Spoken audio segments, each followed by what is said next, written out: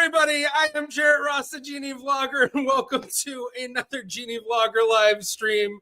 Hope everyone is doing well today. We've got a special one in celebration of the Genealogy Discord 9th anniversary. Lots of stuff going on over the next 2 weeks, and I believe this is only the second day. So if you aren't on the Genealogy Discord, you definitely need to go there. You also need to join the GeneaVlogger Discord if you aren't on there as well. But today we are going to be focusing on ranking genealogy websites. So let's see, I'm going to try to move this so we can actually see everything a little bit better. There we go. That's good. Save it right there. All right. So hello, all. For those who aren't familiar with this tier maker, this was created by Jen LaFollette. I think I pronounced that right. Jen LaFollette. Tell me if I got it right, Jen. I think I saw you here. But she made this. I did the first version of this a while back, and as a okay, I saw that. Good enough. I did this a while back, and that was a lot of fun. And now they've updated it, so a lot more websites. And I'm noticing that it's actually not even showing all of them. I think I need to make it smaller to fit it within my little frame there. Oh wait, there we go. Okay. There we go. Got to play around with it a bit. So for those who want to do it themselves, if you haven't already done it, I have a link in the description below to this. I don't know if any of my mods or if anyone else wants to post the link in chat. You're more than welcome to. But before we do jump in, I'm just going to kind of do my click through of all the people saying hello to all of you. I see a lot of familiar names in here. Yeah, I guess one thing that's going to happen today is we're going to have probably a lot of arguments in chat because a lot of people have a lot of strong opinions about what websites they like. Yeah, happy Friday to everybody. And yeah. Caught the Family Searches live stream on Facebook yesterday. They were talking about their new merge feature. Interesting. I don't think I heard about that. I did hear about the update to MyHeritage's theory of relativity and how they're doing that. But yeah, good to see everybody. Goedenavond from my Dutchies. Oh, my cousin Catherine. Hello, cuz. Good to see you. Yeah, so we've got a lot of people in here. And yeah, all right. So now that I've clicked through pretty much, I think I got all the hellos pretty much. But I do want to talk about kind of how I'm planning to rank them, because I think there's a lot of different ways you could go about it. Basically, do I think it's overall good for the community or like more geared towards my personal, thinking of how much I like it, as well as not just which websites do I like more, but also are there certain websites that I use more? So even if I really like a website and I'm not using it as much, how much is that weigh in? So I think I was trying to figure out a ranking system beforehand. I honestly couldn't think of a really good one. So I just was like, I'm just going to go off my feeling, but I did kind of want to just say that it's like, that's kind of my aim is, I'm going to rate it on my personal belief on how much I like it, what the user experience is like in terms of, is it really easy to use for me or not, as well as how much have I used it in my own research, and then also how useful I think it's been in my own research, because I'm sure, stuff that is, really useful may not always be something that I'm constantly using. So yeah, well, I'm sure there's going to be a lot of disagreements with me here. And as everyone can see, hopefully, there are a wide variety of websites here. So there's DNA testing websites, there's database websites, there's third-party websites that are like, lots of other stuff within that website. There's stuff like Google, and I think Google Docs, Google Sheets and Google Docs is in here. And then they even have Nebula Genomics, one of the whole genome sequencing websites. And then they even have YouTube. So there's a lot of stuff here. And so I figured instead of kind of going, A to Z sort of, which is kind of the way they're listed, except for living DNA here, because I think that got put on at the end out of a request from me, actually. But I think that's how I'm going to do it, is kind of ranking by that and by category of websites. So the first ones that I kind of want to go through are the DNA testing websites. I talk about DNA testing all the time on this channel. I did a best DNA test of 2025 earlier this year. I guess it was a while back now. Maybe it was more recent. I don't know. It's hard to keep track sometimes. And so it's pretty much, I kind of already know, if anyone's ever seen that video, this will probably help guide you in what I'm going to think. So the first one, 23andMe. And this is a website that, wow, there has been a lot of stuff going on in the past couple of years. A lot of negative, starting to get some positive. And, it's been one of those websites that for a long time was a go-to for DNA testing and genealogy. For a long time, the main thinking was you want to test on Ancestry, you want to test on 23andMe. Things kind of changed. 23andMe started to, focus way less on the genealogy community and much more on their whole medical and research side of things. And honestly, it pushed away a lot of genealogists. They limited the number of matches that you could have. They rolled out Premium Plus, which are the 23andMe Plus or whatever it's called, that required, not only to get it, does it require you to upgrade to the health version. So if you do the regular DNA, the 23andMe without the health stuff, you can't do Premium Plus without buying the premium DNA kit. So that's kind of, it's like, oh gosh. And then on top of that, there really haven't been that many amazing tools from that. Recently, there's been a lot of interesting updates. Obviously, things have started to smooth out with what's going on with the company in terms of the lawsuits from the credential stuffing attack, the sale of the website, which I believe Wojcicki's getting it. I believe that's the case. I don't know if it's completely finalized. But then, you also have a lot of new tools starting to come out. And the biggest one that was really interesting was they had a genome reconstruction tool, or a reconstructed genome tool. Basically, that's taking your DNA, comparing it to known relatives, and then reconstructing the DNA of your ancestors using that. And as cool as it is, it's not available yet to compare to other DNA tests, which is where it'd be genealogically useful. But it still is quite an amazing start to something that, if they do roll it out to that, I mean, that could be huge in the amount of discoveries people could make in the near future.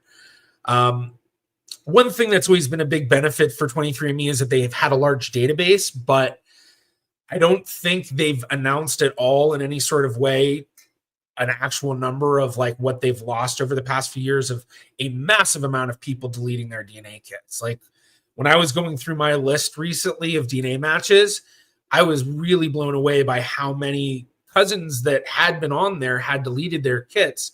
And it was kind of disappointing, especially with that new tool, because it was some of these cousins were some close cousins. It was like, oh, wow, I could really use that to, if with the amount of DNA we share, it would really create a big genome for an ancestor. But with all of that said, basically, I definitely feel like 23andMe is one of those websites that if you really want to do, every possible thing you can DNA testing wise, I guess within reason, not spending thousands upon thousands of dollars, but you want to get in every database, and 23andMe is definitely one that's very useful for that. So I think I'm actually going to put it at a B tier. So, it's still good. I certainly use it a lot, but way less than I used to, and definitely not as much as a lot of the other DNA testing websites. In terms of like how easy it is to use, I think that's also where it gets a little bit of a negative, in that, you know, some of the tools aren't as straightforward. The searching and the filtering of DNA matches isn't as straightforward. They do have some interesting stuff, like you can sort by number of shared segments, which is great, but also with a very limited match list, even if you pay for the premium. So if you don't pay for the premium or the plus, or whatever it's called, you have 1,500 matches, which, just as an example, for all of my other DNA kits on the other websites, they all have tens of thousands of matches. So some of them even hundreds of thousands of matches. So literally down to 1,500, I've got probably way less than 10%, if not 5% of the total amount of people I should be matching on all of 23andMe. But even if you pay for the plus, you only get 5,000. Well, even if I only had 10,000, that's another 5,000 DNA matches that could be missing. And having done enough genetic genealogy and proving different branches to know that I can find DNA matches and confidently say they're my cousin with only them and me sharing 20 centimorgans, because I've seen it where, you know, my parent and their parent match way more, and then my grandmother and their, you know, grandmother match way more. And you can see how each generation, the recombination happened.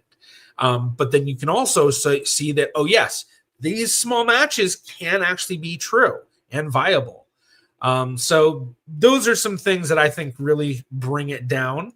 And I should mention, too, for everybody, I'm kind of trying to keep an eye on some of my on some of the chat, but I may be a little slow with it. So, you know, if I miss what you're saying, especially if you're asking a question, you know, if you do a super sticker thing, you know, I guarantee I will respond to those. Plus, it helps support the channel, and I greatly appreciate it.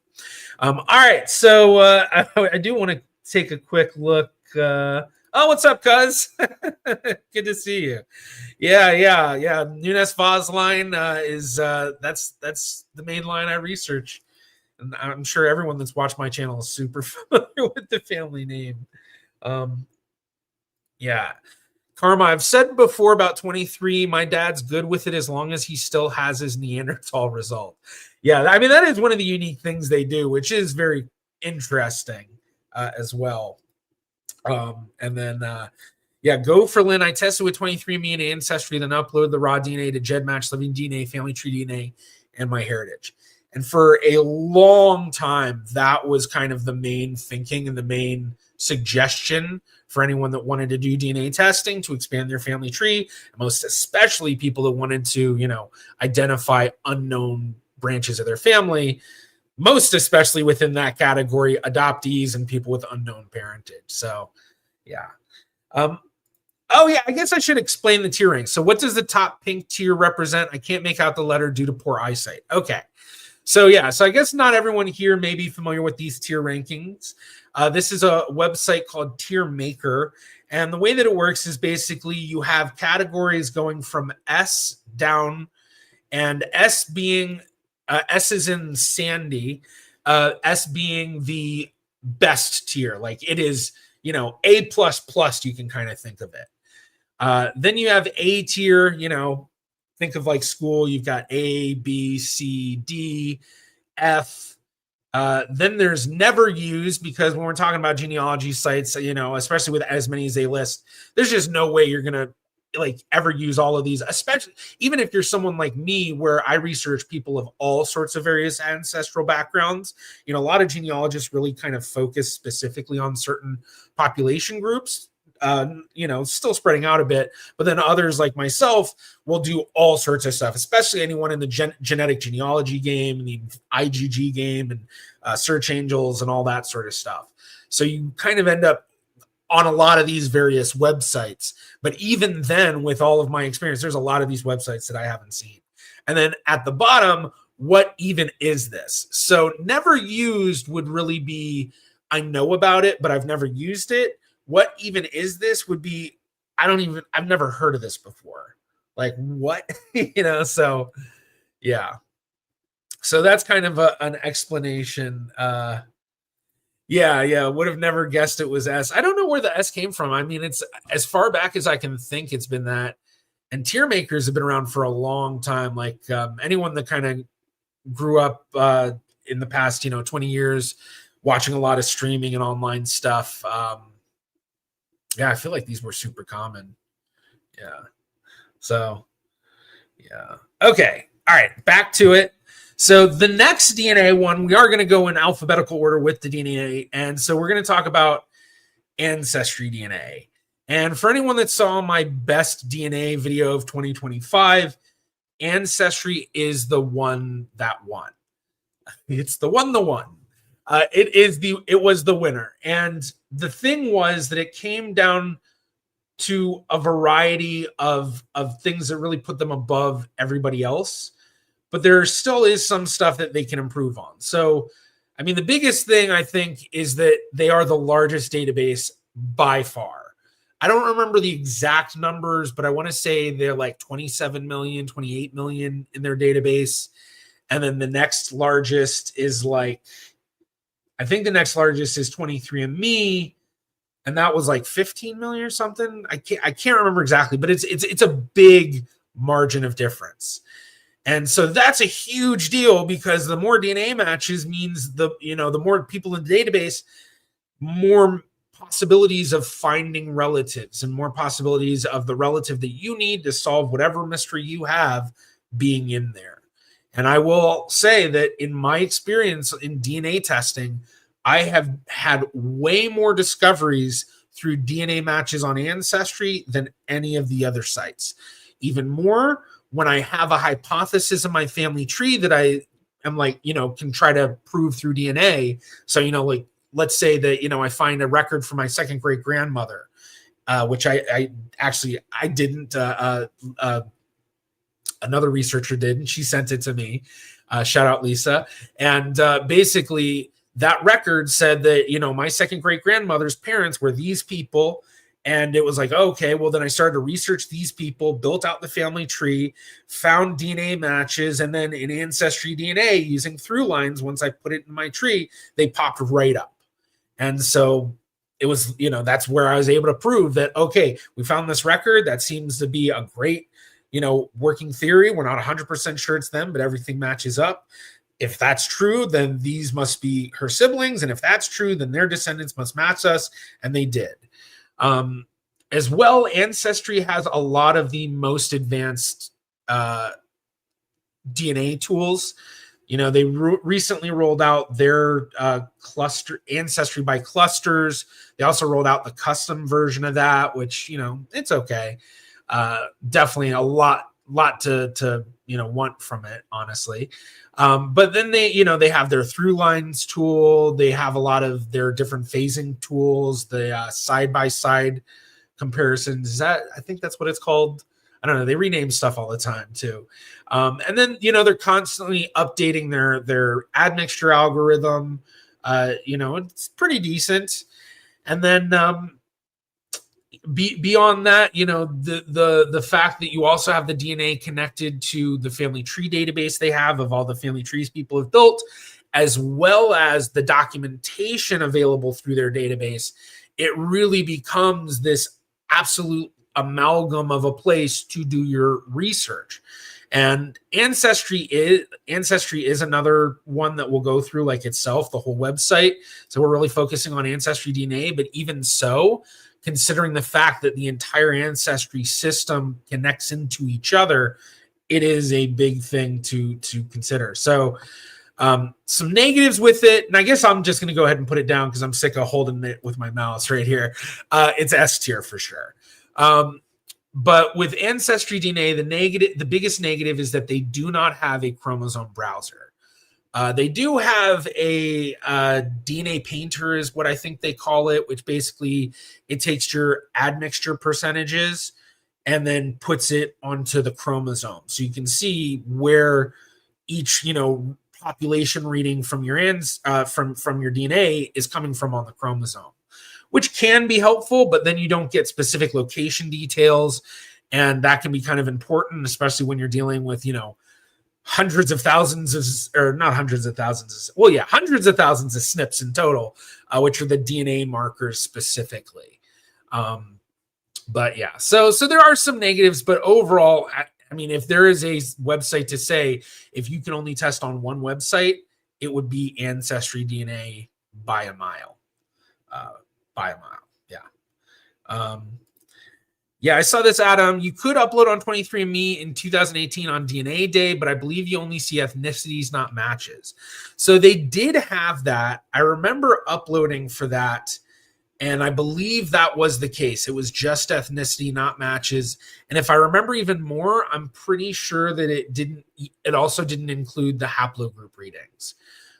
Because that is one of the things that does set 23andMe apart from some of the other sites, is that they do give you the mitochondrial haplogroup, your purely maternal line, and then the Y DNA haplogroup if you have a Y chromosome. So that is kind of cool. Something to mention. But yeah.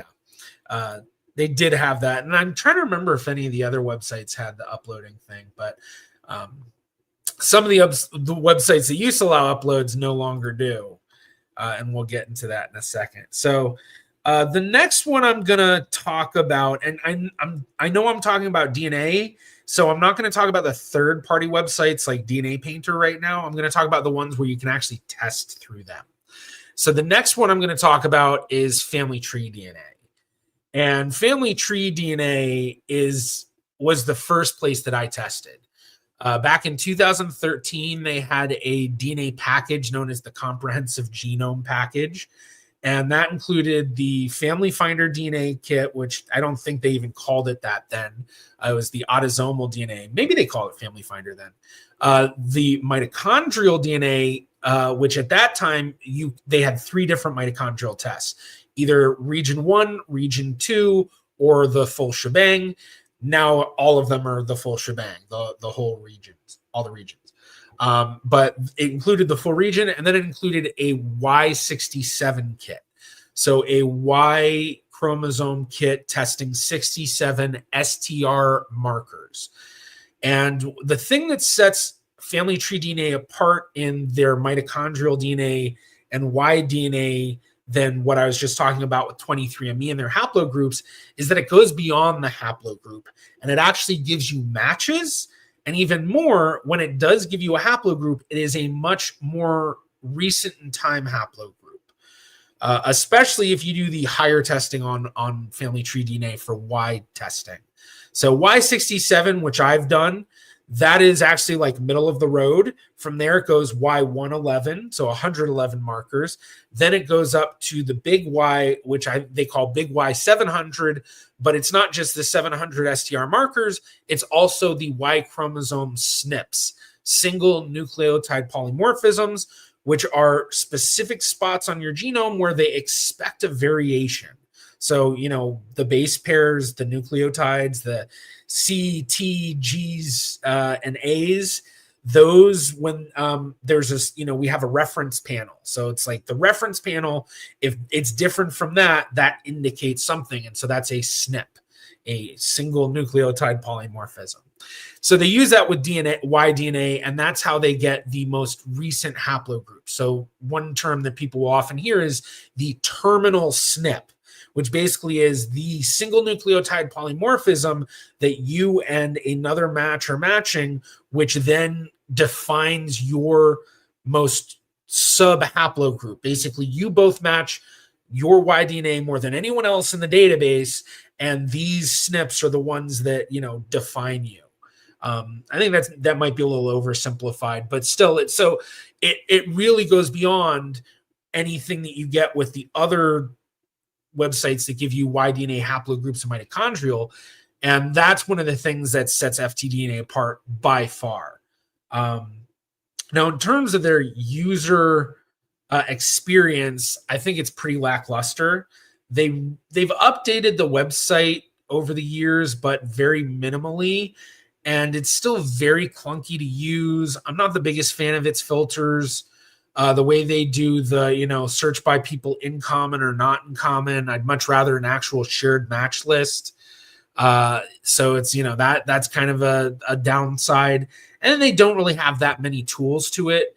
But one other thing that really sets Family Tree DNA apart is that they have a projects section. So people create projects where they're studying, the DNA for something like the Jewish genetic census by Avatenu.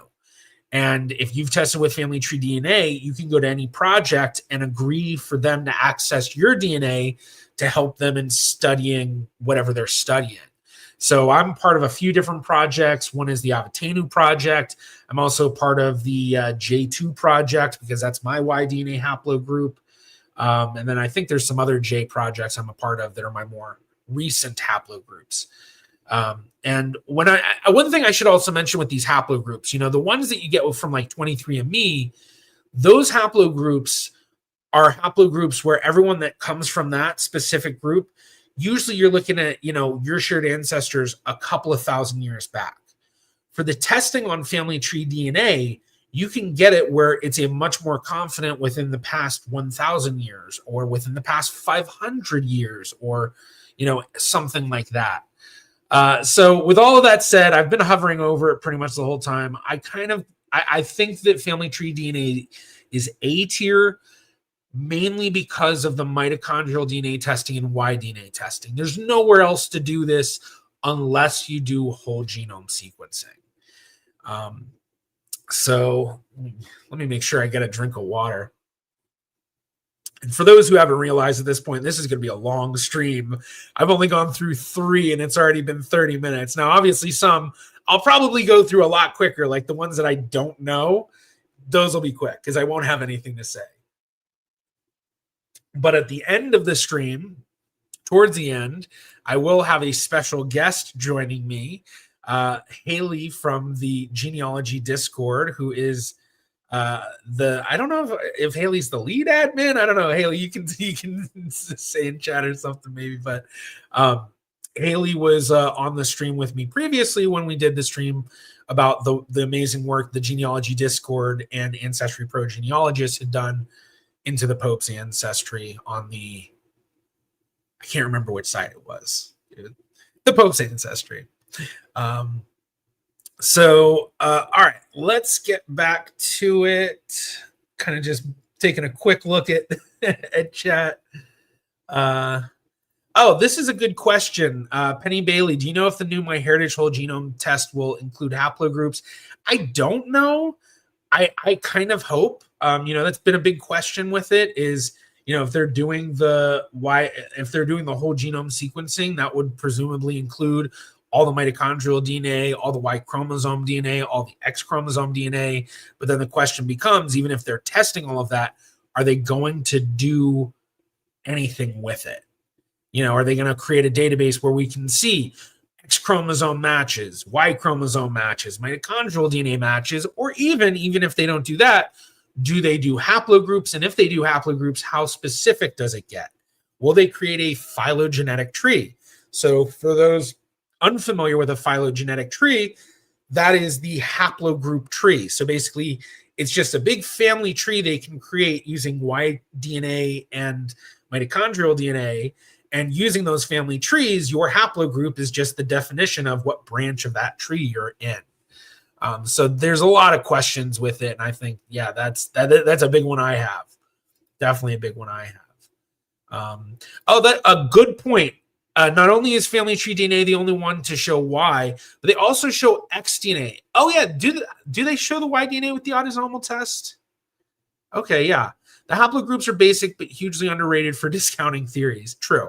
Yeah, the haplogroups can be generalized sort of stuff, but if your haplogroup is defined back to 2,000 years, it's a large amount of time to be making any major conclusions about stuff. But yeah, the X DNA is big because for those who aren't familiar with the X chromosome, the inheritance pattern is very specific.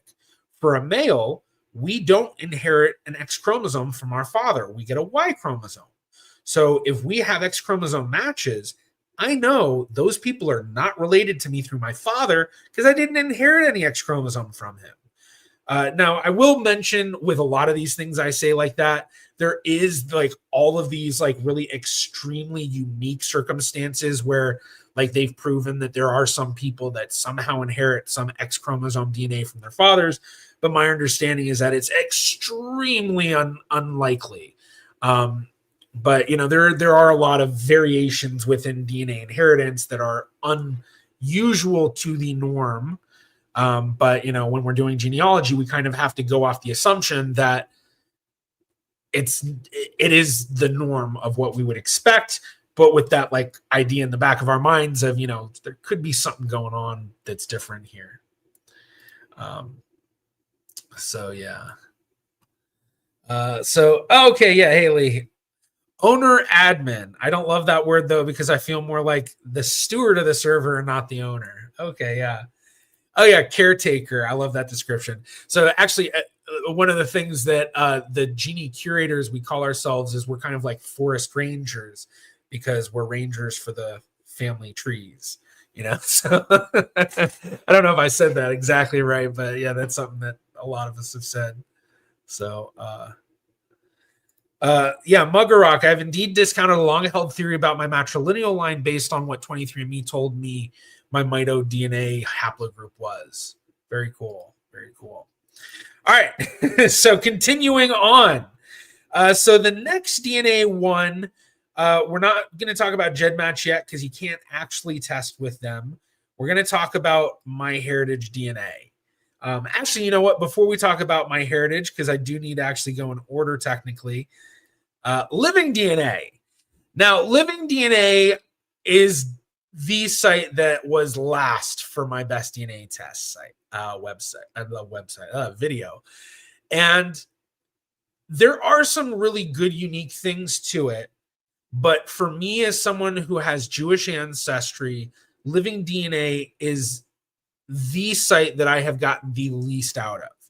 Now, the admixtures really don't worry me that much. I talk about them a lot on this channel, but it's kind of just because, honestly, I'm trying to feed the YouTube algorithm, and that's what people really care about. So, it is something to discuss. It does have genealogically relevant uses, but it's the most genealogically useless tool on a lot of these websites. And so with Living DNA, one of the big downsides for someone who has Jewish ancestry is that they don't have any Jewish readings. Some people I know have mentioned that they like that because they feel like, they can look at those readings and get an idea of what really makes up their DNA, but it's not really how it works. It's kind of just, it's basically taking out the knowledge of this is a specific group and then being like, define how they're related. And it doesn't know how to do it. So it's just like you're 5% this and 10% that and 5% that, it's a huge mishmash of stuff. But the main thing is that they're the smallest database out of all of them by far. And I've not had any significant matches. There are some tools, advanced tools on the website. I honestly don't have that much experience with them. The most experience I have with Living DNA has been working with it just so that I could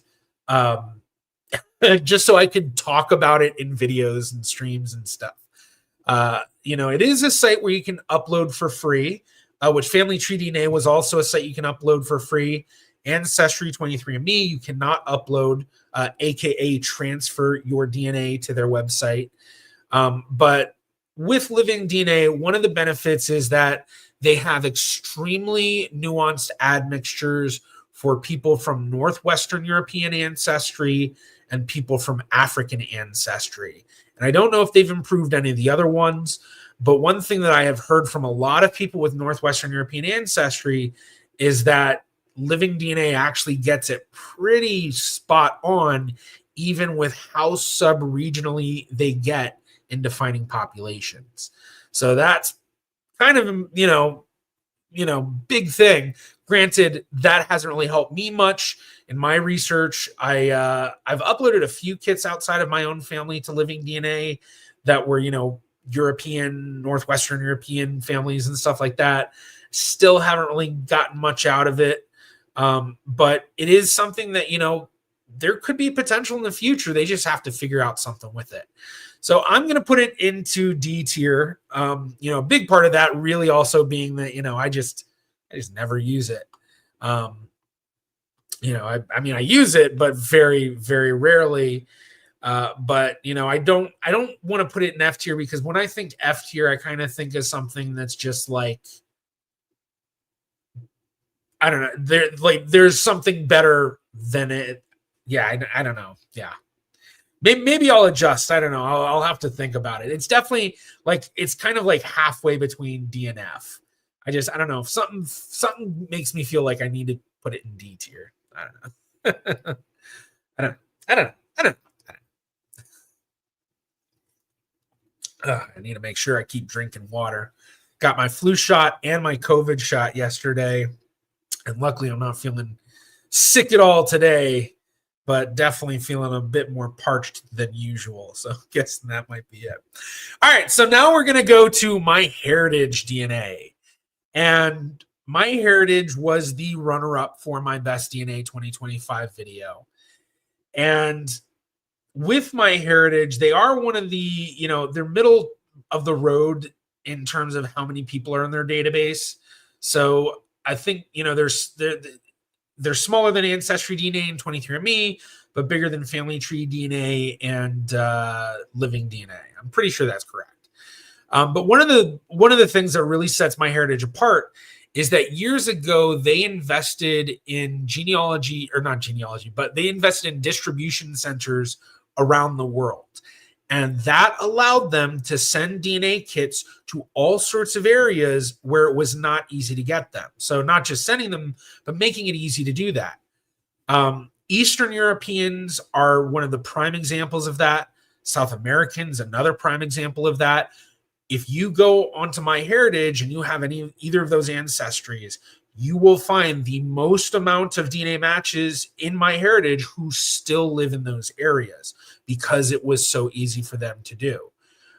In fact, for like a lot of my research in my Jewish ancestry in Ukraine and Romania and Moldova and Lithuania and Poland and all that, the Russian Pale of Settlement, or not the Russian Pale of Settlement, but the Pale of Settlement for Jews in the Russian Empire. I get the most matches internationally from MyHeritage. Interestingly enough, also get a lot of South American matches, which does, jive with the whole Ashkenazi diaspora, as well as the Sephardic diaspora. But yeah, so if you have one of those ancestries, you're really going to want to get onto MyHeritage. It used to be that you could transfer / upload your DNA to MyHeritage. They just stopped doing that. Now, I do wonder if they will roll that out as like a special from time to time, as like, for this weekend, upload for free. But I don't think it will be beyond that. My understanding is a big reason for that has to do with the investigative genetic genealogy. For those who aren't familiar, investigative genetic genealogy is where they use genetic genealogy to solve cold case crimes or identify unknown human remains. It's a type of work I did for just under 5 years. And MyHeritage's terms of service did not allow anyone to use it for those purposes. But it has come out over the past few years that there were some genealogy teams who were using it. I'm happy to say my team never did, but it was surprising to hear about some of the teams that had used it. But basically, once it kind of came out, I can't remember which cases it was, but once it came out, I think that's when MyHeritage said, okay, we're going to have to nix it. Which is a big shame, but at the very least, I hope they'll have weekends of uploading and stuff. So some other things to mention: MyHeritage has amazing advanced tools. In fact, they've had a lot of the advanced tools that Ancestry recently rolled out that, before before Ancestry, was like, MyHeritage was one of the only ones doing it that way. A great example is the shared matches. Now, I will say 23andMe's shared matches were similar to MyHeritage's, where basically you don't just see a list of the people that you and this match share. You see how much you and your match share DNA with those shared matches. And that's really useful because sometimes there's just a coincidence that it happens that, one relative of yours also shares a little bit of DNA with this other relative of yours just because of, general populations or things like that. So especially anyone coming from an endogamous population like myself. So endogamy, for those who are not familiar, is the practice of a population largely marrying and only having children with others within that same population. Now, technically, the term refers only to marriage, agamy or gamy, I don't know, but, like monogamy, polygamy, exogamy, endogamy, so that's kind of where it comes from. But it's also used kind of in that general genetic sense of an endogamous population, which means that all of the people that descend from that population are going to have a lot more DNA shared with each other because they're related in a lot of different ways, often distantly, and that causes these issues. But by having the shared comparison that MyHeritage DNA had, that was huge. Now Ancestry has it as well, so that's not as unique. MyHeritage also was the first one to have auto clusters available. Now my Ancestry has it as well. MyHeritage does have their chromosome browser, and it's probably one of the best chromosome browsers because you can put in, you can have a chromosome browser where you do a comparison of a lot of different matches, and that's just huge. The other thing that's really great about it, which is similar to Ancestry, is that you have the entire MyHeritage system connected into it as well. So it's not just the DNA database, but you also have the family trees that people have built on MyHeritage. You also have the family trees people have built on Genie.com because Genie is owned by MyHeritage. And then you also have all of their database, which I don't know what the number is at now, but they're in the billions of records on their database. And they have a lot of unique record sets that are not available anywhere else, especially easily available for people from an American audience or even an English-speaking audience if you want to kind of get a little bit less specific. So by that, I mean Canadians, people from the US, Australians, New Zealanders, South Africans, the English, Irish, Scottish, all that. So, all right. So I don't know if I should keep rambling on. I'm going to go ahead. I think MyHeritage DNA is definitely S tier as well. Even though Ancestry kind of is a little bit better, the way that I see it with Ancestry and MyHeritage and the race of who's better, it's a lot of one overtaking the other slowly, with, I will say it's kind of largely been Ancestry in the front for the most part. But there was a while there that I think it was 2024, 2023 when I did best DNA test. I think MyHeritage won that one. But that was before Ancestry had the shared matches and a lot of the other great stuff that they now have.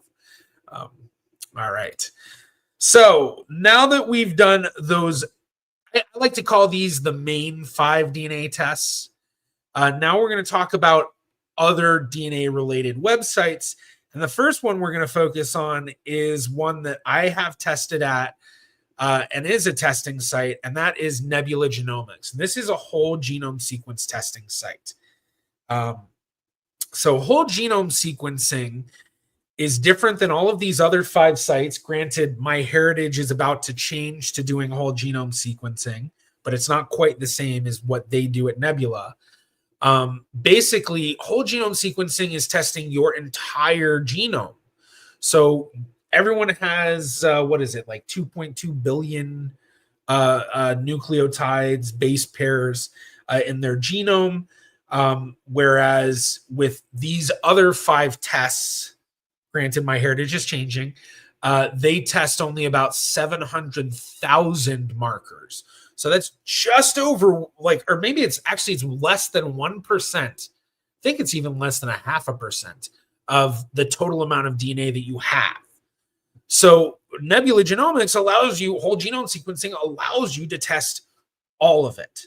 Now, Nebula is not the only site that allows you to do that. There's also Dante. I don't know if they call themselves Dante Genomics, or I think it's Dante Labs, actually. I don't think it's in the list here. Not a big deal. But basically, these sites, their focus is the medical side of things. So with Nebula, there isn't a lot of genealogical usefulness to it, other than the fact that you get a whole genome sequence kit, or you get your whole genome sequence, and then you can download that raw file and put it into some third-party sites. So for me, like, I put it into YFull, which actually, I don't think YFull is in the list for this one, but YFull is a phylogenetic tree that allows DNA matching for both the Y DNA testing and mitochondrial DNA testing. So, I was saying before, out of the, sites that you can actually test that, Family Tree DNA is the only one that allows that. But luckily, Family Tree DNA isn't the only one that does it. Now, with Nebula, they did have for a long time, they were saying that like they were going to connect to Family Tree DNA and make it where you can match against their database or something. And then that completely fell through. And I know really pissed off a lot of people, because it was, that's why they tested there, was they expected that to happen. And then it didn't. They were like, what the hell? The other thing with it is it's not easy to download your DNA from here. It's easy to download from the other sites. You get a text file, a zip file, a CSV file, whatever, and they're not that much. It's easy to download, a couple of minutes, whatever. For the files that you need for a whole genome sequence kit, it's huge. We're talking billions of base pairs, billions. So it's a lot.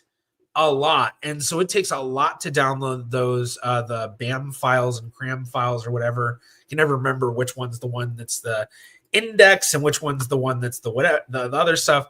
But yeah, so I'm trying to think of how to put this. But yeah, it's a good site, I guess. It's just not really genealogically useful. The one thing they do have, they did come out with an admixture on Nebula not long ago. It's not very useful, just typical percentage admixtures, nothing amazing. But if you are looking into the medical side of stuff and the trait side and things like that, one of the benefits of Nebula is that they have a library of advanced studies where they link the studies, but they also allow you to then see how much you actually compare within these studies. Do you have a high risk, low risk, whatever? And it's, way better than 23andMe and all these other ones, because you're looking at your entire genome and you're comparing to every variant they expect within those specific things they're looking at. But since this focuses genealogically, I'm actually going to put Nebula in F tier. And this is largely just because their website as a whole, it's just not genealogically useful. Yes, it is useful to do whole genome sequencing, but if you do it at Nebula, if you do it at Dante, if you do it at some other place, it really isn't going to make that much of a difference in your genealogy. If you're looking at medical, or one of the other benefits with Nebula is you can actually look through. They not only have a gene search, I think they call it the gene browser. So, you have your DNA, and then within your DNA, there's, groupings that are genes. And so you can actually look at specific genes, but then they also have where you can explore your entire DNA reading. So you can look at all of the readouts. But again, none of that's really genealogically useful. And with MyHeritage rolling out, they're changing to a whole genome sequencing test. That's really going to put a damper on Nebula. And, MyHeritage already has all the genealogy stuff going for it. And their plan is to completely change 100% to whole genome sequencing.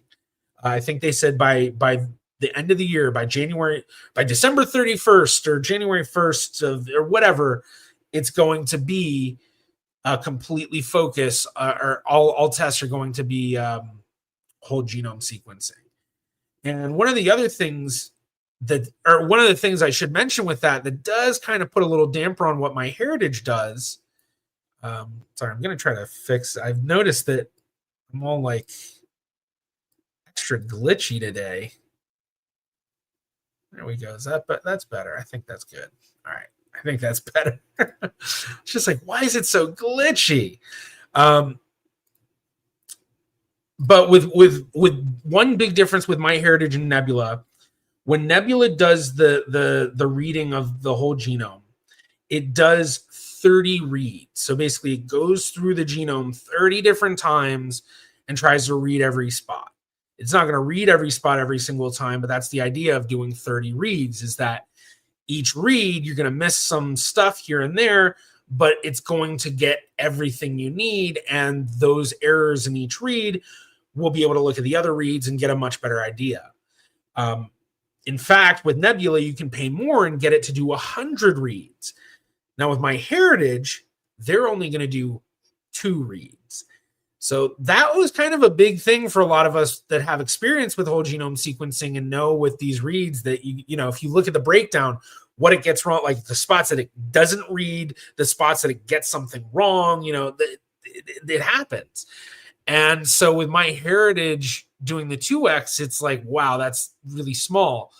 But they did release a paper from 2020 that basically said, you know, we tried it with just 1 read, and we actually found that the comparison of cousin, you know, relatives to our DNA tester was actually pretty spot on when we looked at the regular results from one of the typical tests that, you know, like from Ancestry DNA. So they found that it was just as viable as a test that's testing less than 1% of your DNA. So it's going to be really interesting to see what happens with that. All right, so continuing on, now we're going to start jumping into some of the DNA sites that are the third-party sites. The first one I'm going to talk about, Banyan DNA. Banyan DNA is a pretty recent site. They came out 3 or 4 years ago. I think it was Leah Larkin and Margaret Press that were the main ones behind it. I could be wrong on that. But I know Leah Larkin was part of it. And with Banyan DNA, the whole idea was that it was a version of what's known as What Are the Odds? WADO, a tool that is used on DNA Painter. And, you know, when you have a lot of DNA matches where you can see they're all cousins to each other, but you don't know how you're related to them, you can build that family tree and then have it hypothesize, how are you likely related to them? Where in the family tree do you fit? And Banyan DNA took it a step further and made it so that if you have known pedigree collapse, aka ancestors that were cousins to each other, then you can actually use Banyan DNA to get a better idea of where you fit into the family tree, as well as what's known as double cousins. So double cousins, imagine, you know, a pair of brothers go to a bar, they meet a pair of sisters. Each, you know, one of the brothers falls in love with one of the girls, the other brother falls in love with the other girl, they each get married, have kids. Well, now their kids are first cousins to each other because their dads are brothers and their mothers are sisters. So that's double cousins. And so with Banyan DNA, if that's in that family tree you're looking at, you can then use Banyan DNA to figure out what's the most likely way that you're related.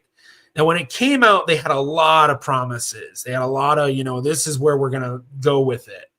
And a big one of that was that it was going to become useful for people from endogamous populations. Unfortunately, over the years, it's kind of gotten a little bit lackluster.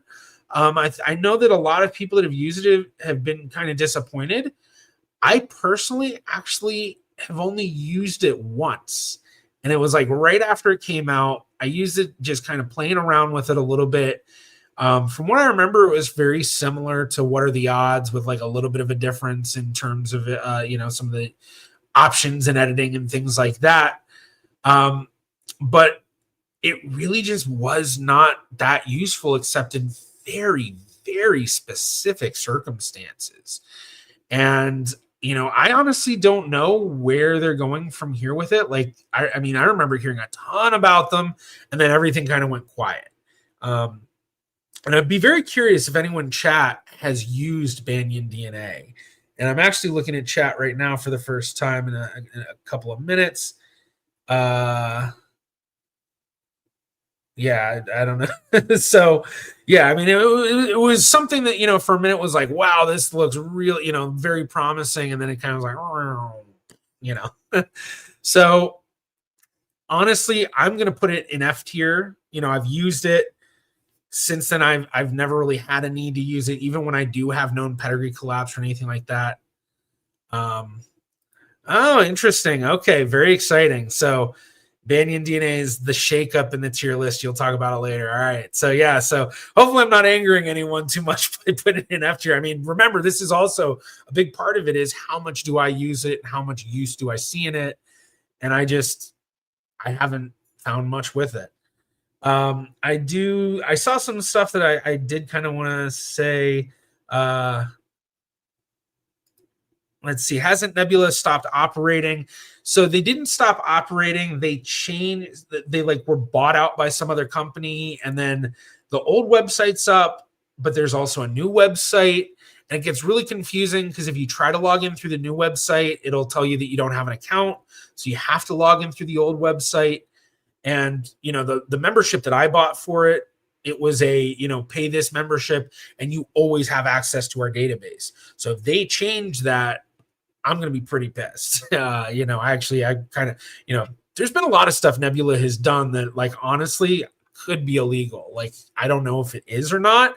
I'm not a lawyer, not anything like that. But like, I remember seeing a lot of people saying that, when they tested, because Nebula said they were going to have a connection to family tree DNA, and then that didn't happen.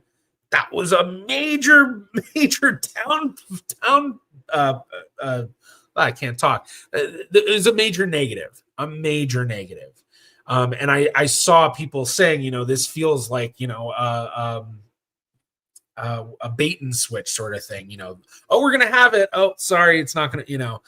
And, I'm sure Nebula didn't mean any ill will with it. I know that, from my understanding, they were in talks with Family Tree DNA to get something done. But I guess it just didn't work out. And yeah, then eventually they had a whole page on their website about it. And then they just kind of quietly took it down. So, all right, there were some other ones I saw. And I just wanted to, hello, my friend. So let's see. Yeah, okay, Bearvar, yeah. CRAM is compressed BAM file. Okay, which itself is a compressed SAM file. The indexes are the Cray or Bray, the Bay files. Yeah. Thank you for clarifying. You get that alphabet soup of all these different things in your head sometimes, and it's hard to keep up. Like, wait, which one's which? Like, even identical by descent, identical by chance, identical by state. I always have to take a second usually and be like, wait, okay, IBD, IBS, IBC. Oh, interesting. Eve, their theory of relativity sucks. I honestly love theory of relativity. I think it's better than through lines, and I'll tell you why. Number one, they utilize more than just the MyHeritage's trees. They also utilize Genie.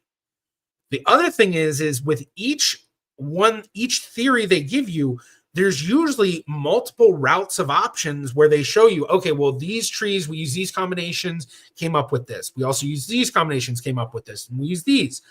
But then the thing that really sets them apart by far is the fact that you can actually say, no, this theory is not correct, or yes, this theory is correct. Ancestry doesn't allow you to do that.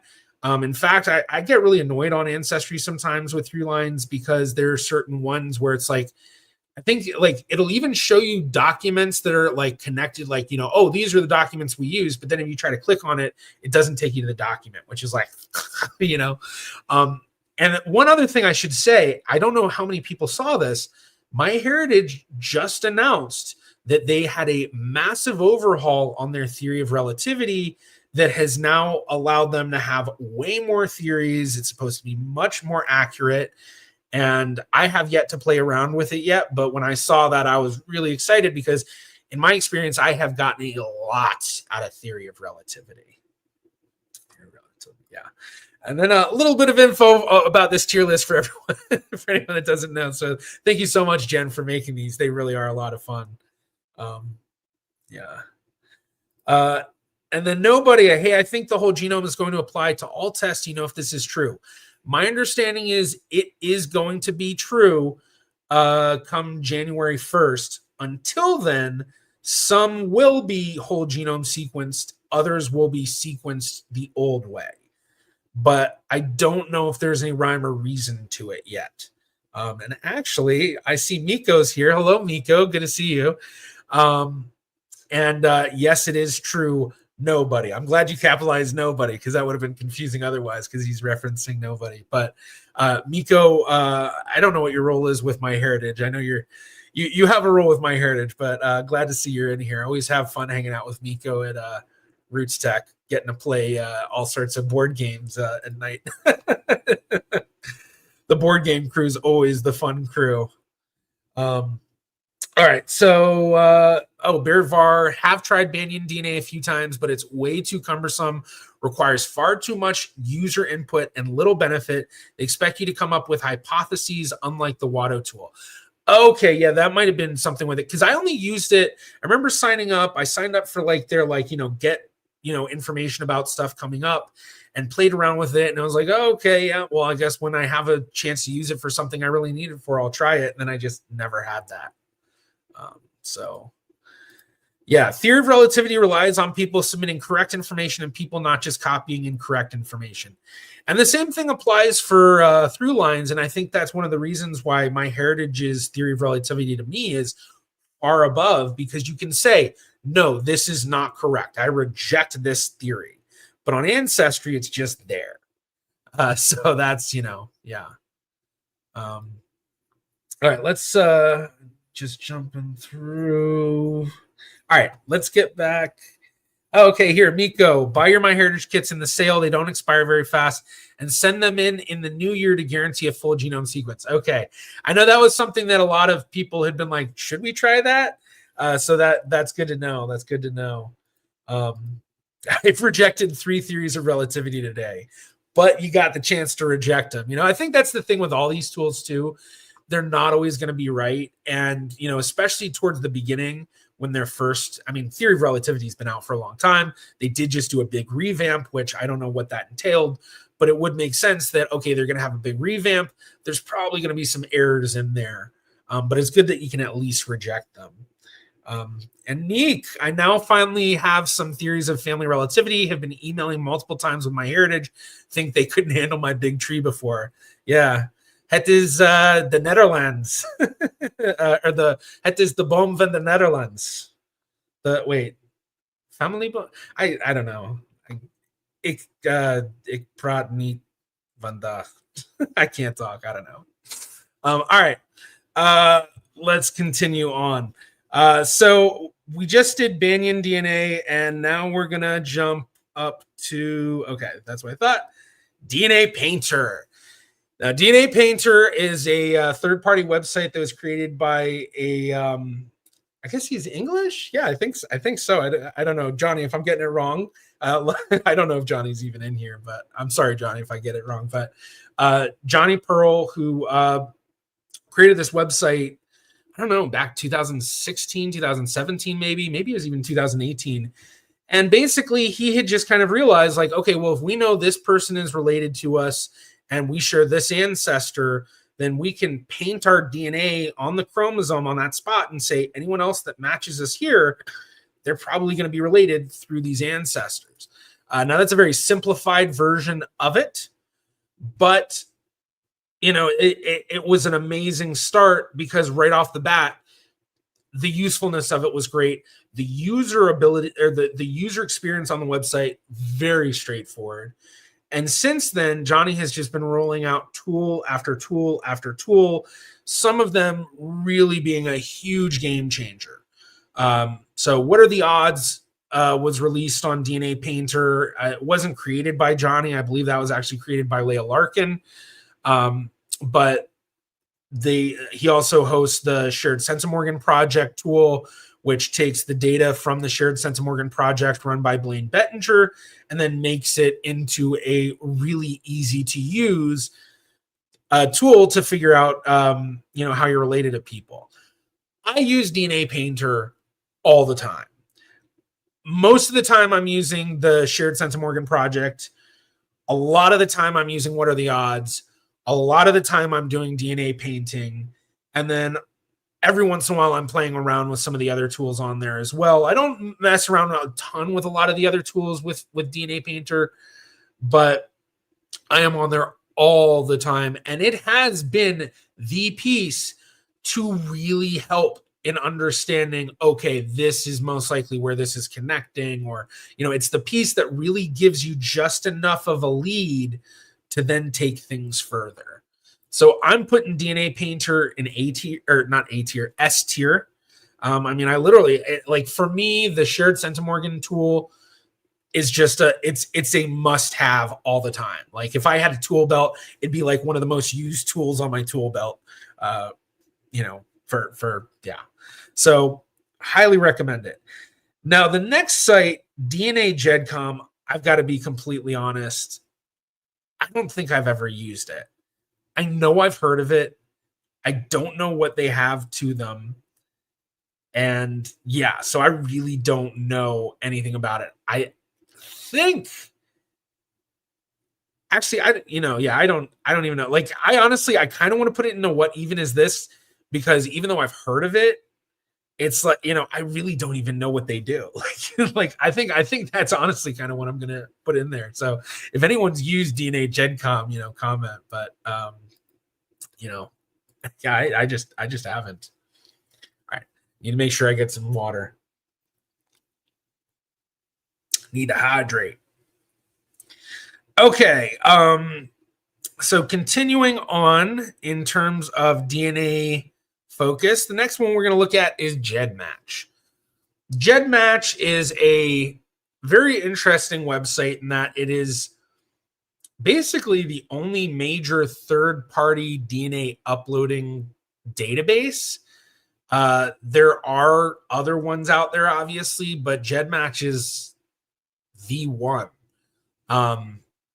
For those unfamiliar with GEDmatch, it's a site where you take your DNA that you've tested elsewhere and you upload it to GEDmatch. And the main idea is that because people have tested all sorts of databases but don't want to test at every database, if you upload in a GEDmatch, hopefully we can get everyone from all the other databases into GEDmatch.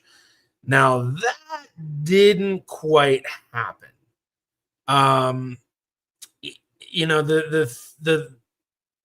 The website was doing really well for a long time. And then when investigative genetic genealogy really hit, it was like this constant, just as that, okay. Sick of holding it with the mouse. It was just this constant, like every other week there was something that angered people and then they took their DNA down. First it was the fact that GEDmatch had been used in investigative work, and people were like, I didn't realize that's what my DNA was going to be used for, and they got off the site. If anyone hears the dog barks, feel free to throw some dog emojis in the chat. Guys, quiet. But then, GEDmatch also changed their terms of service, which, from what I remember, their original terms of service actually allowed investigative genetic genealogy. Because if I remember it correctly, and I could be wrong, is that it basically said, this is mainly used for genealogy, but we don't know what everyone that uses it is going to use it for. And so, it's like, okay, well, that kind of basically says, this is a public database. People are going to mainly use it for genealogy, and that was our main reason. But we understand others are going to use it for other stuff. And I imagine they had in mind stuff like, medical studies maybe, or people, not even medical studies, I guess, but like people trying to use it to figure out medical stuff, especially with the advanced one-to-one comparison that they have, or just, I don't know, other stuff, I guess maybe they had in mind. But then when they changed it, a lot of people did not like it. I remember, the legal genealogist, why can't I think of her name right now? She had like a whole series of blogs that were really kind of, bashing GEDmatch for how they had handled stuff. And then GEDmatch GEDmatch had been run by this like duo of just guys like Johnny Pearl, where they were just, they just made the site out of their own personal interest, grew to something way bigger. And they eventually sold it, and it was bought by a company called Verigen, which is a company within the investigative genetic, or not the investigative genetic genealogy community, but within the forensic community. So they develop all sorts of technologies and things for forensics. One of the things they developed was intelligence DNA testing, one of the most advanced versions of investigative genetic genealogy testing out there. And I'm happy to say I was the first genealogist to solve something with intelligence, which is kind of cool. But then Verigen was bought by QIAGEN, which is another company within that space. So it's still like GEDmatch, a company owned by Verigen, which is then owned by QIAGEN. So interesting, yeah. But when it comes down to how much I use it, I would say that I don't use it as much as like Ancestry or MyHeritage, but I probably use it more than Family Tree DNA. Now, when I was doing investigative genetic genealogy work, I was using it a ton, especially because with investigative genetic genealogy work, we were only limited to Family Tree DNA and GEDmatch. And, you know, we were not a team that were willing to go outside the lines. So using GEDmatch and Family Tree DNA, you know, we were on there all the time. In my personal research, though, Ancestry and MyHeritage is so much better and so much more expansive, bigger database that I'm definitely on there way more. But there's some stuff with GEDmatch that is absolutely needed for certain genetic genealogy techniques, most especially visual phasing. So visual phasing is where you take your DNA and preferably to the DNA of two of your siblings, you compare them, and then you can use that comparison to figure out what part of your DNA was inherited from each grandparent, like very specifically, this portion from maternal grandmother, this portion from paternal grandfather, this portion from, you know, whatever. So it really sets it apart. And the only way to do visual phasing is by doing a one-to-one comparison on GEDmatch, because GEDmatch's one-to-one comparison is the only place that you can see if you're matching at a half identical region or a full identical region, as opposed to the other sites where they just show that you're matching and they don't tell you if it's half identical or full identical. Half identical meaning that when you're looking at the comparison of this string of base pairs to that person's string of base pairs, it's only one letter of each base pair, one base of each that they're matching. So half. Or if it's full identical, then they're matching the full base pairs at those spots. So that's how you use it. As well, GEDmatch has so many different tools out there. I don't use a ton of them all the time. Some of them I do, but they have some really, really, really unique stuff.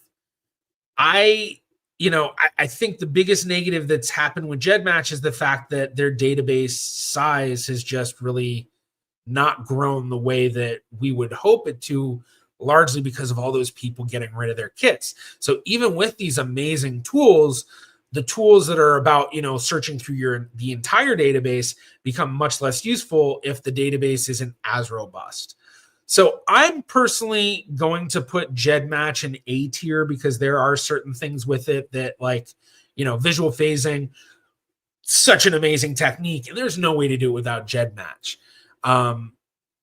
And then just so much that they're rolling out. And I guess also one thing too is that because I was, a consultant on the endogamy auto cluster that EJ Blum rolled out 2 years ago now, I guess, that's hosted on GEDmatch, and that I've actually found a really good use for it in identifying some good stuff with endogamous the families I have.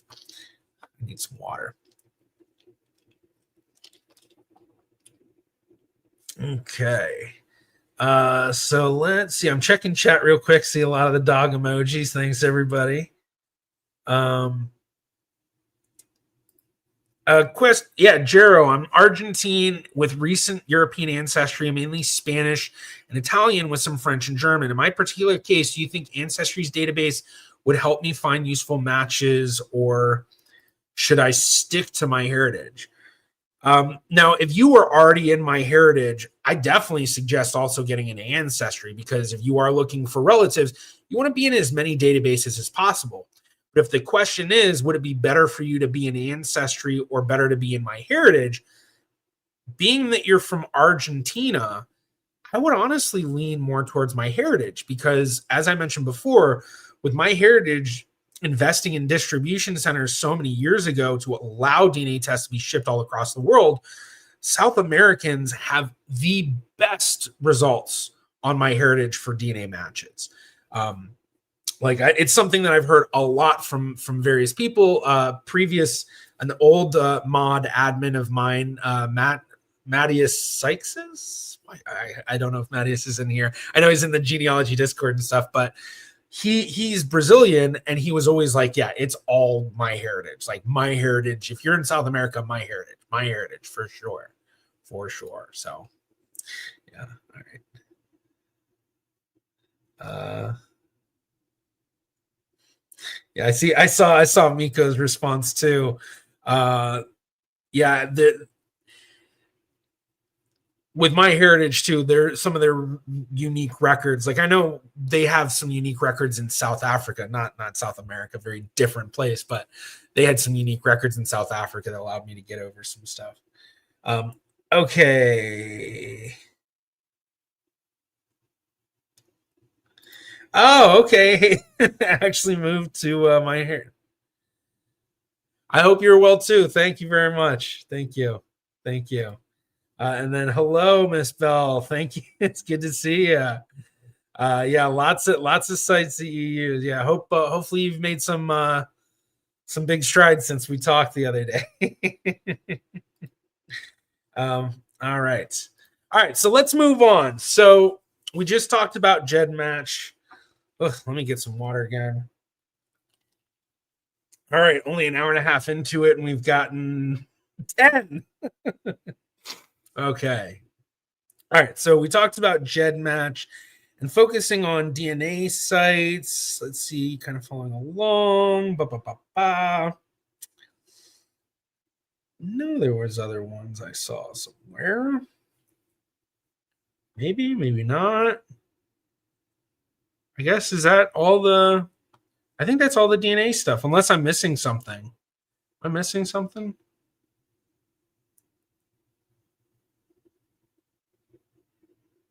All right, I think that's it. All right, so from here now, I don't know which way I should go. Actually, you know what I'm gonna do? Let's see. Oh yeah, let's see. I'm gonna stop the poll now that we've got a bunch of votes, so that'll come up. Yeah, I think that's all the DNA ones. So now from here, I'm wondering if I should focus on kind of like main websites or how to do this. Because part of me, I wanted to do a section that was like not typical genealogy websites. Like basically, it's not a genealogy website, but it's used for genealogy. Let's do something like that. At least the ones that I know of. So obviously some I might, not be whatever. So first one we'll talk about ChatGPT. Now ChatGPT is one of those things that some people absolutely hate, some people absolutely love, and then there's a whole mass amount of people who aren't quite sure what to think. Partially because I don't think a lot of them have used it. Now, luckily, I think that I have gotten a lot of positive experiences out of ChatGPT to know that it does have a lot of uses. The thing is it's not very useful for research itself necessarily. Like you're not going to go on ChatGPT and identify some unique records that you weren't able to find before. ChatGPT is more of a place that helps you in your workflow more than anything. So, big thing that I use it for is, hint generation sort of stuff. Kind of in a similar way of like, if I go to the family search wiki, I go to the family search wiki because I found a new area I haven't researched before and I want to see what is available in that area. You can do that for ChatGPT. If I'm researching this city, what might be available there for me to find? The thing is that you have to understand with everything you get from ChatGPT is it hallucinates. It says stuff very confidently that can be wrong. So you might ask about, what archives are available in this city, and it spits out a whole bunch of archives that sound super amazing. And then you go and look and they don't even exist. It just happens, partially because ChatGPT is a large language model, which basically it's just predicting what the next word is. But I do find that there's a lot of use for this. And there still is even more specific genealogical use. I've been honestly surprised at how well it does translations and transcriptions and things like that. It's really good in terms of like if you're trying to write narrative style and stuff. Like I wouldn't have it write a full thing for me, but I like to use ChatGPT as like, okay, I have, I want to write about this stuff. Like I'll write a paragraph kind of like, okay, I want to write a script about this and this and this and this. And I want to hit on this, create an outline for that. And then it creates an outline. And then I can use that outline to then, I edit the outline, get it set up in the way that I want. And then I can then write my script. But also, genealogy wise, there's a lot of various uses for it. But I think that the thing with it is that, a lot of people kind of get it thrown off of how useful it really is for genealogy, either thinking that there's absolutely no use for it, or they're thinking that it's like, a godsend, you believe everything it reads. Like I know one of the things a lot of people get really annoyed about in the genealogy community these days is the amount of comments and responses from people to questions in genealogy groups that are just ChatGPT. They just take that person's question, plug it into ChatGPT, copy and paste it, and then they send it to that person. And they don't say that it's ChatGPT all the time. Sometimes, I guess a lot of people do. I notice a lot of people saying, here's what ChatGPT said. But I know, like, especially a lot of people that have done Hebrew gravestone translations, apparently those are terribly wrong a lot of the time on ChatGPT. So I'm going to put ChatGPT in C tier because I definitely think it's useful. I think it's very minimally useful for genealogy overall, but there are certain things that like the workflow that it adds is, what? Okay, so continuing on some kind of non-genealogical base sites that, let's see, a lot of these that are kind of, I guess when I say genealogy, like something that like all sorts of people use that aren't anywhere near genealogy. So let's talk Google. Google honestly has been quite an amazing tool for a lot of reasons. For one, the fact that you can search the entire internet. I mean, there's so many amazing things that you might be able to find just by Googling your searches. You have an ancestry you're looking up, see if Google pulls something up. I honestly will go and use Google as kind of a first place for a lot of things, partially also because a lot of genealogy websites have pretty great search engine optimization, basically meaning that it's going to come up very high in your Google results. And if you learn how to utilize Google searching as well, like site : and then you put the site name and then you search, you can search within specific websites. It's actually a roundabout to how to search in Genie.com because you have to pay for a membership to join Genie, but you can do a Google search to get kind of around that. And that's something that I've heard some of the employees, or maybe I don't know if it was the employees, maybe it was just the other curators. I know Randy Schoenberg talks about it all the time. But Google can be really great in that, but also just, it pulls up WikiTree, usually very high in the results, family search often. GenieNet, I've noticed, comes up a lot, but then also just other stuff that you might not expect. I remember years ago, I did a I did a Google search for my grandfather's restaurant in Philadelphia way back in the, he owned it from the 40s to the early 60s. And when I did a Google search, an eBay thing came up, and it was somebody selling a old matchbook that had come from my grandfather's restaurant. So I, ended up buying it. I actually don't know where it is now that I think about it. I need to find it. It's somewhere in my house. But yeah, so it's like you never know what cool stuff you're going to find. I think that it's way more useful than ChatGPT in a lot of different reasons. And honestly, I'm going to put a B tier. I'm like halfway between B tier and A tier. Like if there was a B plus tier, I think I would do that. But it is very useful. I use it all the time. And now we're going to do some lesser ones. So these I was actually very surprised to see. So there's Google Sheets, which is basically like Google's version of Excel for those that aren't familiar. And I was surprised that these were actually included in the list. I don't know if Jen wants to mention why they kind of were thinking of including these. I guess, some people do use like, Excel sheets and Google Sheets and all that to help in organizing a lot of their genealogy and kind of, especially people that get really into like quantitative sort of stuff with their trees. A lot of people love doing that. And one of the things with Google Sheets versus doing Excel is Google Sheets you can share. And so it can become, I don't know if this is a proper term, but what I would call a living document, where basically there's like a load of people that are constantly like working and building into it. Personally, I've really never done much of that. Like I've gone into other Google Sheets people have created and like looked in the information, but it's usually a very specific database. And like Google, like it's useful, but I don't find it as something that like, oh my gosh, this really makes an amazing thing. But also this also has to just do with my personal thought process. But I think, I do recognize the usefulness of it in terms of the shareability. And so I'll do that as D. And I'm going to put Google Docs in there the same because I kind of see it the same thing.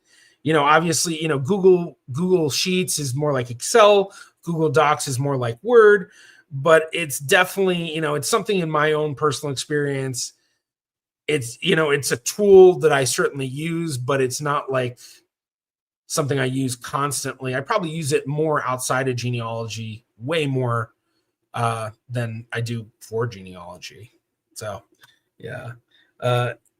Okay, yeah, I try to use outside the box but helpful tools for genealogy. That's kind of what I was thinking. And that's kind of, I guess, the theme of the websites I'm going through now. Yeah, I'm known to make a spreadsheet too. So yeah, that definitely makes sense. I wasn't sure if there was like a specific, maybe something, and I don't know, maybe when Haley comes on, maybe there's something she can say about it. But like, when it comes to a lot of these different sites too, the ones that it's like I don't use it for genealogy. Well, it might be that I'm not using it because I don't realize the tools or potential it has for that. Great reason why you should go and watch all sorts of talks about stuff you've never learned about before. If you go to conferences and stuff, because you can learn about a lot of tools and not only learn about them, but learn what it has. And yeah. All right. So continuing on, and I guess that sort of theme of like not really.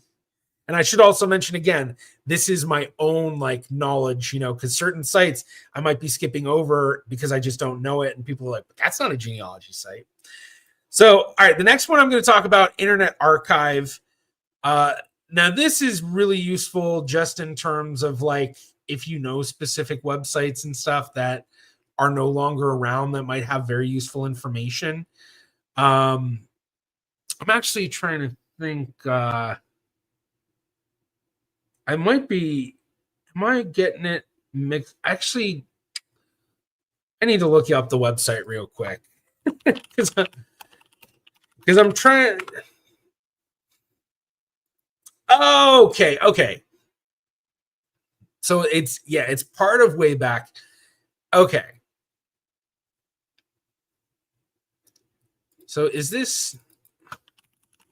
So the thing I'm trying to see, for a second I was thinking, wait, is this Wayback Machine?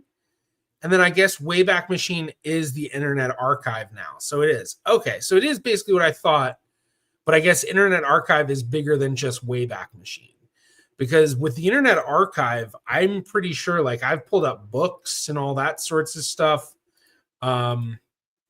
Like, okay, yeah, here's a recent thing I pulled up. For anybody that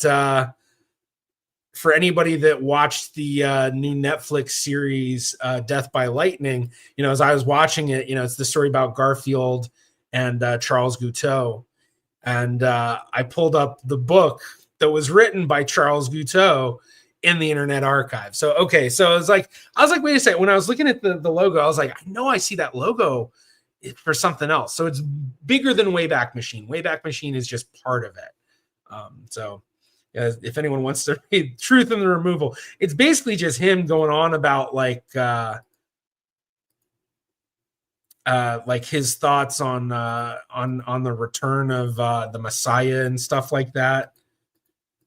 Yeah, very interesting. All right. So with the Internet Archive, I guess I have used it a lot more than I thought because, with Wayback Machine, that's a way to look at old websites that are no longer around or websites that maybe have changed or something like that. But with the Internet Archive, it is much bigger. Now, I know that there's a lot more to this website than what I've used it for. And most of the time that I've used the Internet Archive, funny enough, I've usually found items from it because I did a Google search. I usually am not going to the Internet Archive and doing a search, although I get the feeling I should probably start trying to do that. And I don't know, maybe if there's a webinar or something about Internet Archive, I need to check it out. But it's something that, I stumble upon stuff there all the time, all sorts of books, public domain stuff, and not just books, but maps and like a lot of really interesting stuff. And with the Wayback Machine as well, I think I'm gonna put it in C tier.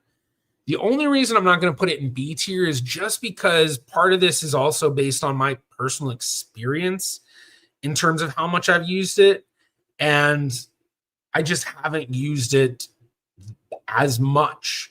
But like I said, maybe I need to look more into it and use it more. So, all right, let's continue on. And the next one that we'll do, I don't know, that's definitely a genealogy based thing. So we'll do this. Library of Congress, loc.gov.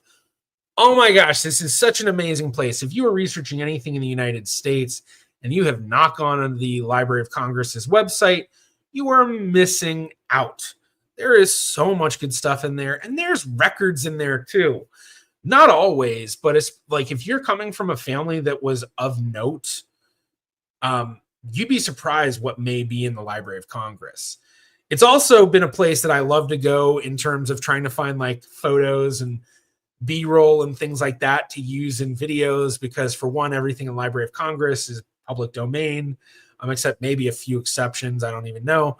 But I love going to Library of Congress to get stuff. I get it all the time. It was also when I did the video that kind of made my channel, I want to say, the video where, I took that film from 1911, identified the family in the car based on their license plate.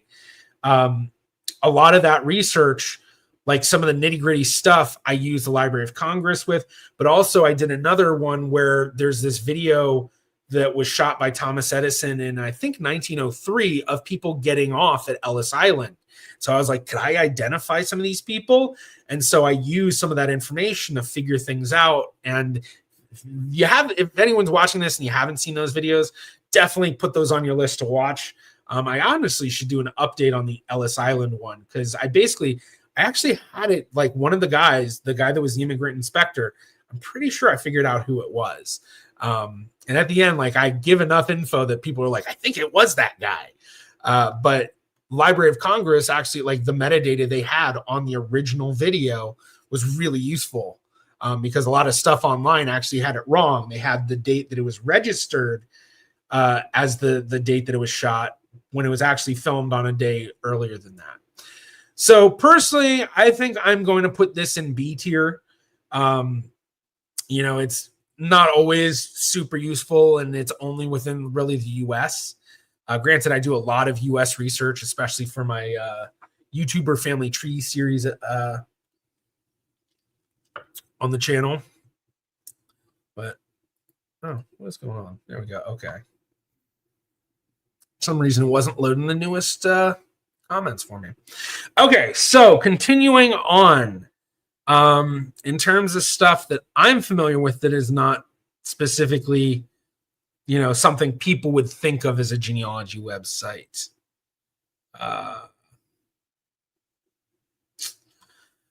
I don't know if this falls into it, but I'm going to say it. Transcribus or Transcribus.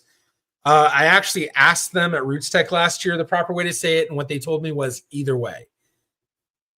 So whatever you prefer. Transcribus is a website that is an optical character recognition AI website. So optical character recognition is the taking an image and then recognizing the characters on that image and putting them into a digital text form. An interesting thing about OCR technology is it actually dates back to, I think it's 1898. Maybe I'm wrong on that year. It's the creation of what's known as the optophone. And it was this device that basically it would look at a singular letter, and then with every specific letter would make a different beep sound. And that was the first time that it allowed people that were blind to try to read with sound. And so using that same technology, it's developed, and, OCR has been around for years, but Transcribus, their aim is to create all sorts of models of AI learning to gear it towards specific different languages and stuff. So with Transcribus, not only can you go on there to get things transcribed from handwritten documents, you can also train your own models to do that as well. So you can go on there and find a model for, 17th and 18th century Portuguese handwriting, or maybe, 20th century Chinese, whatever. There are some that are like, big, conglomerations of, English and French and German and, Russian or whatever. But basically you can do all sorts of stuff to try to train them your own. One really nice thing too about Transcribus, it's actually free to use. I shouldn't say that. It's don't want it there. Why is it acting weird? It is a website that has a free to use option where you get credits. They renew every month, I think. And so you get to constantly get to play around with it. But if you want to do a lot of stuff to translate or transcribe, it takes a lot more. Now, I will say that I honestly don't use it a ton. I have used it, and I will, I probably the majority of me using it has been to kind of play around with it to be like, how good is this with stuff? But, in my research, I don't really have a lot of stuff where I'm like, oh, I really want to get this transcribed from handwriting. A few things every now and again, because I do some like town research and stuff where it'll be a list of people in a town, and it's like, oh, wow, well, let's transcribe that and then take that list and, get it digital form. But I would put this at B tier as well. So yeah, very, very, very useful, but can't be specific. All right, so continuing from there, let's talk about WorldCat. And this is the World Catalog for libraries. So any sort of book or anything that you're looking for, you can get from it. Now, admittedly, I don't go on WorldCat that much. So I honestly don't know if there's a lot more with it than what I use it for. And honestly, even then, I don't use it a ton. Like part of me almost wants to put it in F tier because of how little I use it. I just hate the idea of putting it in F tier because I really don't think it's like an F tier sort of website. So I'll probably do D tier just because of how little I use it. But it is, in my experience, it is very useful if I do, if I need to find a rare book that isn't digitized online or something, and it's like, okay, well, where might it be? But beyond that, I don't know if there's anything useful for the site genealogically. So if anyone knows, definitely let me know, because like I don't even know if do they have digital books on there that you can just go through, or do they have other things beyond just a search? All right, so the last one of this category we'll talk about such a fitting website, YouTube. YouTube, obviously, this is something I'm on all the time, every day. It's kind of, a big part of my living. Unfortunately, it's been a lot harder to make a living off of it, hence taking way more clients lately, which is a good point to say if anyone is looking to get a consultation. I have consultations available. Just send me an email at GeneaVlogger@gmail.com, and we can get one set up. But anyway, with YouTube, there is a lot of amazing stuff on here. Beyond just the genealogy YouTube channels that teach you about how to do genealogy. And, for me, I'm much more of a visual learner. So I love videos much more than blogs and things like that. Granted, I, still get a lot of use out of blogging and all that, but I would prefer a video.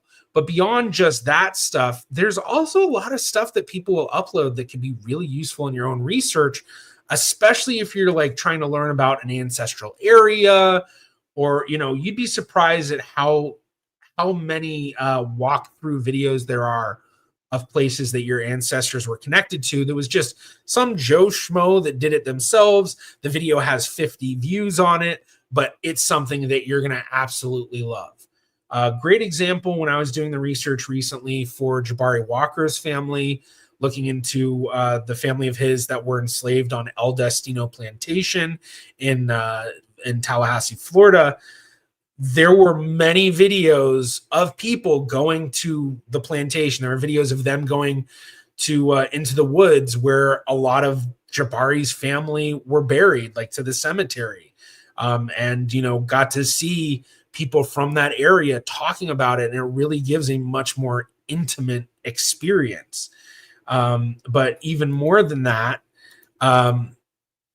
it's a way where if you find those videos, you could connect with those people, and that connection could be huge. So it is a place that has a lot more available to it than a lot of people may think it does. I'm certainly biased as someone that loves YouTube and is a YouTuber. I when I first decided to get on YouTube, a big part of it was that, I love genealogy, but then I go on YouTube, and then, there really wasn't there were some channels like Family History Fanatics had just come out. They weren't even around for maybe a year at that point, so they were still kind of building. The Ancestry had a channel, but there wasn't much. Most of what you'd find was who do you think you are videos, and that was basically it. And so that I was I love videos, I want to get more on there. Now it is a sea of creators, so many amazing YouTube genealogists of all types. It's really filled out within each the specific niches too. You've got a lot of channels that I can't think of the name of the channel. I did a bunch of reaction to them, but it's that team that they look at, they find a photo and then they identify who is the person in the photo. If anyone knows what I'm talking about, comment in the chat. But then there's also the Leia and Blair slog, where they're one of those channels that their focus is helping people that have unknown parentage, specifically in their case, people that are Filipinos. They're what's the term they use? Amerasians. So Filipinos that often their fathers were military servicemen, American servicemen, who then left the Philippines, and some of them don't even know they have kids. So, there's websites that focus on that. And then obviously, you got Genealogy TV, you have Amy Cross, Amy Johnson Crow, Lisa Louise Cook's Genealogy Gems. You have Geneal Cymru, the Di's website, Di's channel, Di Davies, who comes from Welsh ancestry. Forgotten Lines, yes, thank you very much. Thank you. I wanted to say your name, but I don't know. I don't know. I'll call you Mrs. Ball because that's or Mrs. Bell, excuse me. Writing Lines, or Forgotten Lines, yeah. But there's so many amazing channels out there. So I'm going to honestly put it in A tier, largely just because of how much I am on it and use it and all of that. If I were ranking these based on just genealogical usefulness, it'd probably be more of a C tier. But yeah. Okay, cool. Yeah, Jill. I know I didn't want to say the name because it's, it's if you don't have it in your username, I don't want to, I don't want to assume that you're cool with it. So I saw the Mrs. Bell and I knew. I recognized. So, all right. Now that we have looked at websites that aren't technically something you'd consider genealogy websites, let's now, I think the next one we'll look at will be the collaborative family trees. But before we do that, I do want to just do a quick scroll through chat and just see if if there's anything maybe might be interesting to respond to that I missed. Yeah, Muggerock, this is tangential, but there's a real difference between doing digital research and going on site. The staff are often helpful and you'll get unexpected leads manually going through stuff. Yeah, I mean, that is one of the big benefits of going in person, is that the staff is often very knowledgeable about what holdings they have. And if you can tell them what you're looking for, they may give you a hint about a record set to look into that you would not have considered otherwise. I'm trying to think of an example of that, because unfortunately in my time I've done a lot of in-person research going to places, but in my experience, it's usually been very minimal in actually what I've gotten out of it. So I remember years ago, I went up to Philadelphia and I went to a couple of the different archives there.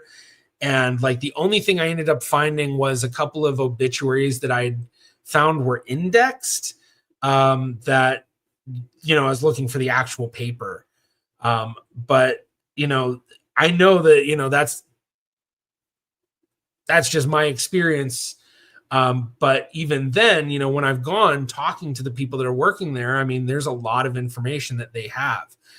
But again, part of it too, I think, is because, by the time I was going to those archives, I'd already kind of contacted people and tried to get what I could out of these archives. And, even if you don't go yourself, there's ways to get other people to go for you, or, yeah. So, oh, thank you. I didn't even notice this, Jill. Thank you for saying that. Appreciate it. And I'm glad to hear or helped me with breaking a brick wall. So I guess, you made some breakthroughs with that then. So that's good to hear. All right. Yeah, Gazillion. I've been using Family Search Tree for a month or so. That's the one I prefer. It says referring to collaborative family trees for those that don't realize. Some sloppy tree building by some users, but easy to use. I don't follow any genealogy YouTube channels. They are mostly Americans, which is useless to me. Your channel is the only one, and there is the I'm trying to think what other channels might talk about Dutch ancestry. But yeah. But you're here every week. Welcome by a new what's a live stream? A Vona stream? I don't know. But welcome by a new video of Jarrett Ross. Okay. So now we're gonna get into the collaborative family trees. And for collaborative family trees, what that means is it is a singular family tree. So you don't have your own tree that you're building. You're building a tree that once there's a connection into the world tree, you merge it together. So the idea is that it's a whole large amount of people collaborating together on one singular family tree. And the hope is that that will then lead to a ton of discoveries, a ton of ability to overcome brick walls. And also, when it comes to family trees, they are multidimensional. You have cousins who have spouses, who have cousins who have spouses, who have cousins who have spouses. You could go on and on and on. And so these world trees, the collaborative family trees, allow us to see connections between people that just would have been near impossible to figure out previously. Connections that are colloquially named Spaceballs connections, which I always give credit to my cousin Steve Jaron for naming that. And that's because these are connections that they are your father's brothers, cousins, former roommates sort of thing. So, that's really what it is. It's, your first cousins, husbands, great aunts, grandsons, it's it goes on and on and on and on. So when it comes to collaborative family trees, there are three main collaborative family trees. I don't know if there's other ones. I guess there probably would be. But 3 main ones, and I think those are the 3 in here. So if any of these, if there's more collaborative trees that I'm not familiar with, let me know. But the first one that we are going to go through is family search. Actually, you know what? There's one interesting thing with this that throws it off now that I'm pulling family search up is of the collaborative trees. Out of the 3, family search is kind of unique in that their family tree is only one part of everything they offer, whereas the other 2 sites, the family tree is the main thing. So I'm not going to start with family search because I'm going to use family search as kind of like we're going to use that to get into the next category. So we're actually going to start with WikiTree. And WikiTree is one that I didn't really use until more recently. I was always a Genie guy. That's the place where I first caught the obsession bug. I've been interested in my family history since I was 8, but I really became obsessed with genealogy thanks to Genie. And so that was the place I did most of my stuff. And personally, I find WikiTree is a little bit more difficult to use, but with WikiTree being a little bit more difficult to use, I think that's actually kind of part of the idea with it, is that they didn't want it where anybody could add anything they wanted at any time. They wanted it where you had to jump through a couple of hoops to do it. Now, the reason for this has to do with the major negative of a collaborative tree, and that's that when you're working with other people can get stuff wrong, change what's right. And, if you've got a huge tree, it's hard to keep track of every little thing, even if you're following. I've got 30,000 profiles I'm following probably in Genie, something like that. So, it gets a lot. It gets very burdensome to keep track of stuff. And so that's a major issue for a lot of people, is people just adding in stuff and just getting it wrong or whatever. But on top of that, one of the things that I think a lot of the WikiTree users had in mind was that a lot of collaborative family trees, or I guess family search and Genie, there's a lot of stuff in there that's just unsourced. And so the way WikiTree goes about it, it's like pushing you to source things. If you add anything in there, you've got to give some sort of reasoning. What source is it coming from? Even if it's just this is, oral history sort of thing. I forgot how they term it.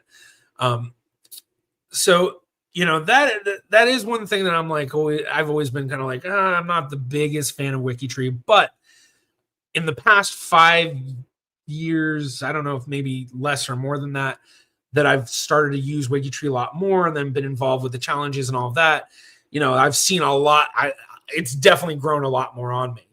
I still don't use it quite a ton. I do jump in there every once in a while and add or edit or stuff like that.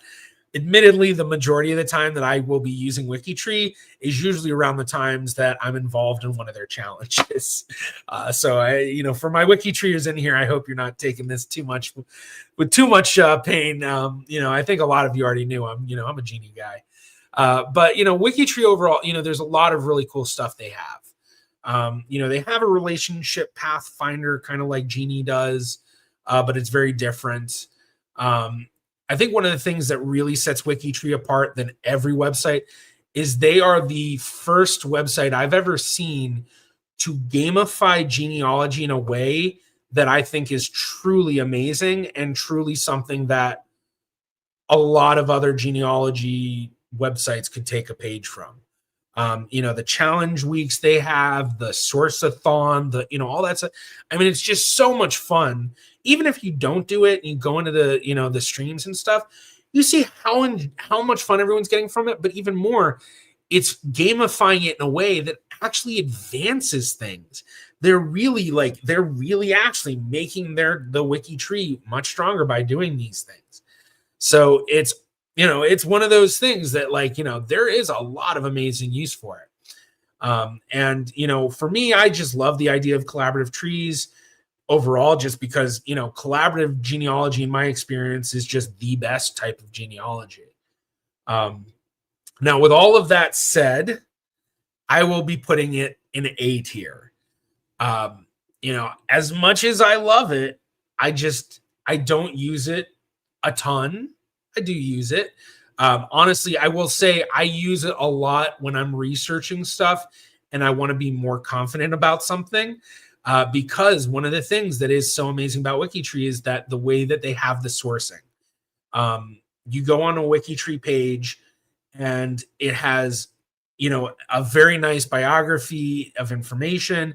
It has various things on the sides where it can link you to relative projects and things like that.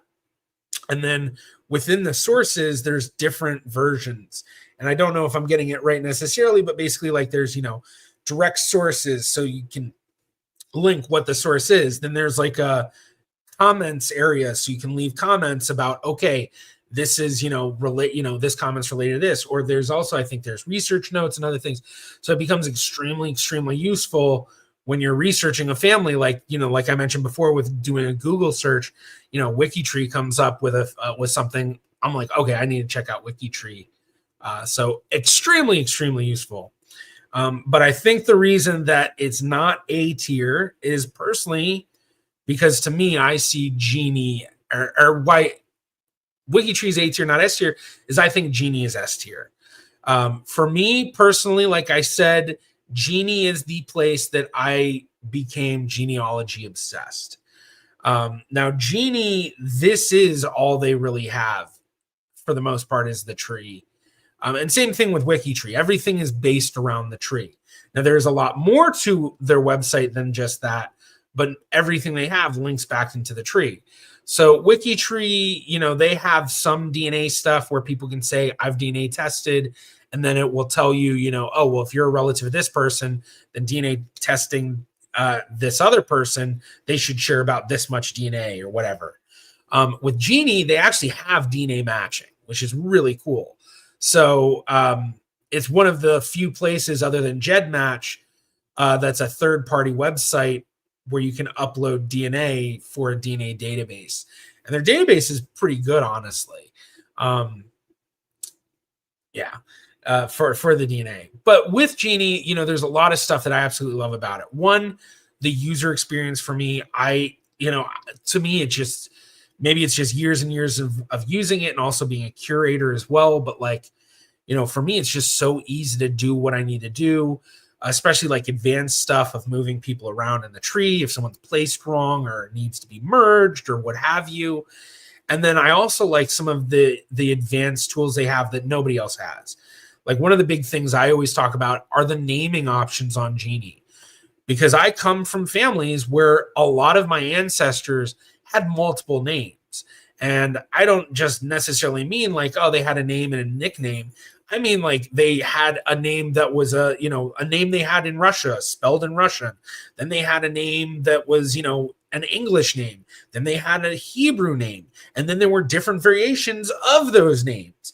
And so with Genie, they actually have it where you can go in and have multiple language names. So I can, actually, I'm going to pull one up for everyone so we can see it. So you can have all these various names of people, and that also feeds into the search. So, if you go on Ancestry and you're searching for someone and, there are family trees for that person up, but those names were written in Cyrillic, it's not going to come up. But if you have it where it's written in English and Cyrillic, then it could come up. So I'm going to pull up the page for my third great grandfather, Shmara Vaxer. This is one that I utilize all the time to show this. And so, with this page, here we've got his name, but then we have his Hebrew name, we have his Ukrainian name, and we know these because that's what's in the record, So that's one of the things I really love about it. I also love the relationship path tool they have. I think it's the nicest looking one.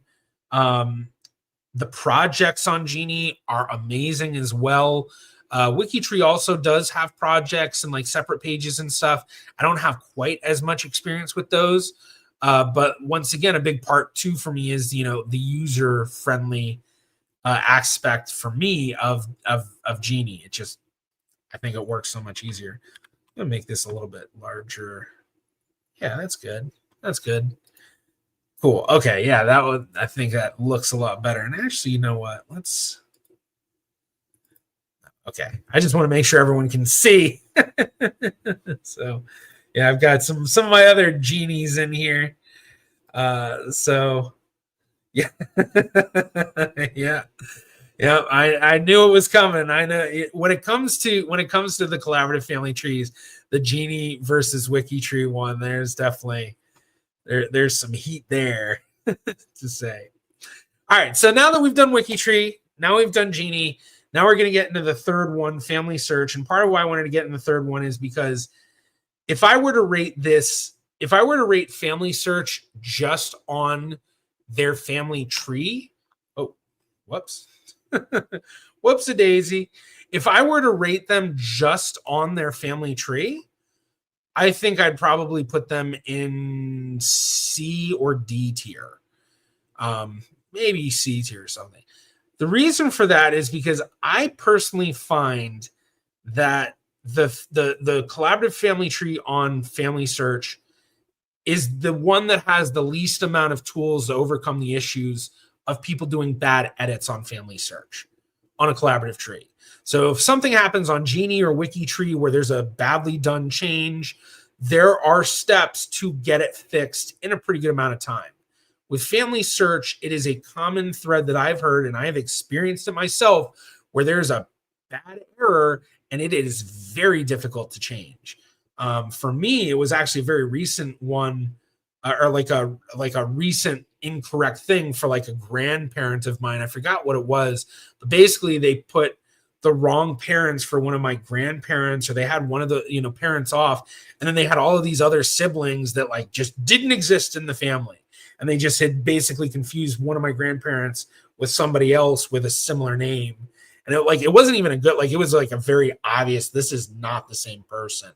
And it took so long to change it. But the thing about Family Search is the family tree is just one part of it. And in all honesty, Family Search is an S tier for me. It is something I'm on all the time. I'm logging into it every day. It is by far one of the largest databases for records, and it is the largest database for records that are free. And now I don't know exactly if they have more records than Ancestry or not. I would not be surprised if they did, because for those who don't know, Family Search is owned and run by the Church of Latter-day Saints of Jesus Christ, aka the LDS Church, aka the Mormons. And with Family Search having that, they've got a lot of money to work with, and they use it. And one of the things they use it for is going through other countries and digitizing records. Right now, they've got a massive project in Ukraine that is, I'm going to get his name wrong. I hope I get it right, but it's being managed by Sasha Siroshenko, I believe it is. I don't know if I'm getting that right. I apologize, but it's something like that. I know his first name's Sasha.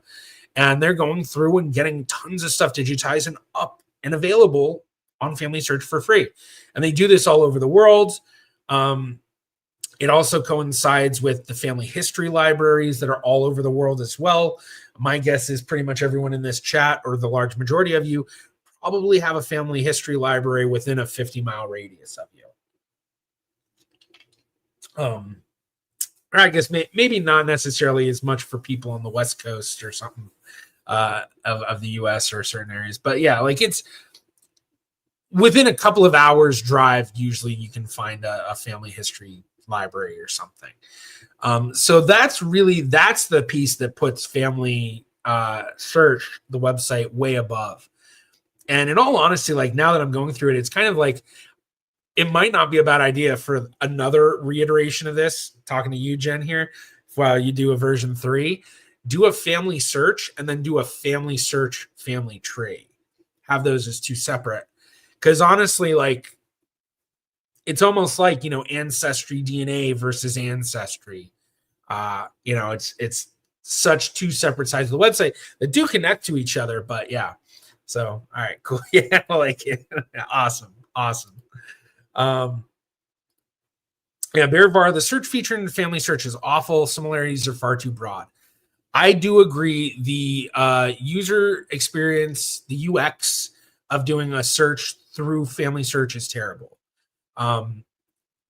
In some ways, I do like it better in some ways than Ancestry. Like one of the things I really liked about family search is instead of giving you a plus or minus of years for like, birth date, 1901 plus or minus 1 year, plus or minus 2 years. Instead, family search allows you to set specific ranges, which I think is really helpful because there's a lot of times where like I'm trying to find someone who was born like, 1975 or not 1970s, but 1875 to 1890. That's 15 years range or whatever. But if you go on an Ancestry, you're either going to have a range that doesn't cover all of it or covers more than what you want.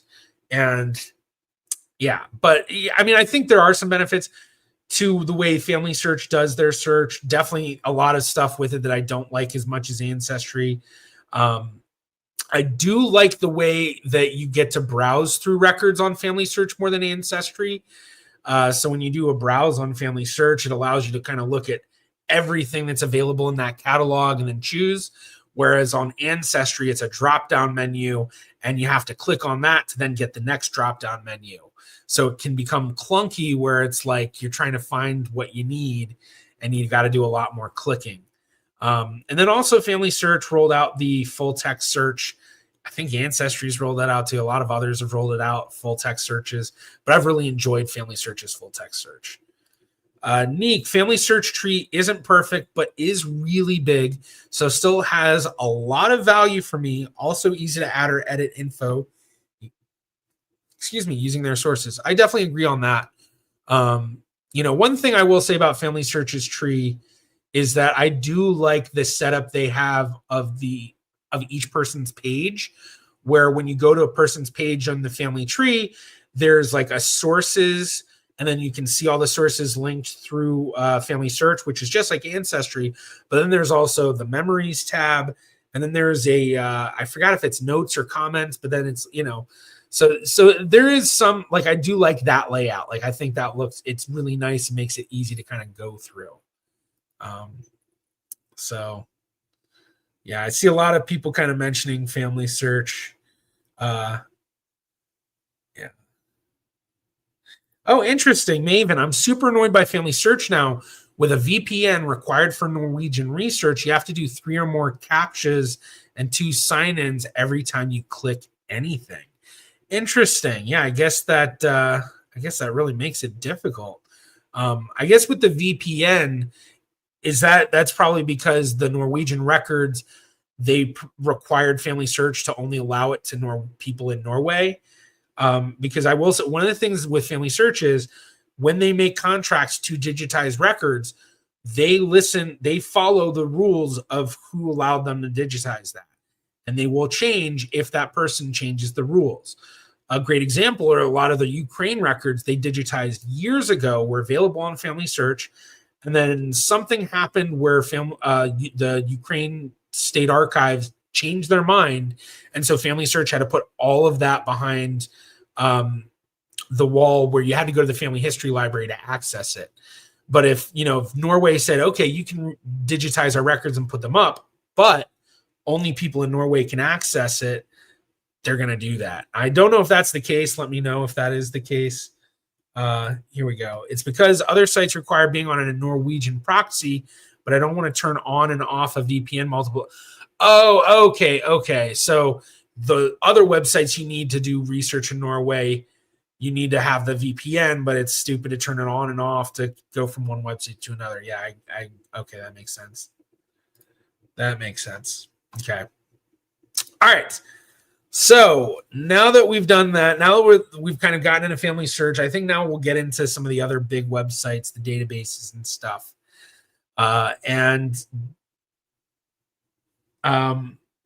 The first one, all right, I'm going to start with this one. I don't know what Aphrogenes is. This is going to be a what even is this? I'm guessing it's African ancestry. I can't tell for sure. I'm trying to read that. It's I don't know. I can't. It looks like it says African, but it's just small enough where I can't read it. So I don't even know what it is. So for anyone that does know it, if you used it, say something about it in chat. But American Ancestors by New England Historic Genealogical Society, NEHGS, the oldest genealogical society in the Americas, I believe. And American Ancestors is their database. I have used it in the past. I haven't used it a ton. In my experience, I've gotten the most out of it when I'm researching American families from New England, most especially if I'm looking at like 18th century and earlier records. It still has a lot of other stuff as well.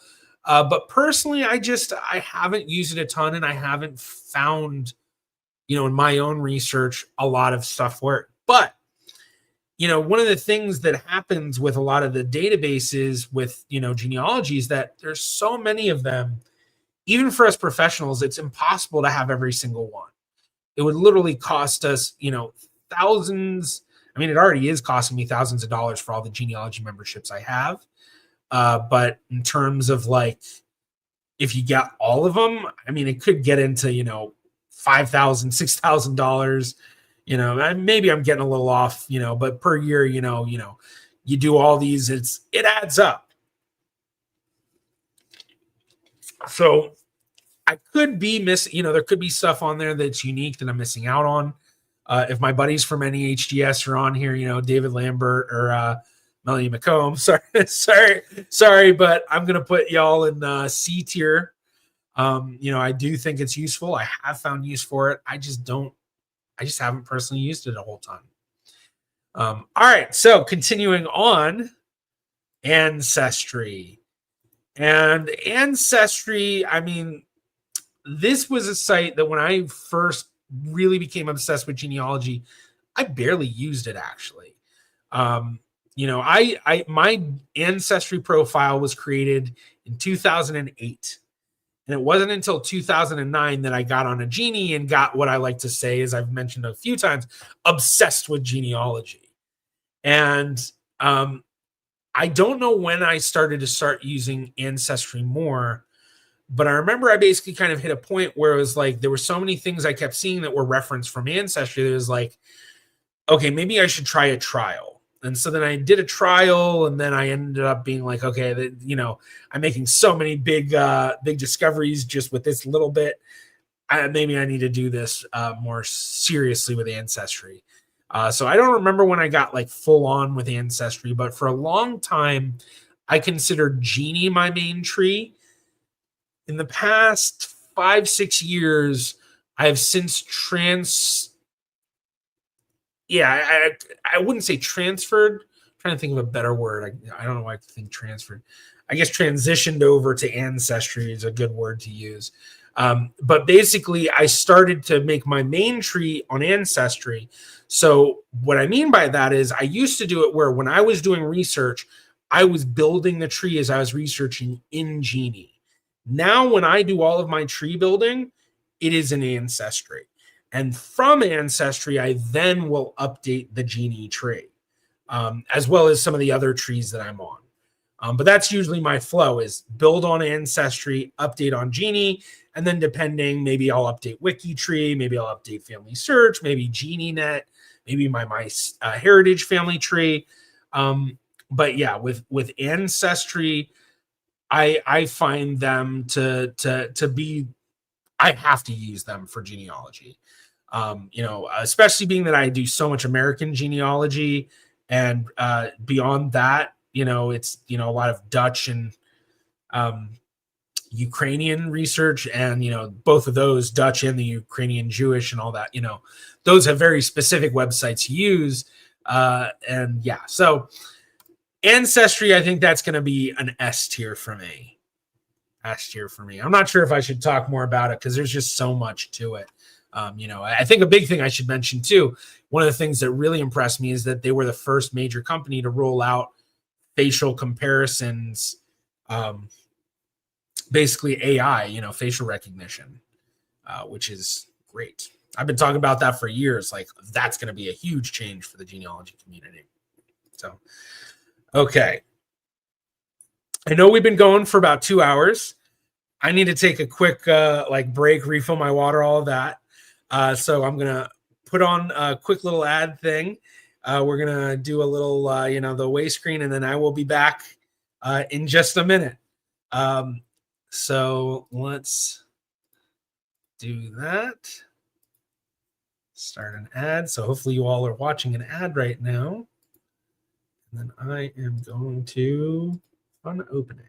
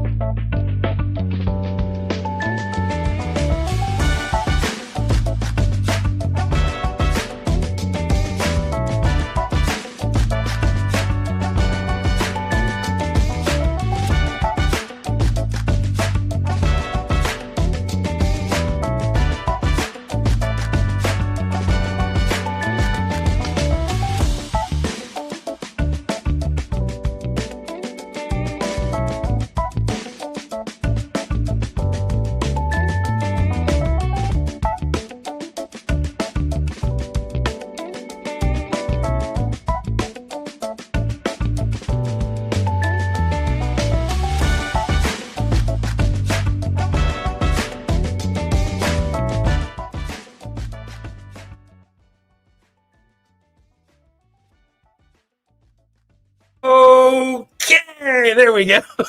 Hello, everybody. I'm back. Hopefully that worked out. I saw some people saying the ads didn't come through, but yeah, if you had premium, I don't know if you got an ad or not. So either way, hopefully some of you got ads. But all right, so we're back.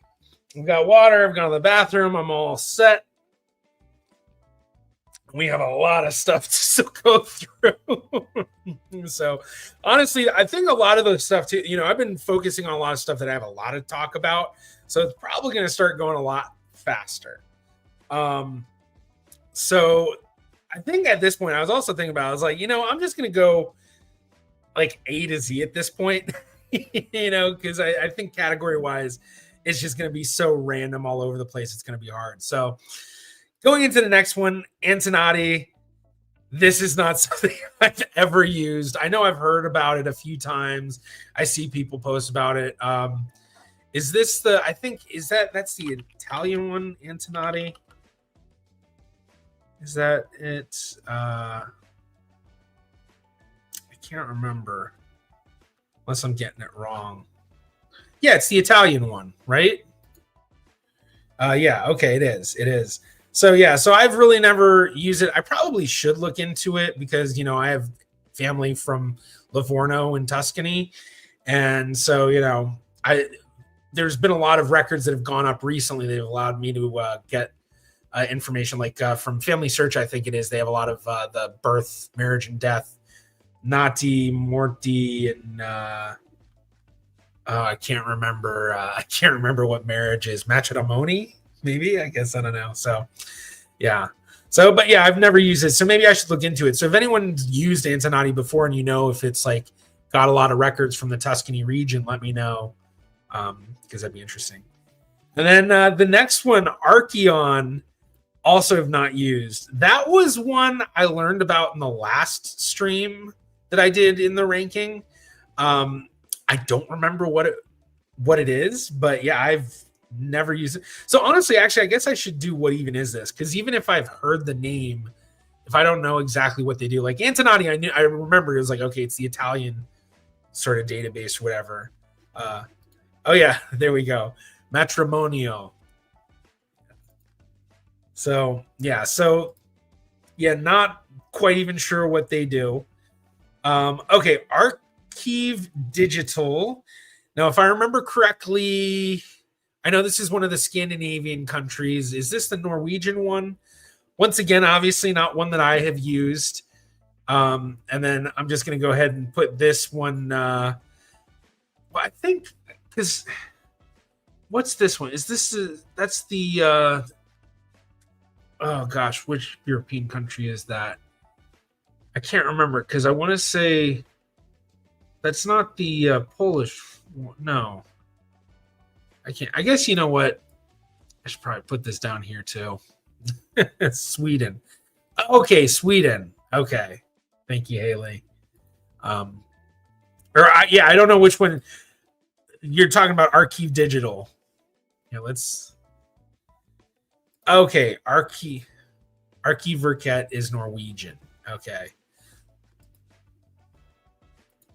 And then what is Archive Digital? I think this is one of the things too, it's like if you aren't doing a lot of research in certain areas, Swedish, it was Swedish. Okay, I knew it was like a Scandinavian. So, but yeah, I honestly, the most Scandinavian research I've ever done was when I looked into Drew Darnell's ancestry and they came from Falster Island in Denmark. I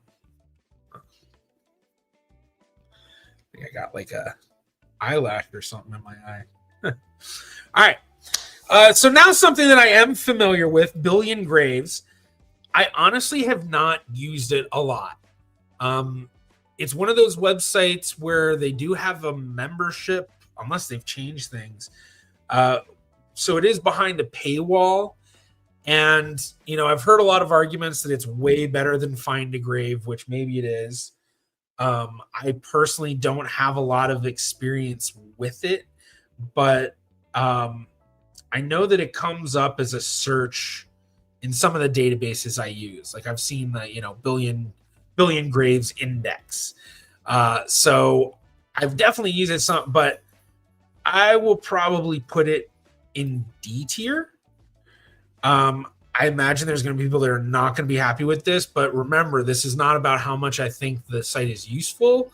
I mean, that is kind of part of it, but it's also a big part of it is how much have I personally used it.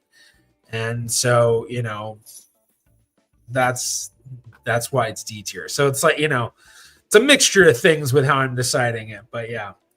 All right. Now, the British Newspaper Archive.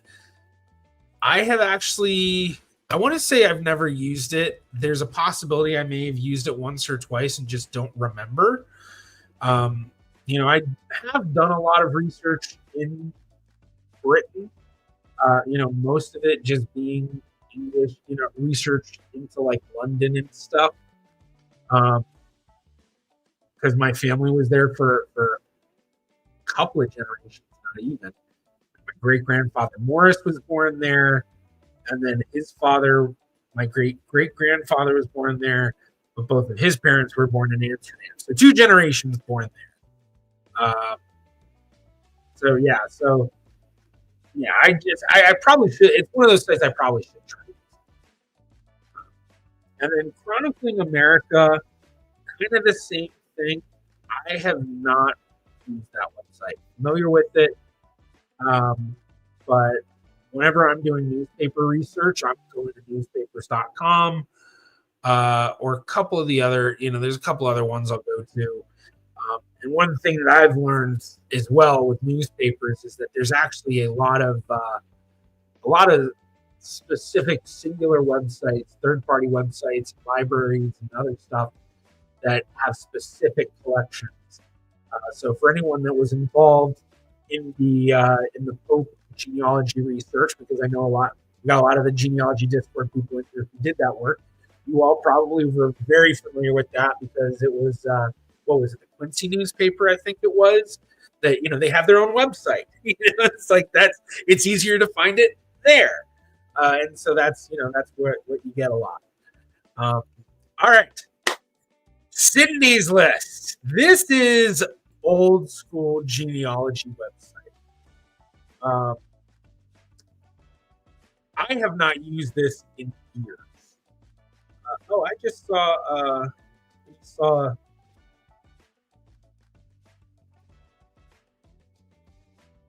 Check 1 and 2. Let me check my settings.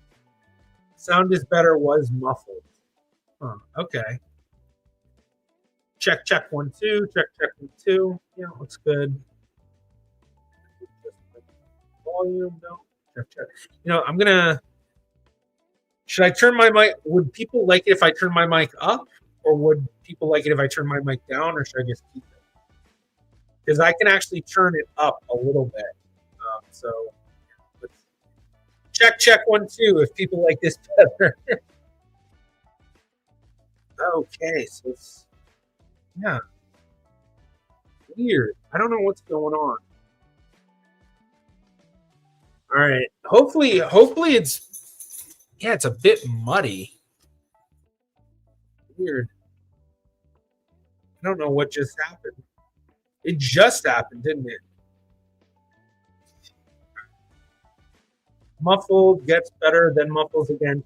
All right, I'm going to be right back. I have a better mic. I'm going to go get that, plug that in, and we'll be right back. I'm so sorry, everybody.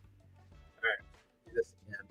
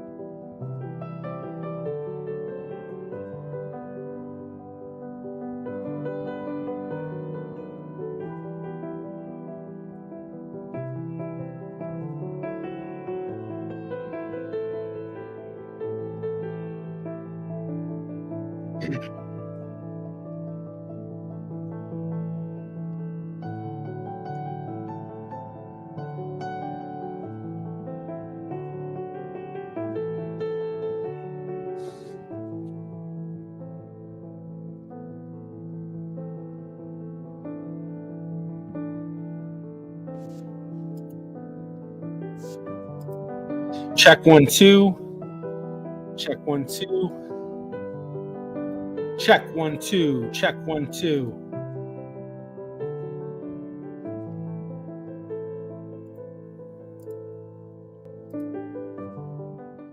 Okay, how are we sounding now? It's a good thing I have backup mics. Good thing I have backup mics. Yeah, give me thumbs up if it's sounding good. The volume's going to definitely be different. I can turn it up, I can turn it down, turn it left, turn it right. Sounds much better. Okay. Yeah, I don't know what that was. Yeah, so all right. Good. Sounds good. All right. Yeah, I'll keep my eye out for if you all say, like, oh no, turn it down, turn it up. Turn it up. All right. Take a little bit of drink. Okie dokie. So, Cindy's List, old school genealogy website. I don't know how long that's been around. It was quite a hub of a genealogy website for many years before we saw the massive growth of a lot of these big genealogy companies. In more recent years, it definitely, in my experience, it hasn't been useful. I don't know if there's new stuff that comes out there or not. It's been years since I've used it. It's kind of a very basic HTML sort of website. And I think a lot of stuff on there is probably obsolete. Kind of similar. It's kind of like the Steve Morse website, which is also on here. I actually asked for it to be on here, funny enough. But yeah, it's like it's not quite the place it used to be. It's kind of like, you go there for nostalgia more than actual research help. So I'm definitely going to put that in D tier. And then I just saw Canadian Spring say Cindy's List used to be the site to go to. And it really used to be. It really did. And just because I mentioned it too, the Steve Morse website, the one-step web pages, very cool website that I would say I still find use for, but not quite as much. The thing about the Steve Morse website is that it has a lot of really cool tools to it that you don't quite find elsewhere. Like one of the tools, I'm pretty sure that's on the Steve Morse website, and I will say there's part of me that thinks that I might be getting this wrong, but one of the tools is like where if you have names of family that were Russian, you can not only find out what the Cyrillic spelling would likely be, but you can actually, there was a thing where it would show you what's the handwritten Cyrillic look like, because that way you could go through record books and try to pick out that name. There was also a lot of DNA stuff on there, but I haven't used it a ton in recent years, really. But yeah, I mean, with this one, I would probably say it's C tier. So yeah, it's let's see, hold on.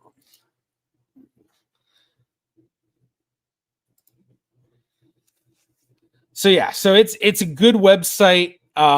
And it's one that I would say, if you have not checked out Steve Morse's website, definitely do it. Now, I will say, just like Cindy's List here, I'll just kind of show it on screen. It's old school HTML, and a lot of it is also obsolete. A lot of these, manifest viewers and things like that, it's kind of easier to find it on Family Search or Ancestry nowadays. But there is a lot of really cool, useful stuff on here. So yeah, all right. Okay, so the next website to discuss, we have the DAR website. Whoops, didn't mean to do that. For the DAR, Daughters of the American Revolution, this is a extremely specific website, because this is only families that descend from American Revolution soldiers. Or I guess not just American Revolution soldiers, but descendants of people that contributed to the American Revolution. So not everyone had to be a soldier. One of the videos I covered, I talked about how one of Mr. Beat's ancestors was considered a patriot, and that was because she had the Middlebrook encampment in New Jersey on her land. Like part of that encampment was on her land, and so because of that, she's considered a patriot ancestor, and Mr. Beat's family is eligible for DAR membership. And that is what the DAR website's about. It's about people being able to get DAR membership, but it has a whole genealogy side to it. So with the genealogy side to it, it does have some usefulness, but in those very specific cases. As well, it's not any serious like real documents you get. It's the applications information that you get of people that have applied, and then those ancestors were accepted. But what's interesting is way back in the day, they accepted a lot of people that they would no longer accept today because they changed how they accept them. For a lot of us, we know with the genealogical proof standard, GPS, it's, there's a lot to actually get to that point of being able to prove a genealogical question. And so the standards they had in the past weren't quite up to par as they are today. So when you go through their database, there are certain people that they'll have, and there'll be a message that says, based on present day research or what we know, this person isn't eligible. On top of that, there are others where bad research was done. They figured it out, and they were like, well, this ancestor is not actually eligible. So I'm going to put that in D tier. It's got its uses. It's a very specific use case. But it is useful. All right. Dead Fred. Now, this is a website very similar in the sense of like Steve Morse's website and Cindy's List, where it's one of those websites that's like an HTML old school, been around for a long time. If I remember correctly, I always thought of it more as a blog than a site, but I don't know, to be honest, I haven't really used it in so long. I don't remember. And when I did use it, it was like minimally, like it was very early on. I remember seeing it come up, with some of my research, but I'm honestly going to place it never used, even though I may have it, just because I don't remember. Okay. Now this one, I don't even know. I don't know what that is. It might be, it might be something that maybe I've heard of, and whatever the full name is getting cut off, because it looks like there's a letter at the front that might be missing, but it might just be a symbol because this is a capitalized D. But then, like, I can't think of anything that, like, Delft. Oh, interesting. Delft's Netherlands. Huh. Waar in the Netherlands.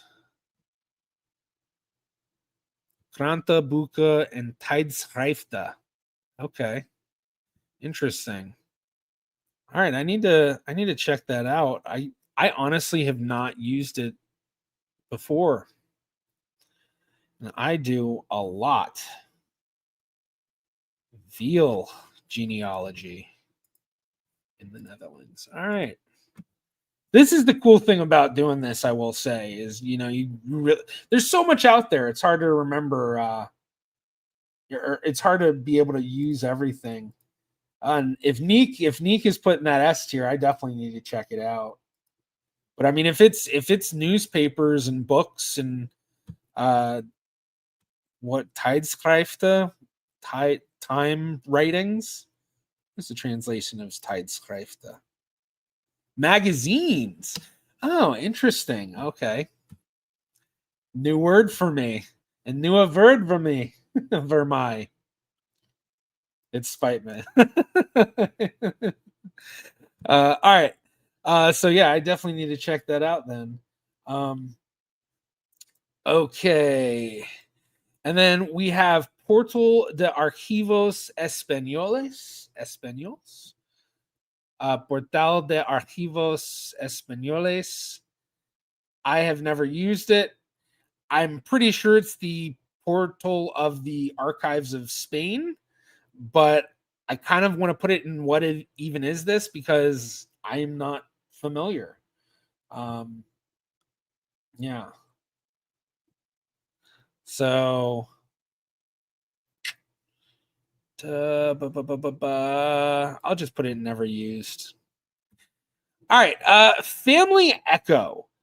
Now Family Echo is one that I learned about after the last stream, the last time I did a stream like this. And I didn't find any use for it really because I mean, maybe I'm wrong. Maybe there was a lot I was missing, but basically it just seemed like a really old school tree builder.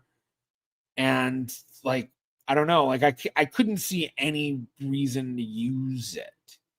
I played around with it a bit, but I don't remember it being anything that I was like, oh yeah, I'll find a use for this. So I'm gonna put it in F tier. In all honesty, I feel like it kind of almost is a never used, but I remember using it. I remember going on and I remember it feeling like, this feels like a program I would have used on, Microsoft Word 98 or something, or not Microsoft, Word, but, Microsoft 98 or whatever it was. Windows 98. That's what I'm thinking. Like an old program sort of thing. All right. And then we've got the Ellis Island, and I'm trying to remember what it's called. The Institute of Liberty, Ellis Island, not Institute, Statute of Liberty, Ellis Island, something archives. I think this is the one that Barry Moreno runs, or he's like a big part of. He's kind of like the Ellis Island guy. So most books you'll ever read modern were written by Barry Moreno, and I think I could be wrong, maybe this isn't it, but I'm pretty sure it is. I have not really ever used it. I've gone on there before to try to find stuff if I was having trouble trying to find it on Ancestry or Family Search or something like that, but I don't know. I mean, there is a lot of stuff on there, and I also don't know if there's more than just the manifests on there. So yeah, I'm not sure. So I want to put it in D tier, partially because I know it's very useful. I just have used it very little. And I do think that, at least with the manifests, it's much easier to find on Ancestry and Family Search and whatnot. All right. Filet, never used. I remember learning about it on the last one, but yeah, never used it. And then jumping to Find a Grave. Okay, now if anyone knows the history with my channel and the video I did on Find a Grave, I think there's some people that think I kind of see it in a very negative light, which, I love Find a Grave and it's extremely useful. On the video I did, even though I was complaining a lot about things with Find a Grave, I do mention, there's a lot of amazing stuff and a lot of amazing users on Find a Grave, but it definitely has some really serious issues that leave bad taste in a lot of people's mouths. And, with Find a Grave, the fact that it's owned by Ancestry and then it's like a volunteer thing. And I don't know, there's, I don't know. There's a lot to it, I guess, when you get to the like ethics, morals of how it's all set up or whatnot. Just because of a lot of the issues that have gone on with, people passing away in major events and then pages being made before they're even buried. But when genealogically, I mean, I use it all the time. The volunteer system is amazing because you can find your ancestors, on Find a Grave, or if they're not on Find a Grave, you can set up a page and then you can request photos. And then there's people all over the world that will go out and take photos for free. Now, it's not always, hunky dory. one issue is that you'll get people to go out and do photos and they don't know what they're doing, and it's a terrible photo, and you basically want someone else to go out and get another photo. A big issue that happens, not a lot, but enough that it's a big issue, or I guess I shouldn't call it a big issue, but an issue, is that when people will go and take photographs of Jewish graves and they don't know what the deal with a Jewish grave, they'll only take a picture of the English side and they won't take a picture of the Hebrew side. And one instance, there was a guy that went and took the photo for my second great grandfather's grave. And I remember I visited that grave on one of my trips up to Philly, and I knew there was Hebrew on one side and English on the other. And he was, and he just uploaded the English, and I said, "Oh, could you please go and get the Hebrew side?" And he was like, "There is no Hebrew side," like trying to gaslight me about it. I was like, I visited there. I know for a fact there's a Hebrew side, and even more, like I have a picture of the grave. It was just like, it wasn't a good picture of the grave because it was like a picture at an angle, and I forgot what the deal was, but like you couldn't read anything, but you could see that it was Hebrew. And it took like a month or two or something of me, like, I put a new request in and he'd, flag it. And it was just like back and forth. And then finally one day he just uploads the photo of the Hebrew side. And I was like, okay, thank you. Thank you for proving me right. So, yeah. But with all that said, the issues really come down to just the fact that it's more of, ethical, moral issues that, Ancestry, I will admit, it's hard to control, they do have rules in place of don't put up, profiles of people you don't know that have passed away within the past certain amount of time and whatnot. But there definitely feels like people do that still and get away with it. I mean, I could be wrong with that, but I will place this in B tier. I think B. I would say this is like one of those B plus. Like it's definitely like, it's definitely really good. But yeah. Okay. This is one of the issues. Find a Grave is full of users that scan obituaries on websites so they can be the first. My aunt wasn't even buried yet, and someone had made a profile. And if you go and watch the video I made on Find a Grave about that whole thing, the big thing with it was like I include a ton of comments from people, and I also have Daniel Loftus talk and Amy Johnson Crow talk as well about their own experiences with it. And Seth Cat, I found a photo of the Hebrew side of a tombstone in a big city. Can I send it someplace? I can't read Hebrew. Well, yeah, I mean, in terms of like you want to send it someplace to get translated, or in terms of, send it someplace so that like, make a page on Find a Grave. So if someone's looking for it, they can find it. But either way, I mean, yeah, like, if you found a tombstone somewhere, I would imagine that you could make a Find a Grave for it. And it might be a little difficult because if there's not a cemetery, then you've got to like create a cemetery, or you have to add it to, there's like different ones available. So you just have to check. Oh, get it back to the family. Yeah, I mean, if you want to try to get it back to the family, just get it translated, get the name, see if then you can find records correlated to that name and that death. And then, because if a Hebrew gravestone is going to have the person's name along with the name of their parent, their father, I should say specifically, and then it, should hopefully have the date they died, and then, put that all together and start building a tree. So, yeah, the owner of my great aunt's memorial has 2 million profiles they manage. Yeah, some people, it's that one thing I talk about in the video is the gamification they do. I talked earlier about how WikiTree gamifies things in such an amazing way that it really lifts everybody up to do great research. The gamification on Find a Grave, unfortunately, pushes people to just put up as many profile memorials as they possibly can. The benefit of the gamification on Find a Grave is the gamification of the how many photos can you add. Granted, I would hope that doesn't lead to people taking bad photos because it's just click, click, click, click, click. Okay, put it up.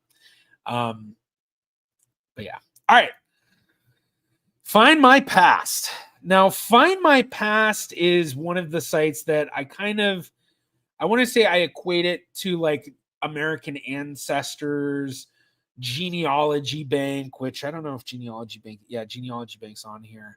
I'm trying to think of other ones. Basically, like their database is similar to like what Ancestry and MyHeritage and Family Search have of records, but I don't find they're quite as robust of databases. And then each one kind of is geared towards, they have specific data sets within their database that make them unique. I've used Find My Past many times over the years. Most of the time when I find anything in Find My Past, it's stuff I've already found or can find in other websites. So I just personally have not had a lot of experience with it that would make me put it any higher than a D tier. It definitely has use for it, and I'd be interested to see if anyone kind of has stuff that they personally really like about Find My Past that sets them apart. But yeah. All right. Free BMD. So this is a interesting website. This is kind of an old school website. I don't know if anyone really uses it anymore. It's an indexing of birth, marriage, and death records, which I believe is just the English General Register's Office, or maybe you can say the full UK. I don't know for sure. The only times I've really ever used it is finding birth, marriages, and death for the GRO in London. But the GRO, the General Register's Office, has their own website, which I'm actually kind of looking through the list. I don't know if it's up here, but I would suggest another note for you, Jen. I would add the GRO website itself. But yeah, with the free BMD, I don't know if it's better than some of the other places, but I feel like I've used other sources, including the search index within the GRO website themselves, to find the same stuff. But yeah, so I would personally put it at D tier. I also haven't used it in years, so maybe they've upgraded or something. Yeah. I'm seeing all this stuff. Yeah, free BMD. I use it a lot, but its layout has changed, which I'm finding hard. Okay, its layout's changed. And then we have some people using it this week for our brick wall competition. Interesting, yeah.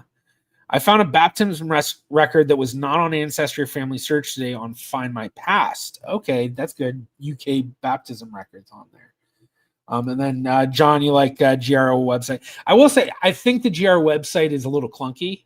I'd love it to be updated. And honestly, I'll use GRO website and I'll also search the indexes on Ancestry to usually find what I need and then order it through the GRO website. Thank you, Jenna. I'll keep making my suggestions as I go through. So, all right. So now we're on to Fold 3.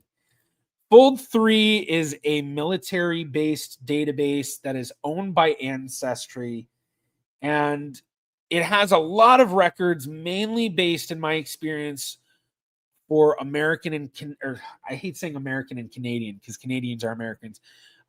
Canadian and U.S. military. It's more than that. I know they have a lot of other records, European records and stuff, but I in my experience, the mass majority is Canadian and in the U.S. military. And I mean, it is a very useful website. One of the biggest downsides with it is I feel like I know a lot of people want to get Fold 3 because a lot of people are trying to get World War II research. And when it comes to World War II research in the U.S., there is very little to find that's easy because of the fire that destroyed a ton of personnel records in 1973 for the military. And that was mainly personnel records for World War II. So I find a lot of people go on there and have issues with it because they're like, I can't find my grandpa. I know he served in the military. Find his draft. I find a basic enlistment index and stuff like that. But what the hell? And that's kind of part of it. You have to do a lot of FOIA requesting. And then there's the Burrell's website, which is part of Reclaim the Records, which I see Reclaim the Records is on there, which I don't know if Burrell's should be its own. I don't know. Either way, BIRLS. I can't remember what it's called. Stands for birth, the marriage. Oh, hold on. The robot vacuum's starting, and we can't have that going on in the background. I'm gonna pause this thing and send it home. Yeah, there we go. Thank you, Jen. Burls. So. Okay, so with Fold 3, with all of what I was saying anyway, there's a lot of amazing stuff on there. When I've done research on Canadian military, the records are great. A lot of the World War I records, the Civil War records, the, Revolutionary War records are pretty decent on there. Just all sorts of wars and stuff. So I would personally put it in C tier, just because it is such a specific use case. And I kind of just think of it as part of Ancestry. Like half the time, the Fold 3 records I find are through searching through Ancestry. And, the membership I have for Fold 3 is because I pay for the world membership of Ancestry, whatever it's called. So, yeah. All right. So... Fold 3 is too expensive for what it is. I agree. Off topic, are those robot vacs good? I've enjoyed mine. I am a bachelor living in a townhome with a roommate that's also a bachelor, and we have a bachelor pad basically. So having something to do the vacuuming for us and keep a consistent flow is very useful for us. It's made a big difference. But it needs a little bit of maintenance and all that. But I think I got one of the really advanced ones with the camera and stuff, because with my dogs and all that, I didn't want it to. I've heard horror stories of dogs making a mess and then the vacuum goes in it and it just gets all stuffed up with mess. Yeah. All right. So continuing on. So now we've got one of the websites that I find not a lot of people know about, but is for a long time, I used it a lot. And this is Fulton History. Fulton History is the original idea was all about focusing on Fulton, New York.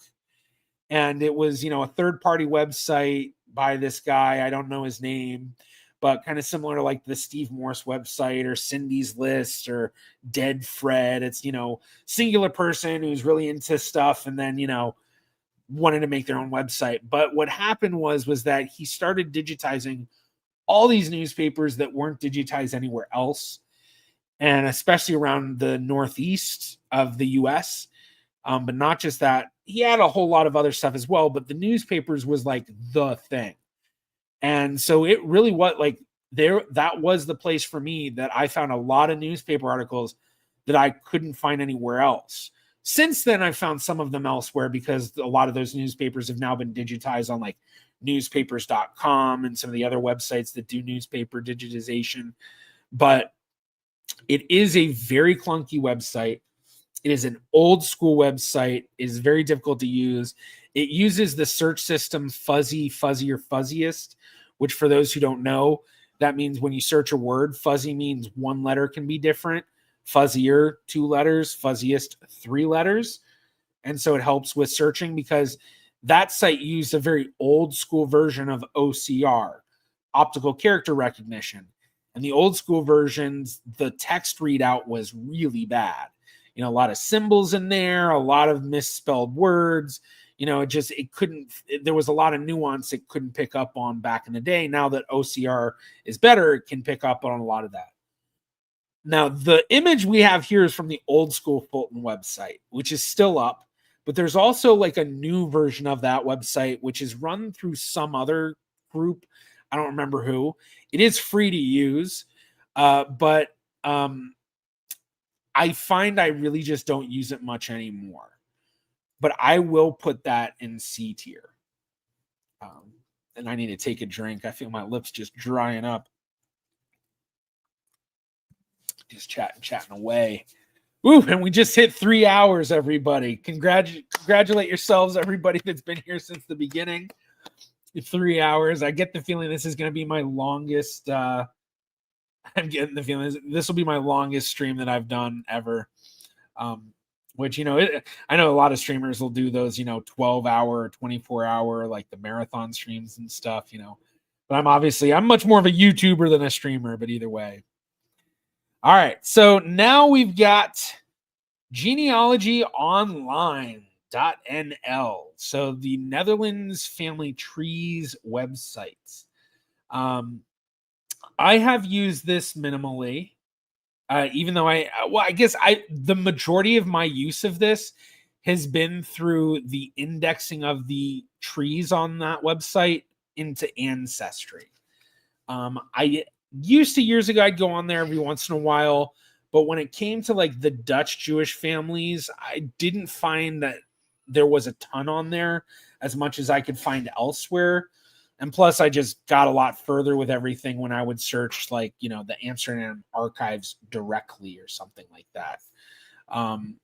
But I do find it's a very useful website. I haven't been on it in a long time. But yeah, I think I'm going to put that one in C tier as well. Give me a second. All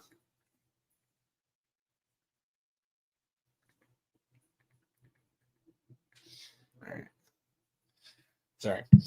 Needed to send a text real quick, everybody. All right. So, yeah. So now let's continue on. How many do we have left? 1, 2, 3, 4, 5, 6, 7, 8, 9, 10, 11, 12, 13, 14, 28, and 6. So we've got 34 left. Wow. Okay. Yeah, well, you're doing it. All right. So Genealogy Bank. Genealogy Bank, very similar, kind of like I mentioned before, to what I think of when I think of like Find My Past or the American Ancestors database. It's definitely one of the larger databases, but it is second tier in a sense to like Ancestry and Family Search and places like that.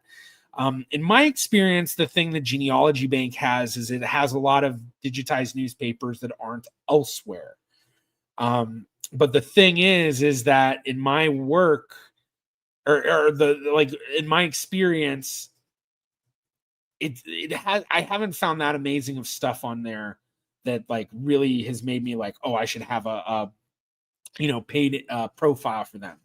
Because just like Find My Past and American Ancestors, Genealogy Bank does require membership. So, this is why I was mentioning before that, it can get really expensive if we have, even as professionals, we have memberships at all these databases, because, if we had a membership at every database, we'd have like 40 memberships and, tens of thousands of dollars possibly. But personally, yeah, I would put Genealogy Bank right here in D tier as well. It's okay. But yeah, I don't know if anyone else has experience with stuff that maybe is unique to Genealogy Bank. I feel like I remember hearing that they might have a lot of church records on there, but I also don't know if maybe I'm mixing that up with Find My Past. But yeah. And GenieNet. All right, GenieNet is the French genealogy family trees website. For a while, they had it where you could upload DNA to their website, which was really cool. They then took that feature down. It's no longer available. And now it's just kind of back to what it was, where it was it's a genealogy family tree website. Just like genealogyonline.nl, these family trees on GenieNet were indexed by Ancestry, and when you search for GenieNet, or when you search on Ancestry, you will get results from the GenieNet family trees. The nice thing about GenieNet is that it's a lot of European family trees. So if you have family, especially from France, but also just elsewhere from, I guess, largely Central Europe. I mean, France is definitely the number one. It's based in France. But I want to say Germany's probably number two in my experience. There are a lot of Dutch family trees on there, and I know some of my Italian family trees on there. But beyond that, I haven't used it a ton. And I don't know. I'm honestly like, I think I want to put it in D tier as well. I'll put it down this way. Yeah, I don't know. I think D tier fits. Although now I'm kind of looking at genealogyonline.l and I kind of want to put it in D tier as well. I think I am. I think I'm going to move that in a D tier as well. Just because out of personal experience, like my only knowledge really of it, of the tools on there, is that it's a family tree builder, but I really haven't used it that much. So yeah. Okay, and then, oh, you do have it. I just didn't recognize it. Okay, so the General Register's Office, so the GRO. So I completely missed it. You did have it on here. The GRO website, as we mentioned before, the General Register's Office for England. And this is births, marriages, and deaths. Clunky website, annoying to use, but it is the only place to get those records. And if you are researching family in England, it's a need to. If anyone's ever watched Who Do You Think You Are, especially the UK version, but as well as the other versions, this is like the go-to record for them to use. I'm trying to look around. I had a couple of GRO records here recently. Do I have them over here?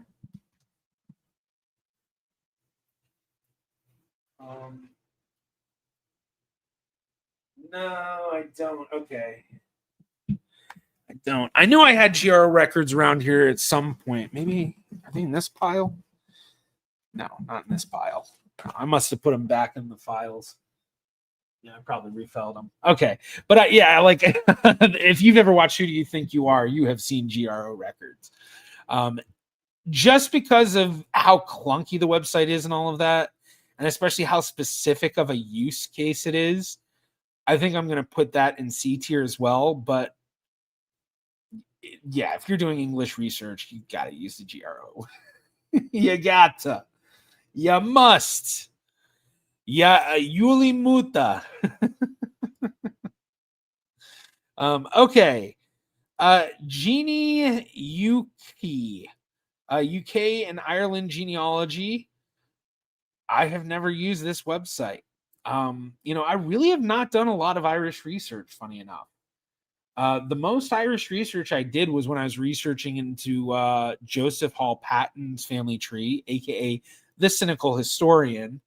And it was actually an episode I was trying to plan, but I just kept running into brick walls. And actually, Daniel Loftus had helped me with the research. We even did a whole Zoom that we recorded and all that. And then I ended up having to scrap the video just because it really, like, there wasn't a story I could really tell. It was basically just a video of, and then we tried to do this and we didn't find anything. And then we tried to do this and we didn't find anything. So beyond that, I just have not had much experience with Irish research and all that. I did see this. How old records are we looking at on GRO? And I don't know how old the GR records go. How old? Let's see. Do quick.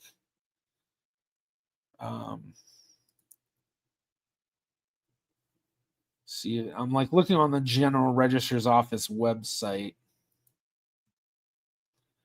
So here, let's. Yeah, so you can see how clunky of a website it is. So, okay, so it goes back 1837 and up. So that's birth For death, 1837. Okay, so 1837 seems to be the year. And then I saw, thank you, Matt Wheeler. So, and then there are marriages in there, but I think the marriage, it's a different search area or something. I don't know.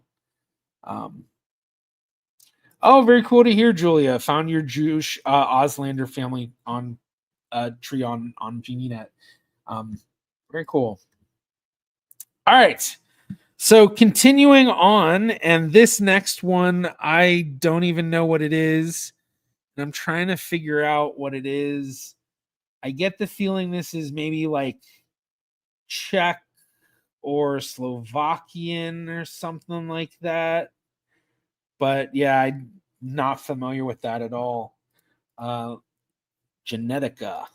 All right. Yeah, Genetica. What kind of website is it?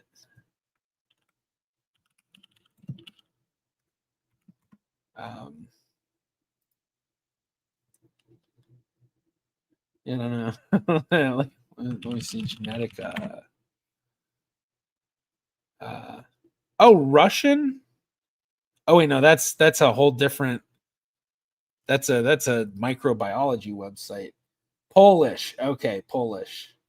Okay, that makes sense because I was like, it's got that like Slovakian, Czech sort of, feel to it, and I got kind of Polish kind of falls into that too. So interesting. Okay, so the Hathi Trust or Hathi Trust, I don't know exactly how to pronounce it properly. This was a website I really learned about on the last time I did this stream like this. And it's basically like a library sort of thing, like online library. I learned about it, but I never used it. And I feel like I remember there was stuff about it that people were saying, "Oh, you should definitely check it out," and I just never did. So yeah, I don't know. All right, Heritage Quest. Now this, I don't know if I'm familiar with the website itself or what.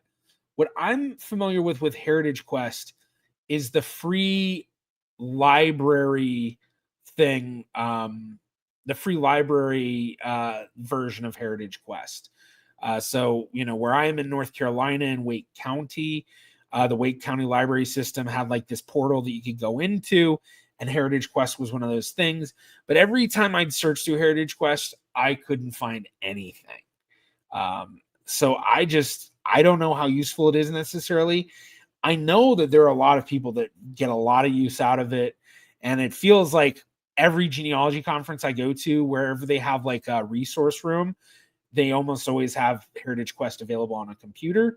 And I think if I remember correctly, I had someone was telling me that one of the things they really have is a lot of unique newspapers. So I don't know. But yeah, so I'm going to put Heritage Quest in D tier. It's been a long time since I've used it. But just because I know there are people that find it very useful. Yeah. All right. Digital Brazil. I have never used this. Never used it once. So obviously Brazilian. But yeah, never used. And then Irish Newspaper Archive, same thing. Never used it. Just never have. So, but now we are getting to some that I've used extensively. And that big one is Jewish Gen. Don't want there. There we go. Okay. So Jewish Gen is a database in a sense. It's a lot more than just a database. It's kind of a hub of Jewish genealogy. The main thing with Jewish Gen is that it is a volunteer-led organization. Or maybe that's wrong. I don't know. It's mostly fueled by volunteer work. And that work is geared towards making databases out of Jewish records from all over the world. And they are trying to make it where literally anyone that has Jewish ancestry, you can go to Jewish Gen and then start doing your research. Now, having researched so many different populations within the Jewish world, I can tell you that it is not always the case of the place to go, especially like anyone doing Dutch Jewish genealogy. Like there is stuff on Jewish Gen, but you can basically find the same stuff plus more at a lot of the other useful websites: Open Archive, Vivas V, Stenen Archive, the Amsterdam Archives. And then, each region, they have the Utrecht Archive, the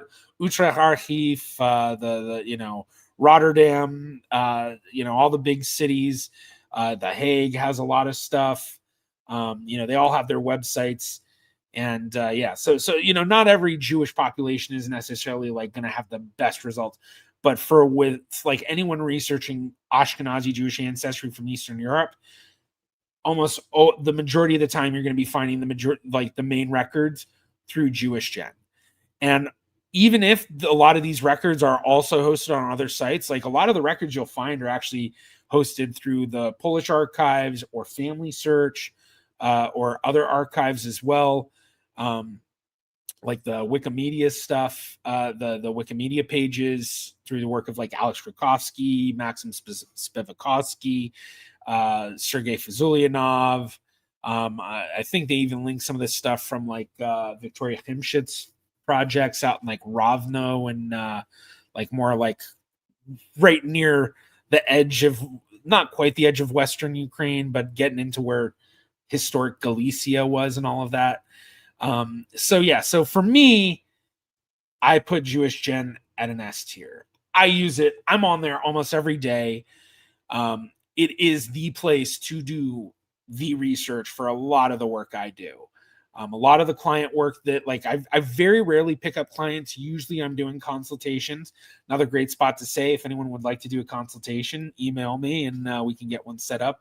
But while the main thing I do is consultations, I do take a couple of clients on at a time. And all of those clients are almost always Jewish based research. And that's what I'm focusing on now. Like all the clients I have right now that I'm working on family trees for, which I think is 3 or 4, all Jewish based. And for every single one of them, a large majority of that research has been done on Jewish Gen.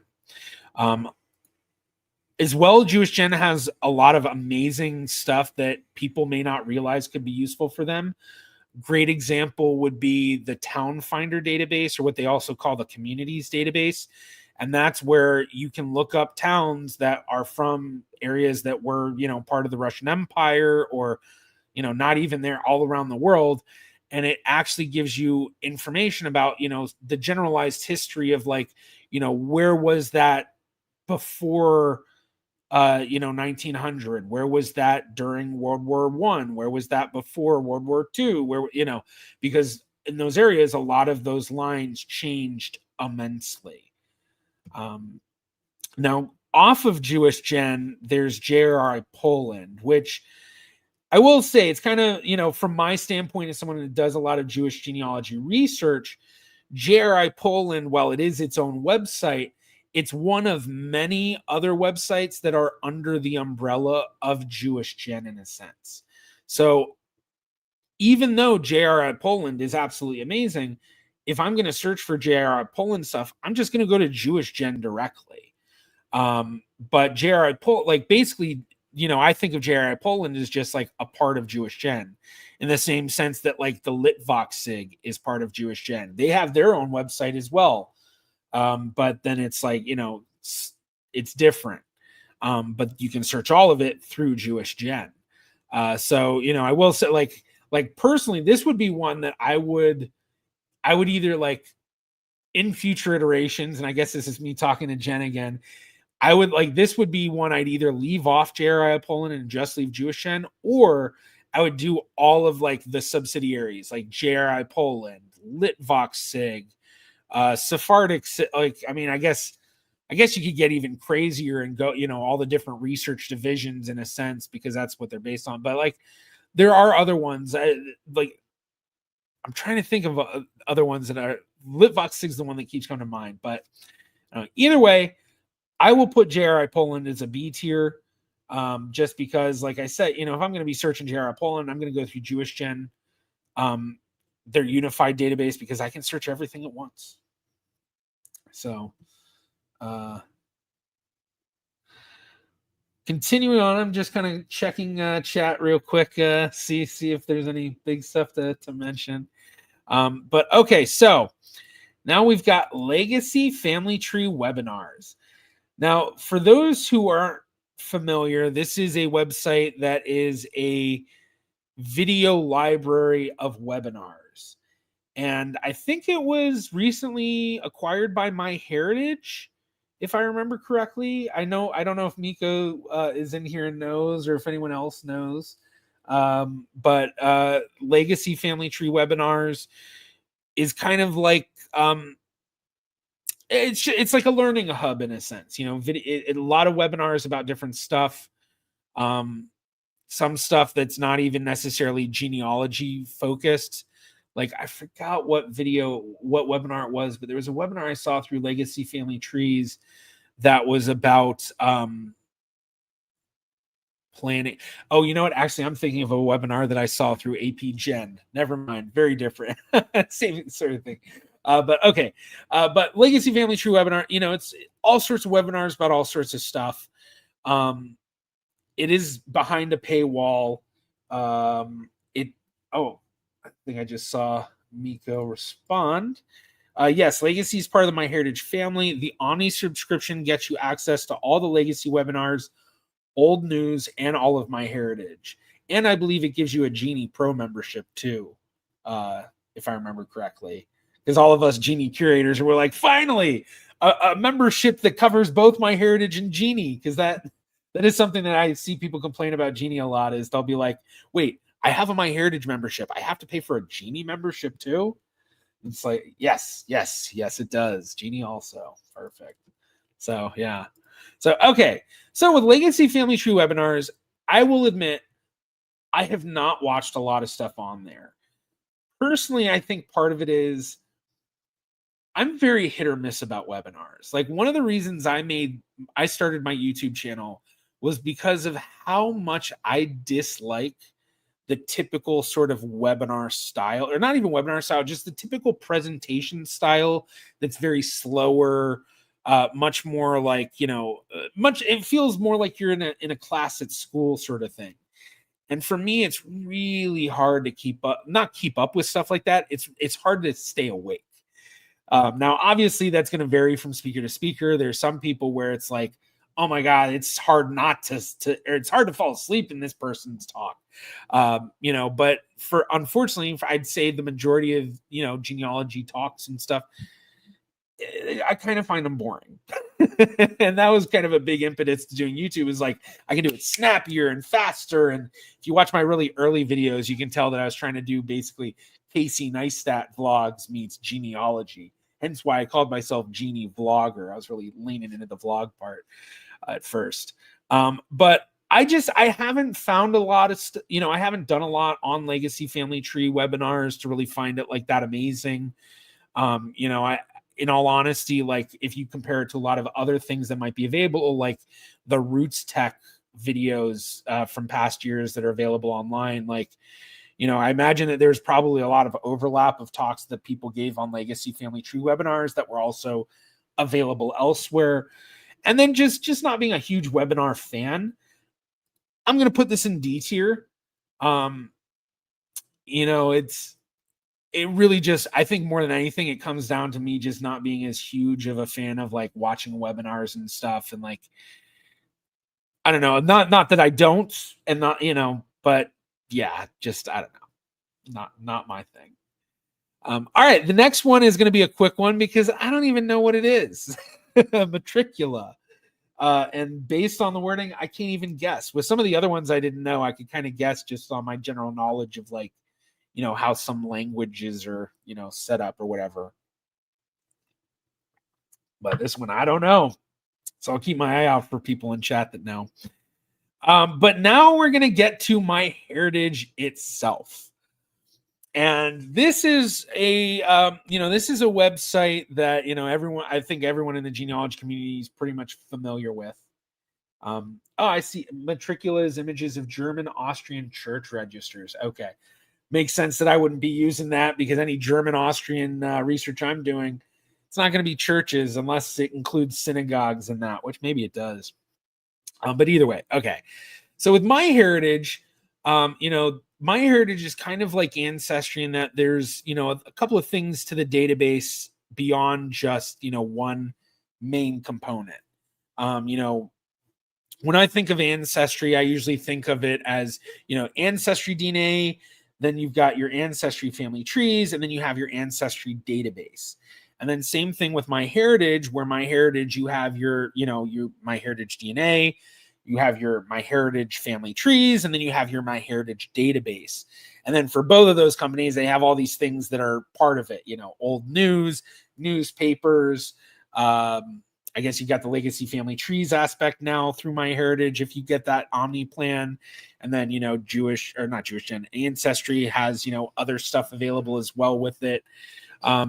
But, with some of the interesting stuff with MyHeritage that I think sets it apart is the fact that, with the images stuff, I love the colorization and the, oh, hey, what's up, pups? The enhanced stuff. Hey, what's up? What's up, little dude? What's up? And the advanced stuff. Yeah, do you have fun outside? Yeah, my roommate just came back from walking them. Thanks, dude. What's up, Jack? What's up? Lots of energy.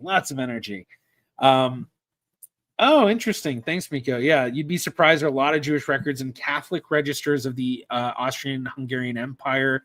They made second copies of Jewish registers sometimes there. Okay, very cool. Yeah. So, but I will admittedly say I don't do a lot of Austrian-Hungarian research. Although one of my clients does have a Hungarian side, so maybe I need to look into that then. Okay, so back to MyHeritage. So, with the photos, I think that's something that sets them apart. I do find the whole like dancing and animation stuff a little creepy. It's not like genealogically useful. It's just kind of cool. But like if I were to say, if I comparing like the family trees, like if I'm going to think about this, I'm kind of thinking like, what's the website I would compare them most to? And I would probably say Ancestry. And so if I'm thinking of family trees on Ancestry versus family trees on MyHeritage, I prefer the Ancestry trees much better.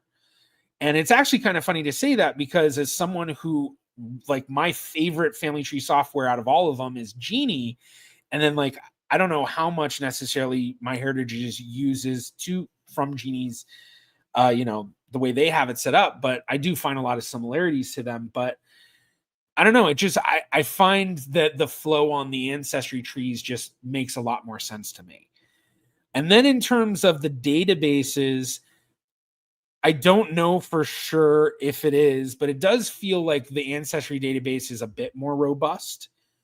But the thing is that both of them have a lot of really unique record sets that are very useful. So I mentioned before, MyHeritage had a lot of very useful South African record sets for me tracing some of my family that had gone to South Africa and allowed me to actually be able to figure out an old family story and connect with them and all that.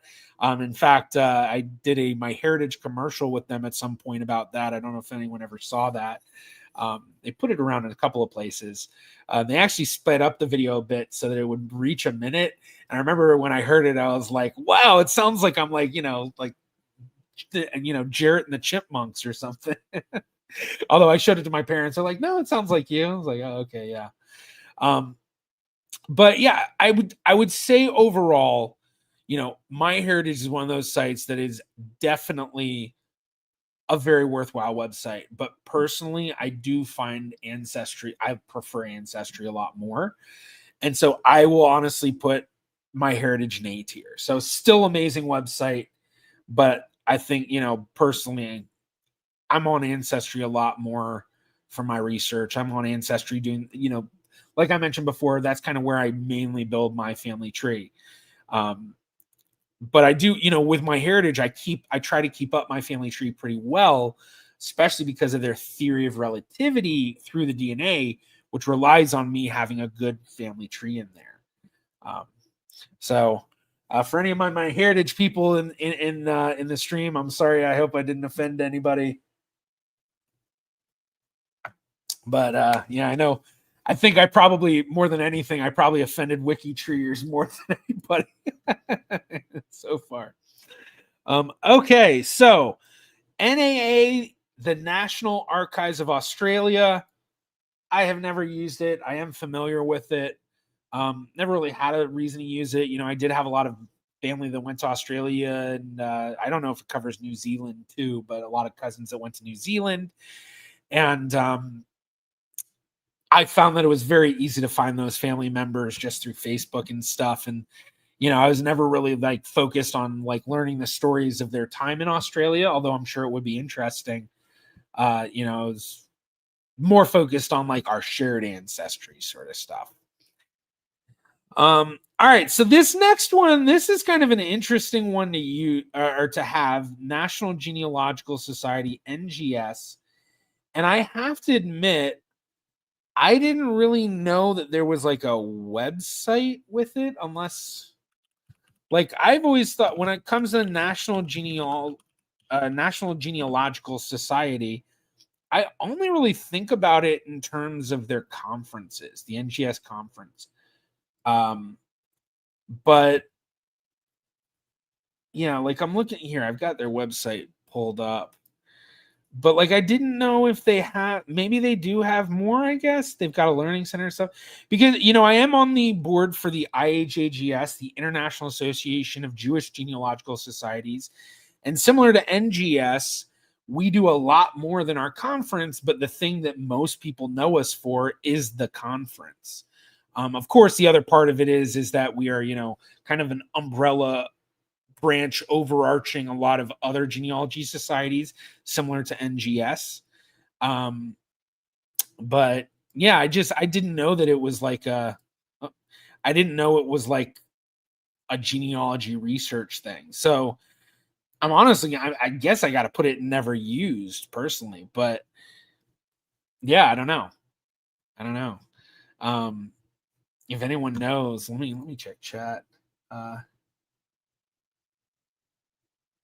Oh yeah, Miko, your opinion is your opinion. It's our job to just make sure next time around there are so many cool new things that you change your mind.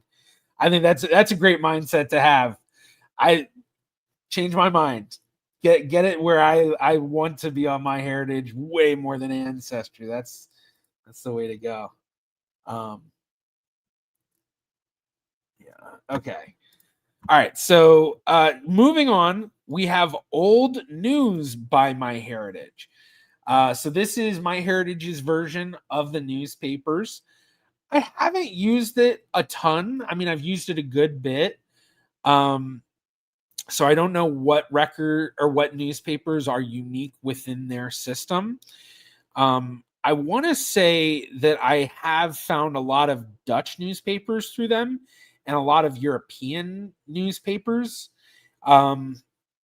But I just haven't used it a lot. And maybe that's also part of that is because I don't use MyHeritage's search database as much as Ancestry or Family Search. And so, like when I'm on Ancestry and I do searches, it gives me newspaper.com results. And I imagine it'd probably be the same if I did MyHeritage.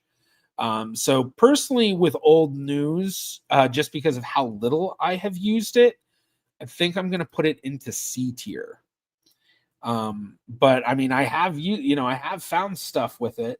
Okay, 24 countries. Cool. So I'm pretty sure I found like a lot of Dutch articles for my family in Amsterdam. But apparently I also need to get on to Delpher. So, okay. And then Canada. I have not used this website. At least I don't think I've used that website. I'm honestly not quite sure which. Let's see, Canada. What website this would officially be? Like, is this a Canada government website or is this something else? Let me check chat. Yeah, because I'm not very familiar where to go. Yeah, oh yeah, Canada. Yeah, I don't know. Yono say.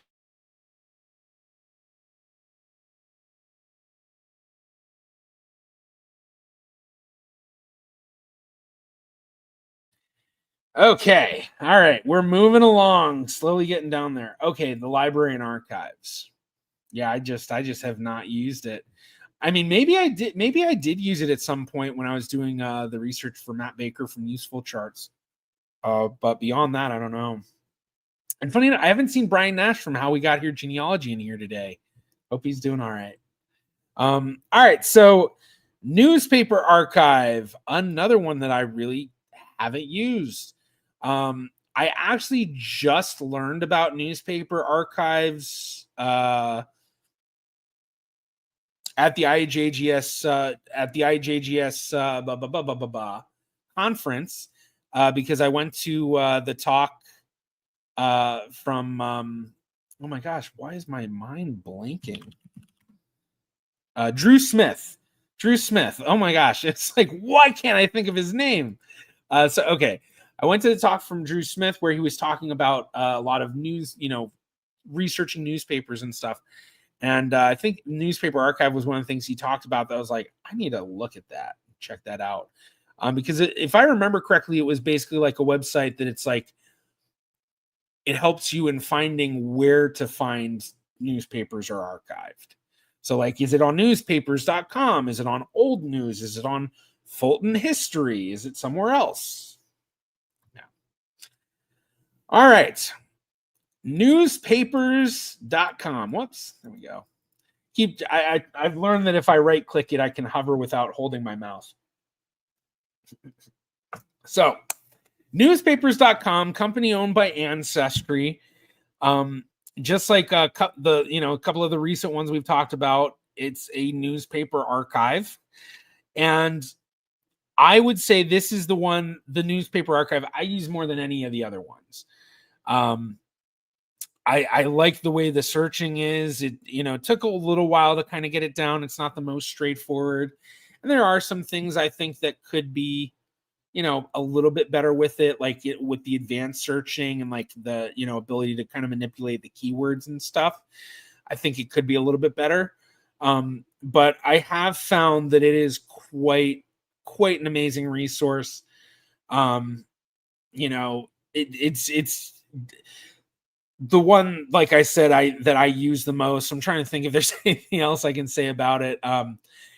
Whenever I do like regional history stuff or like community history, newspapers.com is a great place to go for it too. Like over the past couple of months, I've been doing a lot of research into the Jewish community of Raleigh, which is where I am, in Raleigh, North Carolina. And in Raleigh, the Jewish history was something I never really knew about. And when I started to research online, there was a little bit here and there, but not a lot. And so I started to look into stuff on newspapers.com, and I actually was able to quickly find a couple of newspapers articles that actually showed a completely different history than what was available online. Like the Institute of Jewish, IJSL, the Institute of Jewish Southern Life. They're kind of like the history place for a lot of Jewish Southern community histories. And for them, they said that the first Raleigh synagogue was like 1883. But then I had found these couple of articles from 1875 talking about the new Jewish synagogue. And like they had just, they opened up for Rosh Hashanah. And so it was like, nobody else has this. And I sent it to people that had done research and, on the Raleigh Jewish community. And the thing I heard back was, oh my gosh, I'd never seen this before. So it was like, whoa, big discovery thanks to newspapers.com. So because it's the one that I use way more, I am going to put it in A tier. I'm not going to put it necessarily in S tier just because, I think there is a lot that could be done for the usability of it. Yeah, I don't know. It feels right in A tier. Feels right. Feels good. All right. Then we've got Newspaper Finder, and I have not used this before, and I'm wondering now if maybe that's what I was thinking that I learned about from Drew Smith, or maybe I learned about both of them. I don't know. I'll have to go back and look at the notes I'd made from when I saw that. So, yeah, I don't know. Okay, next one, Open Archiva. Open Archiven. If I want to get really English with it. Dutch website. I've used it a lot over the years, not quite as much recently. Definitely use Stenen Archief and Vivas V much more. But Open Archiva, very useful website. I don't remember a ton about it, so I can't think of what really is unique about it. I remember the webs back in 2018, so 7 years ago, I made a video about Dutch genealogy websites, and I'm pretty sure Open Archiva was one of the ones that I talked about. So I'm going to put that in C tier. Okay, and then Rijksarchiva, I have never used. This is one that I learned about. Wait, no, maybe if this is the Danish one, I might have used this one. I did. Okay, I did use this one. I just don't remember it that well.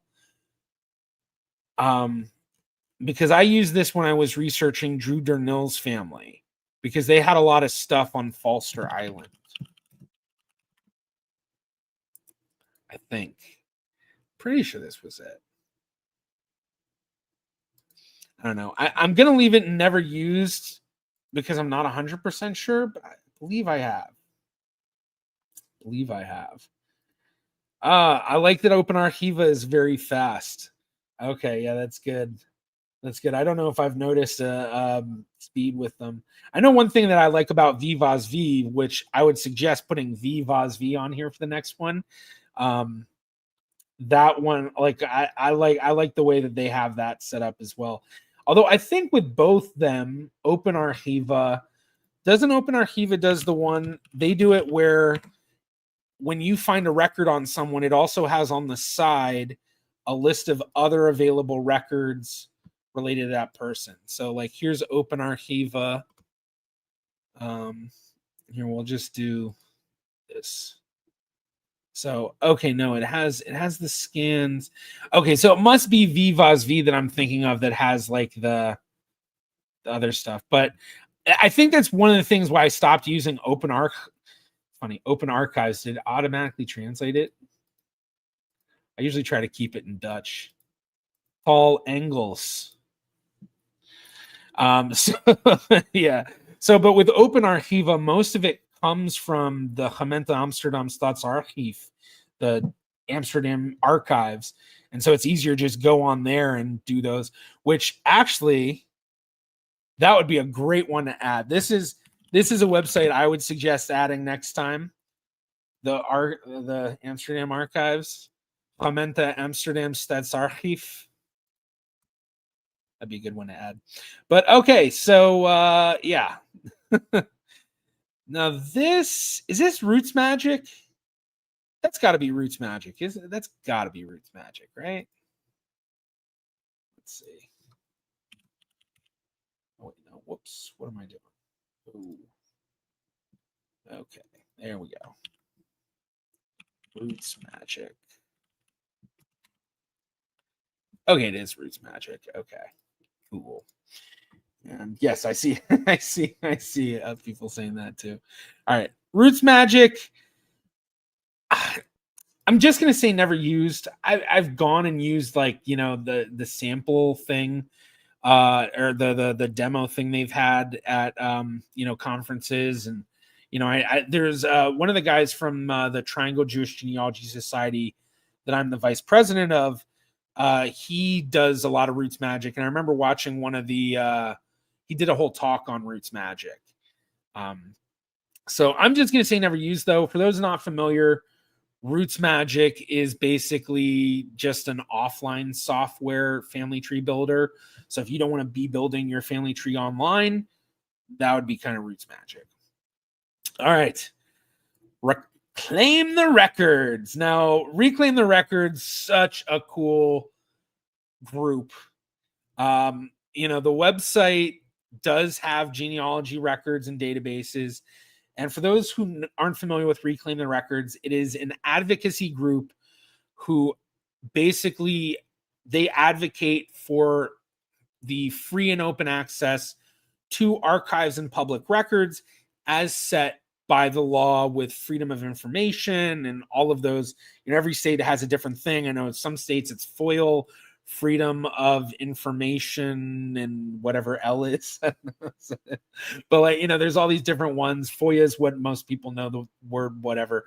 But basically there's a lot of archives that, they make these random rules because somebody in there decides, well, no, people shouldn't have access to this, even though the law says yes. So Reclaim the Records, when that happens, takes those archives or libraries or whatever entity it is, takes them to court, and they've won a ton of cases.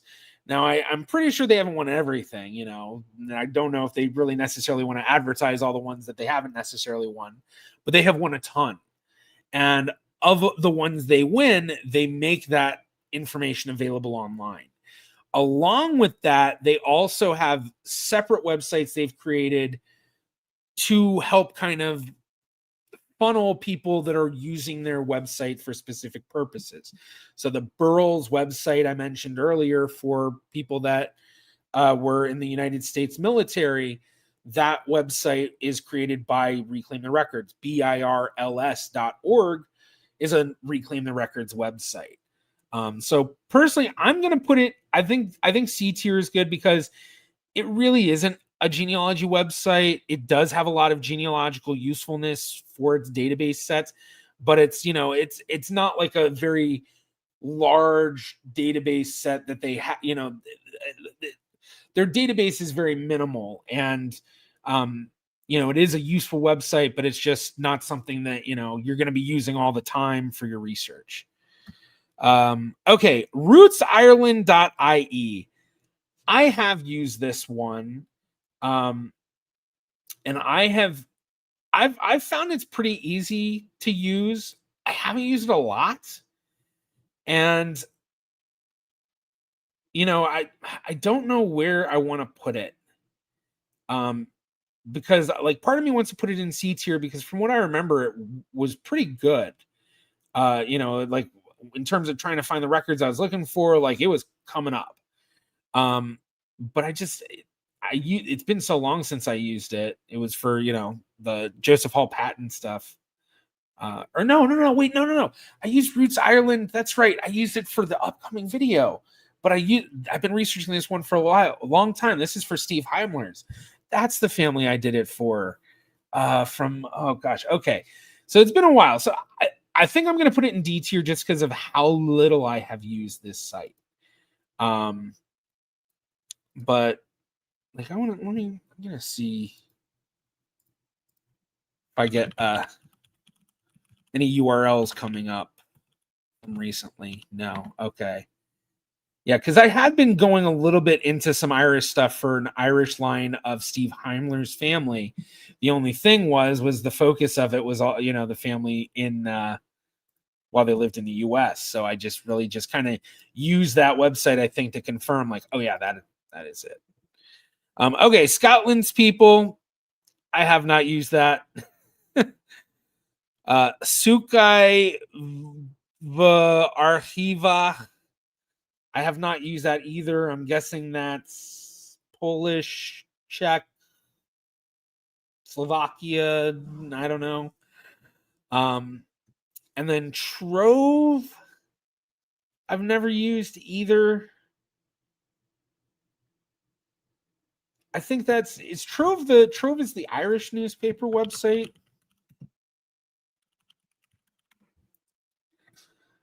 Oh no, Trove is the Australian one. Okay, yeah, I've never used that. So, okay. All right. The National Archives of the UK.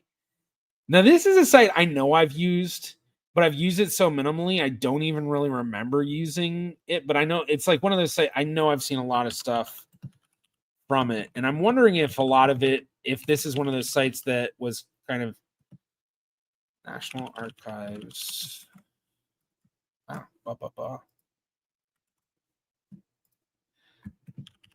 And hopefully I'm not getting it mixed up with just the, US Natural Archives.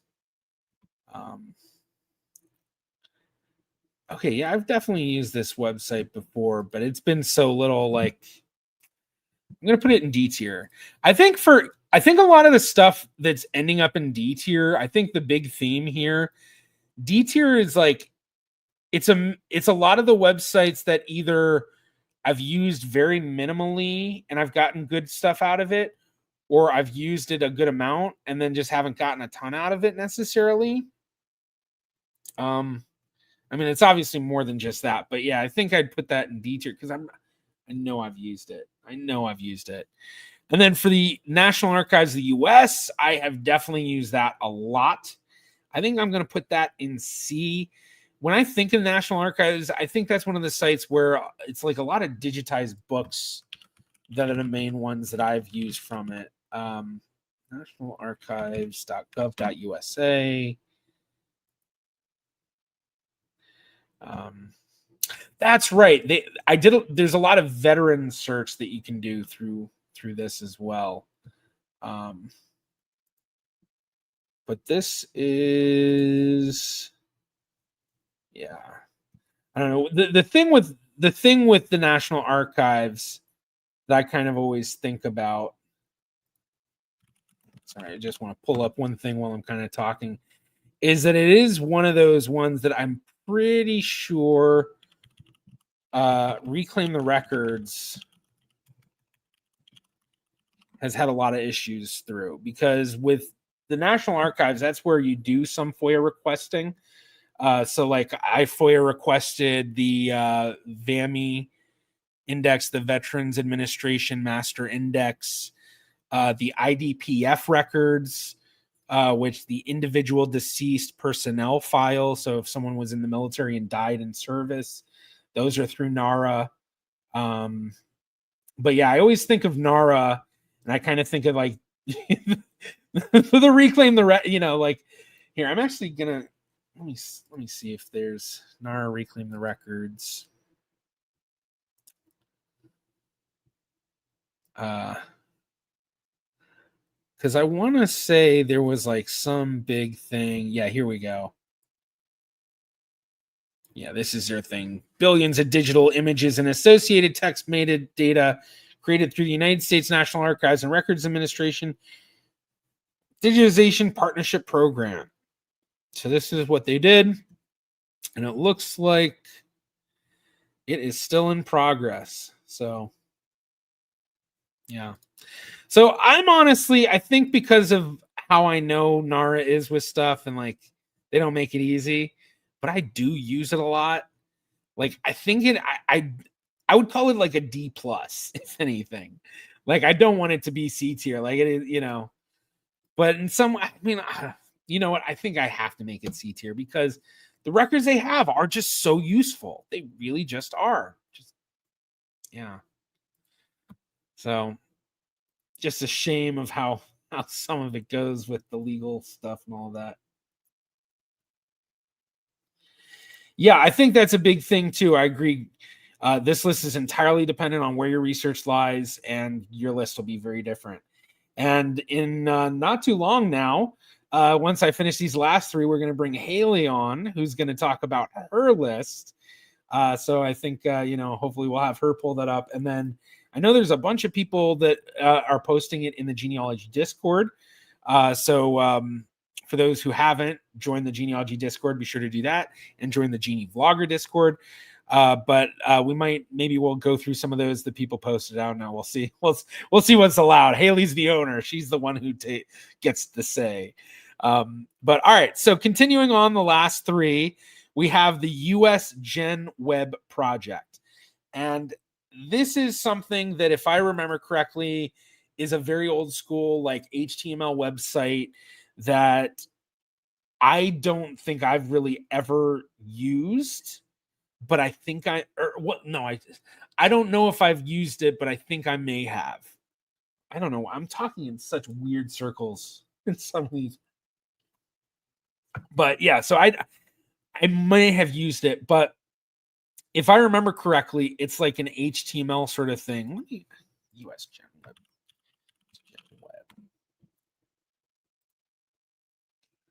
Okay, yeah, it is what I remember.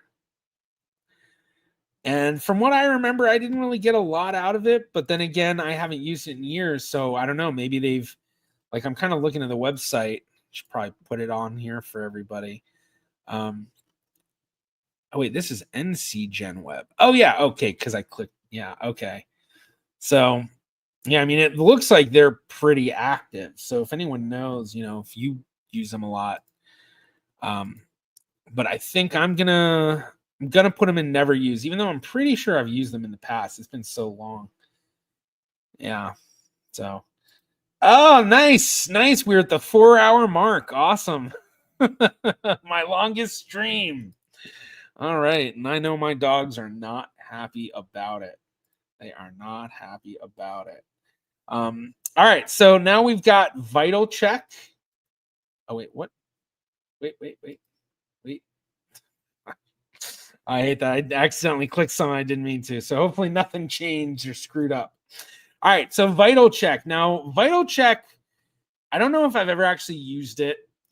I've always seen vital check as an absolute annoyance because I find records that's like, oh, there's a birth record available, but order it through vital check, pay us money. And it's just like,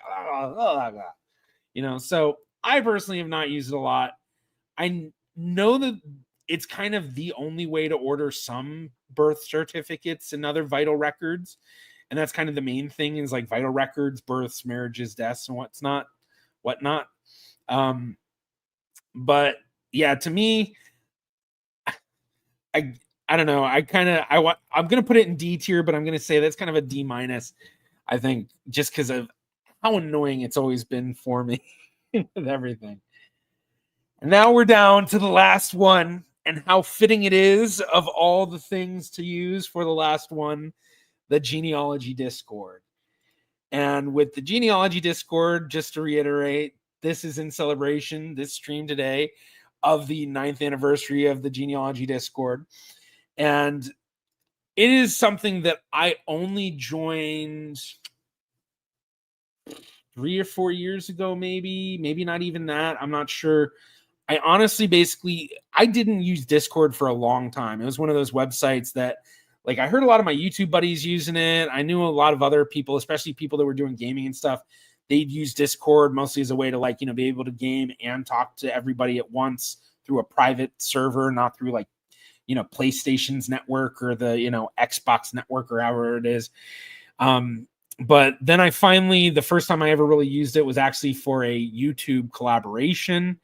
Then I started to get invited to other things where it's like, oh, we have a Discord server. And then I eventually kind of was like, I think I should make my own, and made a Discord server. And around that time was when I joined the genealogy Discord. And it has been something, it was not something that when I first joined, I thought would be as robust as it was. I was much more used to Facebook, which actually, great example, or not a great example, another one to add, Facebook, I definitely would say is as much of a genealogy website as Google and Google Sheets and, what were some of the other ones we did, definitely was Facebook. Oh my gosh. If you're not on Facebook doing genealogy stuff and in the genealogy groups, you're missing out. But I basically kind of had that thought that, genealogy Discord, not that much. But then it's basically this massive hub. And you get a lot of people that you can, converse with just for fun about stuff you're doing. You can get help. All the different channels and stuff that really allows you to kind of, get specific in the niche of what you need help with, or just talking to people about stuff. And, it really is a really cool community of people. In terms of like the genealogy research and stuff, you get a lot of help there, but just kind of like any of the, Facebook groups or any of the public forums and stuff, help can vary. You might post something and some people, there's not many people in the server that know much about it, or you get some people that think they know and they don't know. But you get that everywhere. But the thing I think that sets genealogy Discord apart is the hub that it's created, along with the subgroups from that hub. So like, I'm in the I think they call it the Lowlands group, but you know, Ze spreken Netherlands meer than anything else. I can't think of anything else. Elka, I don't know, whatever. But either way, you know, there's a ton of stuff that they have. There's a Jewish group. There's I don't know. There's a ton of. There's the Genealogy Media channel. There's like announcements and stuff. There's the one that I'm thinking of. There's like a genealogy education channel where it's like people can post about, you know, educational opportunities and stuff. So it's really amazing. I hope I don't anger anyone here. We'll see what Haley says about this in a second. I'm not going to put it as S tier. I love the genealogy Discord and all that, but I wouldn't think of it as something that like I'm thinking of S tier as like when I do genealogy, I'm almost always on this site. And with the genealogy Discord, I'd probably put it as an A tier. And to be completely honest, I love you all from Genealogy Discord and love you all. I'd probably call it an A-, but mostly just in the sense that, like, genealogically wise, it's really the help more than anything. It's not like, you know, the database or anything like that necessarily. So yeah, so with that, now I think we're gonna bring on Haley. I see that she's sitting and ready, so I'm gonna try to adjust this so that it should have us both on properly. Hello. Hello, Haley. Oh, there we How go. are That's you? what I was looking for. Yes, yes. Hello. I'm not offended, by the way. I think that the good part about these lists is that the fact that we all have such different resources that we use for genealogy. So, yeah, I'm fine with an A tier. Yeah. I mean, it's Yep. still pretty good. It's still pretty Yep. good. So you've already gone through and done this as well. You've kind of ranked everything. I have, Um, yes, and ours are, like, really different, actually.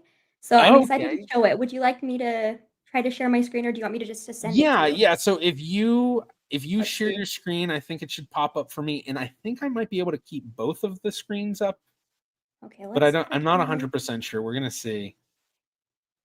well, let's see what monitor hold on. Okay. Think Yeah, I've there got we it. go. Okay. Oh yeah, it's not gonna let me have mine up there too.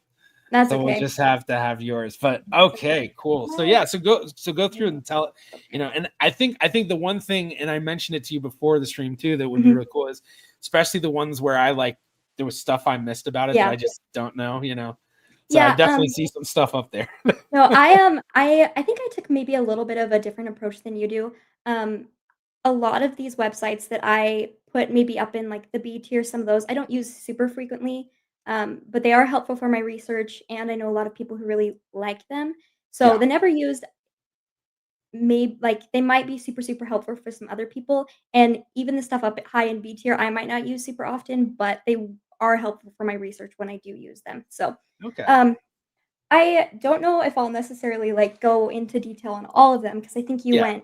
went pretty good into detail on some of these things, but, the first big difference that I actually mentioned earlier, is Banyan. I think a lot of people get in their heads, like I don't know the way they did their media was not the best. I'll just say that. I think that they hyped it up to be something that is not always going to be possible and might never be possible.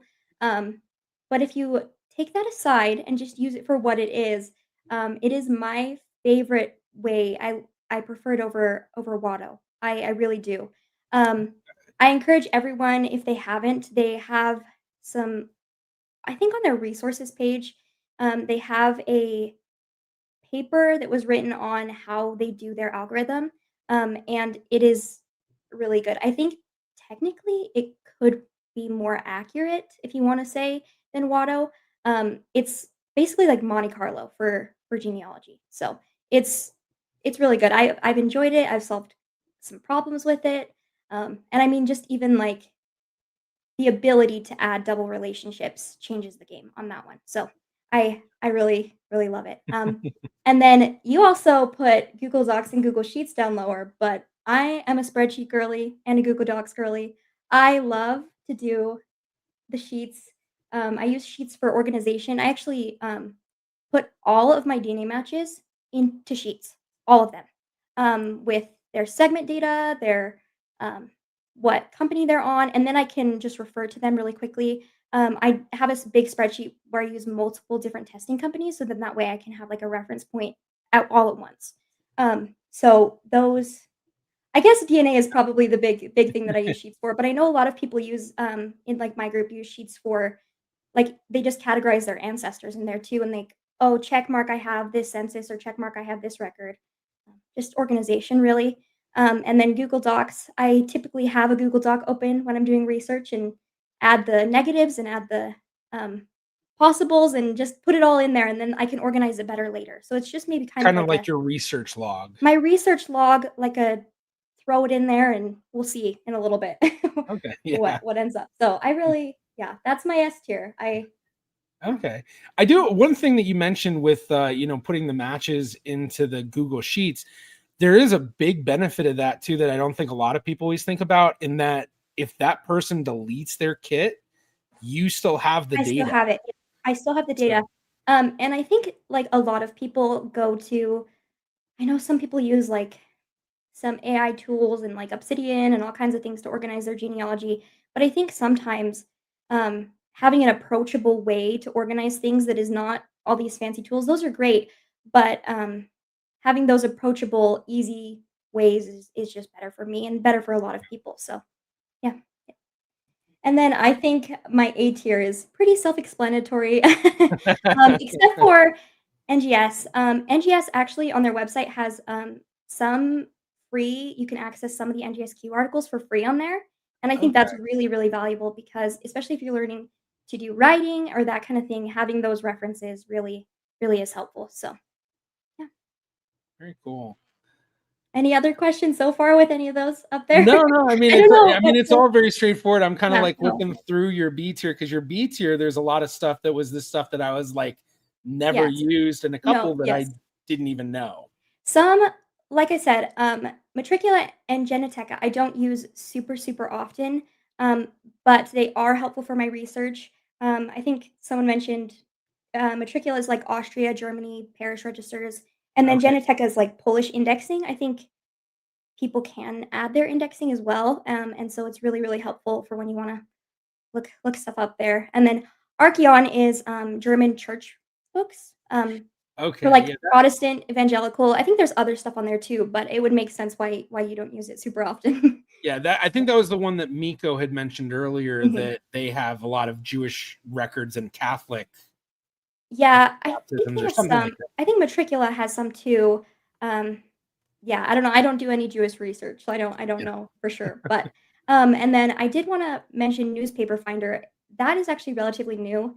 It's actually a tool developed by, some people on my server, and essentially what it is you can go on there and you can search, like an area, a time period, and it'll pull up a list of all of the newspapers that are in that area, and then you can click and it'll take you to the website that they're on.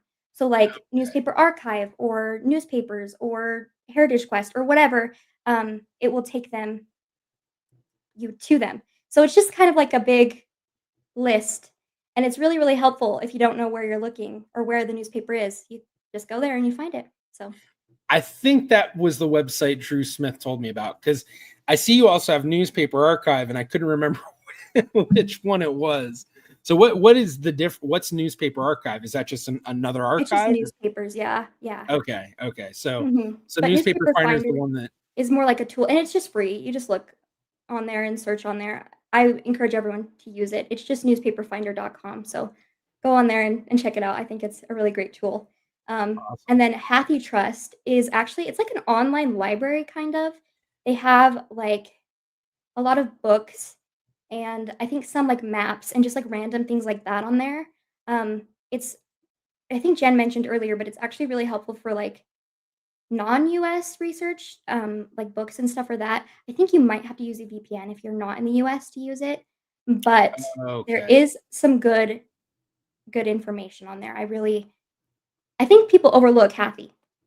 all the time. So I Jen know I always do. says, she's like, guys, use Happy Trust, use Happy Trust. So had to put it up there. So Very cool. And I see that wiki tree in B tier. I don't know how the wiki treers are going to take that. Is John Tyner still in here? I like WikiTree a lot. I just don't have as much time as I'd like to dedicate to WikiTree. I helped with their WikiTree week a couple weeks ago or whenever it was, but I wish I had more time outside of it to dedicate to WikiTree. And I think like any like user entered data to me is maybe not that it's not valuable, but I like Ancestry, it's records, it's like sources and that kind of thing. Whereas WikiTree, it's like obviously a tree, and so it's harder for me to put that up higher. So I do love WikiTree, but it's just not.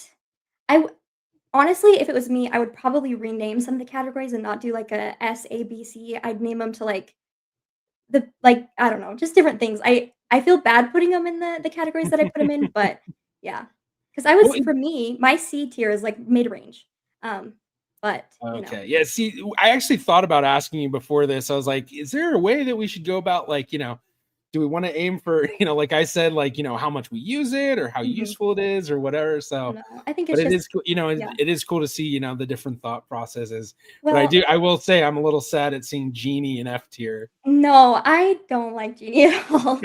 I which I understand. There are some people that just don't like it, but it's just not not my place. The only time I've ever really used Genie, I think I actually have it pinned on my taskbar if you can see it, but I have a really weird haplogroup on my mtDNA, and the only place I can find any information on it at all is on Genie. And I tried to message like the owners or whatever of the like group, and they didn't get back to me. So, um, but yeah, it's a really interesting one. So, I guess that's what I use it for. I did upload it, but I didn't get any hits. I have 4 matches total on my MT test. So, wow. yeah, I'm kind of out there with that, but Yeah, yeah, that's a rare haplogroup then. yep. When I go on Family Tree DNA, it always tells me, "Are you sure this haplogroup exists?" And I've emailed them about it, but they've never gotten back to me. So, you know, but yeah. Um, Interesting. I think one that would shock a lot of people next is probably my C tier, especially my heritage on there. Especially considering that I have a lot of endogamy in my tree, but there's one specific reason that I have it so low, and it is because when you go on the shared matches, you can't open them in a new tab, and that throws off my group so bad. Like, you can open your matches in a new tab, but if you go into shared matches, you can't open them in a new tab. And so it's like, okay, Oh, I've got to start over, or like, I don't know, it's just throws off my groove there. okay. So yeah. Yeah, I can feel that. I actually find the same thing with Ancestry DNA in that they don't have like a go back to the homepage of this person because Mhm. I manage so many kits. So if like I go into a kit and I look at the shared matches and stuff, I can't just go back and get to the right spot. And then it's like I have Mhm. to do this big roundabout just to Yep. get where I Yep. was. So yeah. Typically on Ancestry, I just open everything in a new tab, but my heritage is a whole lot harder to do that. So Yeah. I that's the reason it's so low. If they would change that, it would be up way higher because like I said, I have a lot of endogamy, and so that chromosome browser and is really, really helpful for me because I mean sometimes that's the only way to do it. But yeah. Yeah. Yep. Yeah. And then yeah, I guess I'm trying to think what else I can say about some of these other things that are here. I think GeniaNet actually in the recent years has gotten a lot better.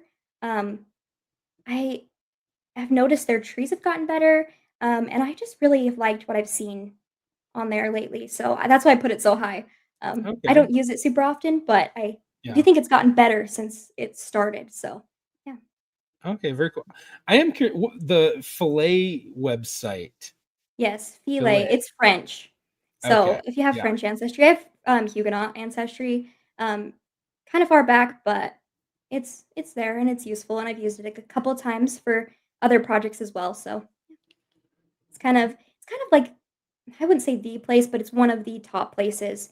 Um, and you mentioned earlier, I actually did want to bring this up. I don't use Antonati, so it's in my never use list. But Antonati is like there's a researcher on my server who's like an incredible Italian genealogist, and that's the place they suggest to look first. Especially right now, because a lot of the records from Family Search are actually moving over to Antonati because the contracts are expiring. So, mhm, Okay.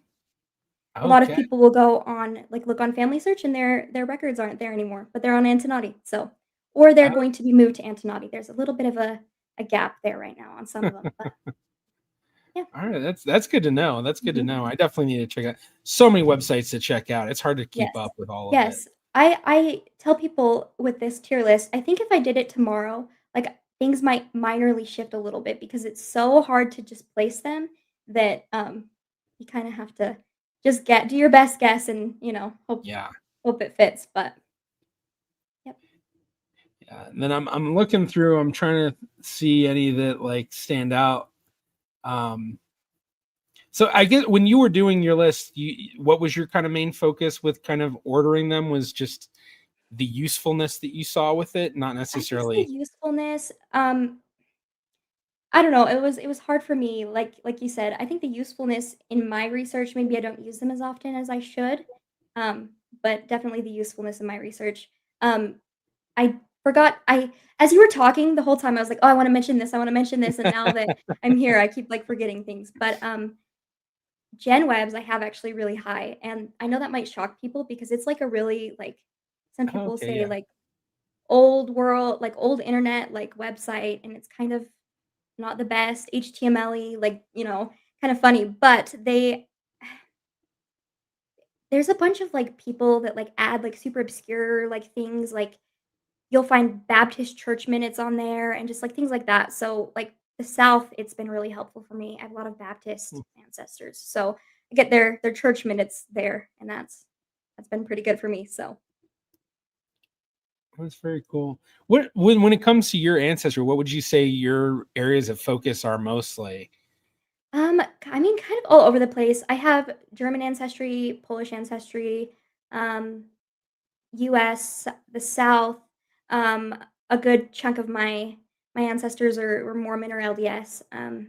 So Okay. just kind of a little bit of everything. Yeah. I don't have a ton of English and I don't have a ton of Denmark, which is like typically what people would expect from me, but it's not really my area of expertise. I do anything with DNA though, so that's what I like to focus on.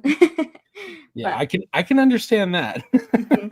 Yep, I'm a little yep. biased Give myself. me an NPE or an adoption case, and I'll pick that up for sure. Yeah.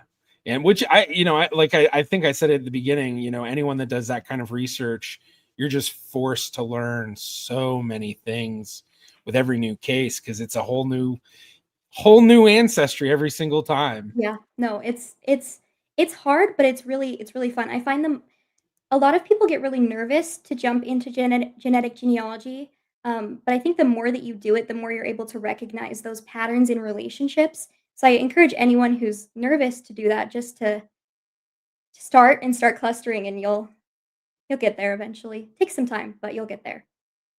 Oh yeah. Oh yeah. Mhm, Now, in terms of the DNA websites, I think most of them are up top, although I do see a mhm. few in the never used. Um, do you have a preference of which DNA website you like the best? I mean, Ancestry is up there. Oh yeah, I didn't. Oh, No, I it's didn't up see there. all the It's at one the up top. tier. No, I you're good. You're was good. looking Ancestry's for it. up there. My heritage, like I said, would be up there if it was a little bit more user friend like the Yeah. UI was a little bit better, I think, because I do have that Polish and I do have some things that are on there. Um, I it's hard for me to say for certain because I have 2 of my great-grandparents tested, which is not the norm for people, and so I think it just kinda depends on where I'm looking on their tests. Um, I jump back and forth pretty frequently, but yeah. Yeah. Yeah. I mean, that's the best way to do it. Each Yep. database has unique people, so Yep. I Well, always like to say if the person that you're looking for tested at one database and you're not in there, you're not going to get them as a match. yep. Yep. Well, I think the thing that would shock people the most is probably the fact that I've never used 23andMe or never taken a 23andMe test. Um, like, in the grand scale of things, I'm relatively new to genealogy, like, I probably really got into it I've not been the owner of the genealogy Discord for all 9 years. I actually only took over about a year ago from, Katie, and I started 4 years ago really into genealogy when I joined, and, I mean, at that point, Ancestry was getting bigger, And then obviously there was the recent stuff with 23andMe that I just have never taken a test. And where I have those higher generations, it's just never been a thing that I've needed to do so far. So that always shocks people a little bit with me. I'm not too shocked. Funny enough, I think 23andMe was the last one that I really tried to get into. Mhm. Granted, I have not tested on Ancestry, but that's because Mhm. both of my parents have tested, so there really is no reason for me to do it. Yep. But 23andMe, that one took me a long time before I did it. But I will say, when I did it, it definitely was one that, like, I was surprised how many good matches were in there. Yeah. But it is a lot harder to figure out now, especially nowadays with how much they've changed Yep. things. I think So if there was a specific problem that I needed to solve with my genetic genealogy, I would probably take one. But like I mentioned earlier, I have quite a few higher generations tested. And there yeah, comes a certain point where they always say to test a higher generation, but with my great grandparents' tests, I sometimes find that even their DNA goes too high that no one has records, like even the other people that you're matching against. So it's really, you kind of hit a wall no matter what you do. So I yeah, think yeah. I'm kind of at that wall with a lot of things. Some things I can go a little further and push a little further, but yeah, I think I need a specific problem to do a 23andMe test. Now, are there any other websites that you kind of wanted to talk about? I know we kind of haven't dove into the F tier. We kind of, I guess, we haven't dove into the D tier either. But I'm very No, curious a little bit about your F tier, and especially because I will say I have found that the genealogy Discord is largely anti Chat GPT.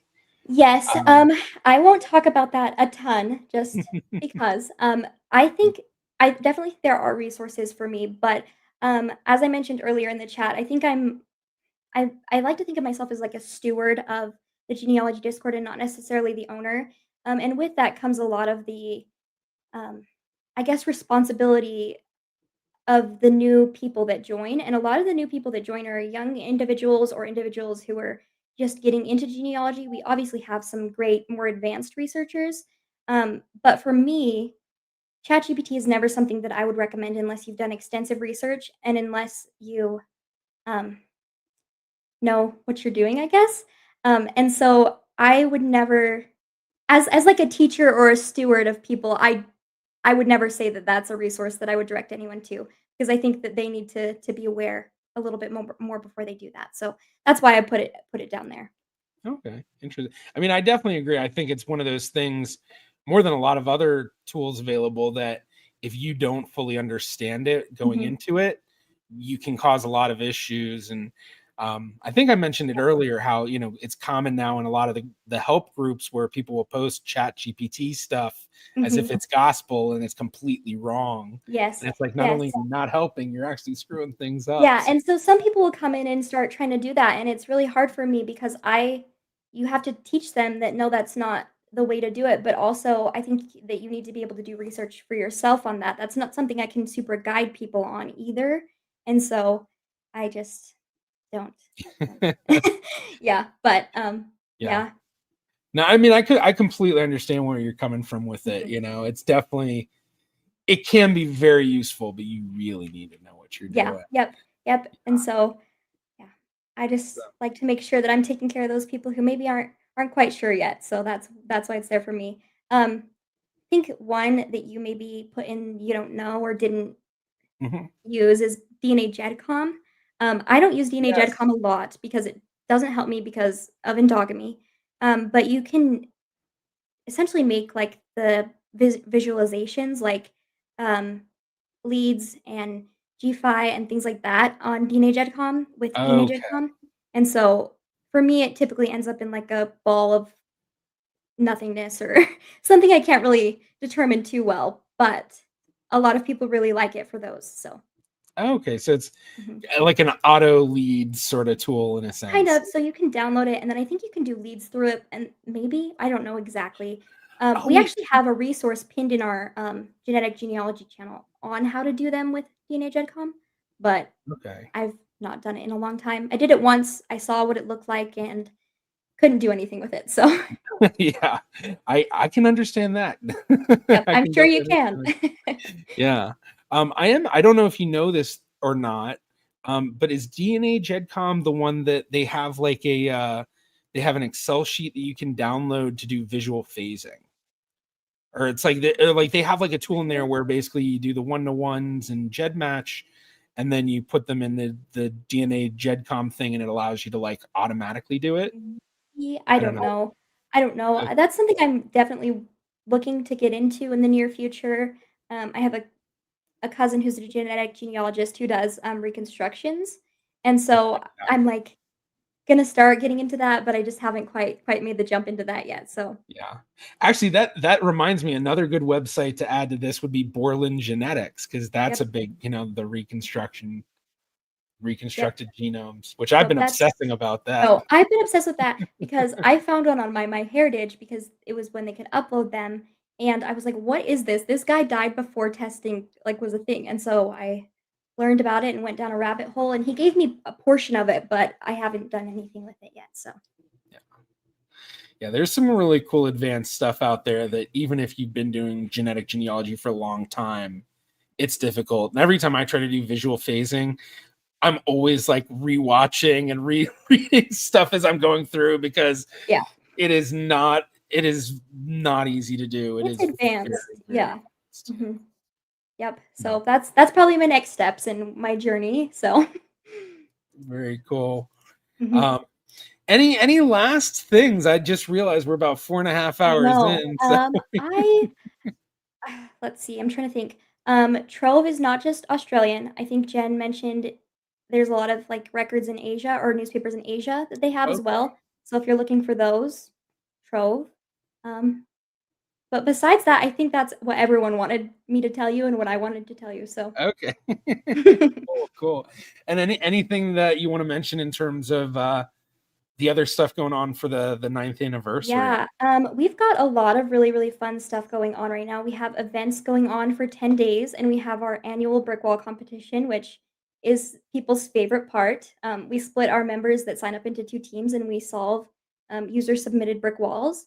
I think last year we solved, like, 65 brick walls, and these are not, like, easy brick walls. These are, like, hard ones that take days and fan and DNA and all kinds of crazy stuff. So that's going on right now, and people are really enjoying it. So Awesome, awesome. Well, I'm very happy to have been a part of it. I'm glad you all Mhm. asked me to do this stream. So this was great. And then for anyone that's done the tier ranking themselves, they can go onto the genealogy Discord and post it in the anniversary channel. And I saw a bunch of people doing it. I think after 4.5 hours, I don't know if we yeah, should go no, through it. I was thinking, that's probably a little long, but Yeah, yeah, you yeah, can it's a look in little much. there and see others. Yeah. Yeah, so people can go on there. So be sure to join the Genealogy Discord, also the GeneaVlogger Discord. We're a little bit smaller, a little bit more focused on my channel and stuff like that, but we still, a lot of similarities. Um, and yeah, beyond that, um, be sure to follow along. Let's see, I'm trying to make it so that there we go. Be sure to follow along with all the stuff they've got going on over the next few weeks. With the ninth anniversary. Yep. So again, thank you so much, Haley, Yep. for Thank you. joining. Yeah, I'm super happy to have you on today. Go through all this, and then I'm trying to think if there's any like last announcements I need to make. Of course, anyone wants consultations, I do consultations, and then I don't know. Yeah, I think that's it. So thank you everybody for joining. I hope you all have a wonderful weekend, and I will see you all hopefully next week for next live stream at 4 p.m. Eastern time, Friday. So tot volgende vrijdag, allemaal. See you Friday, everybody. Thanks.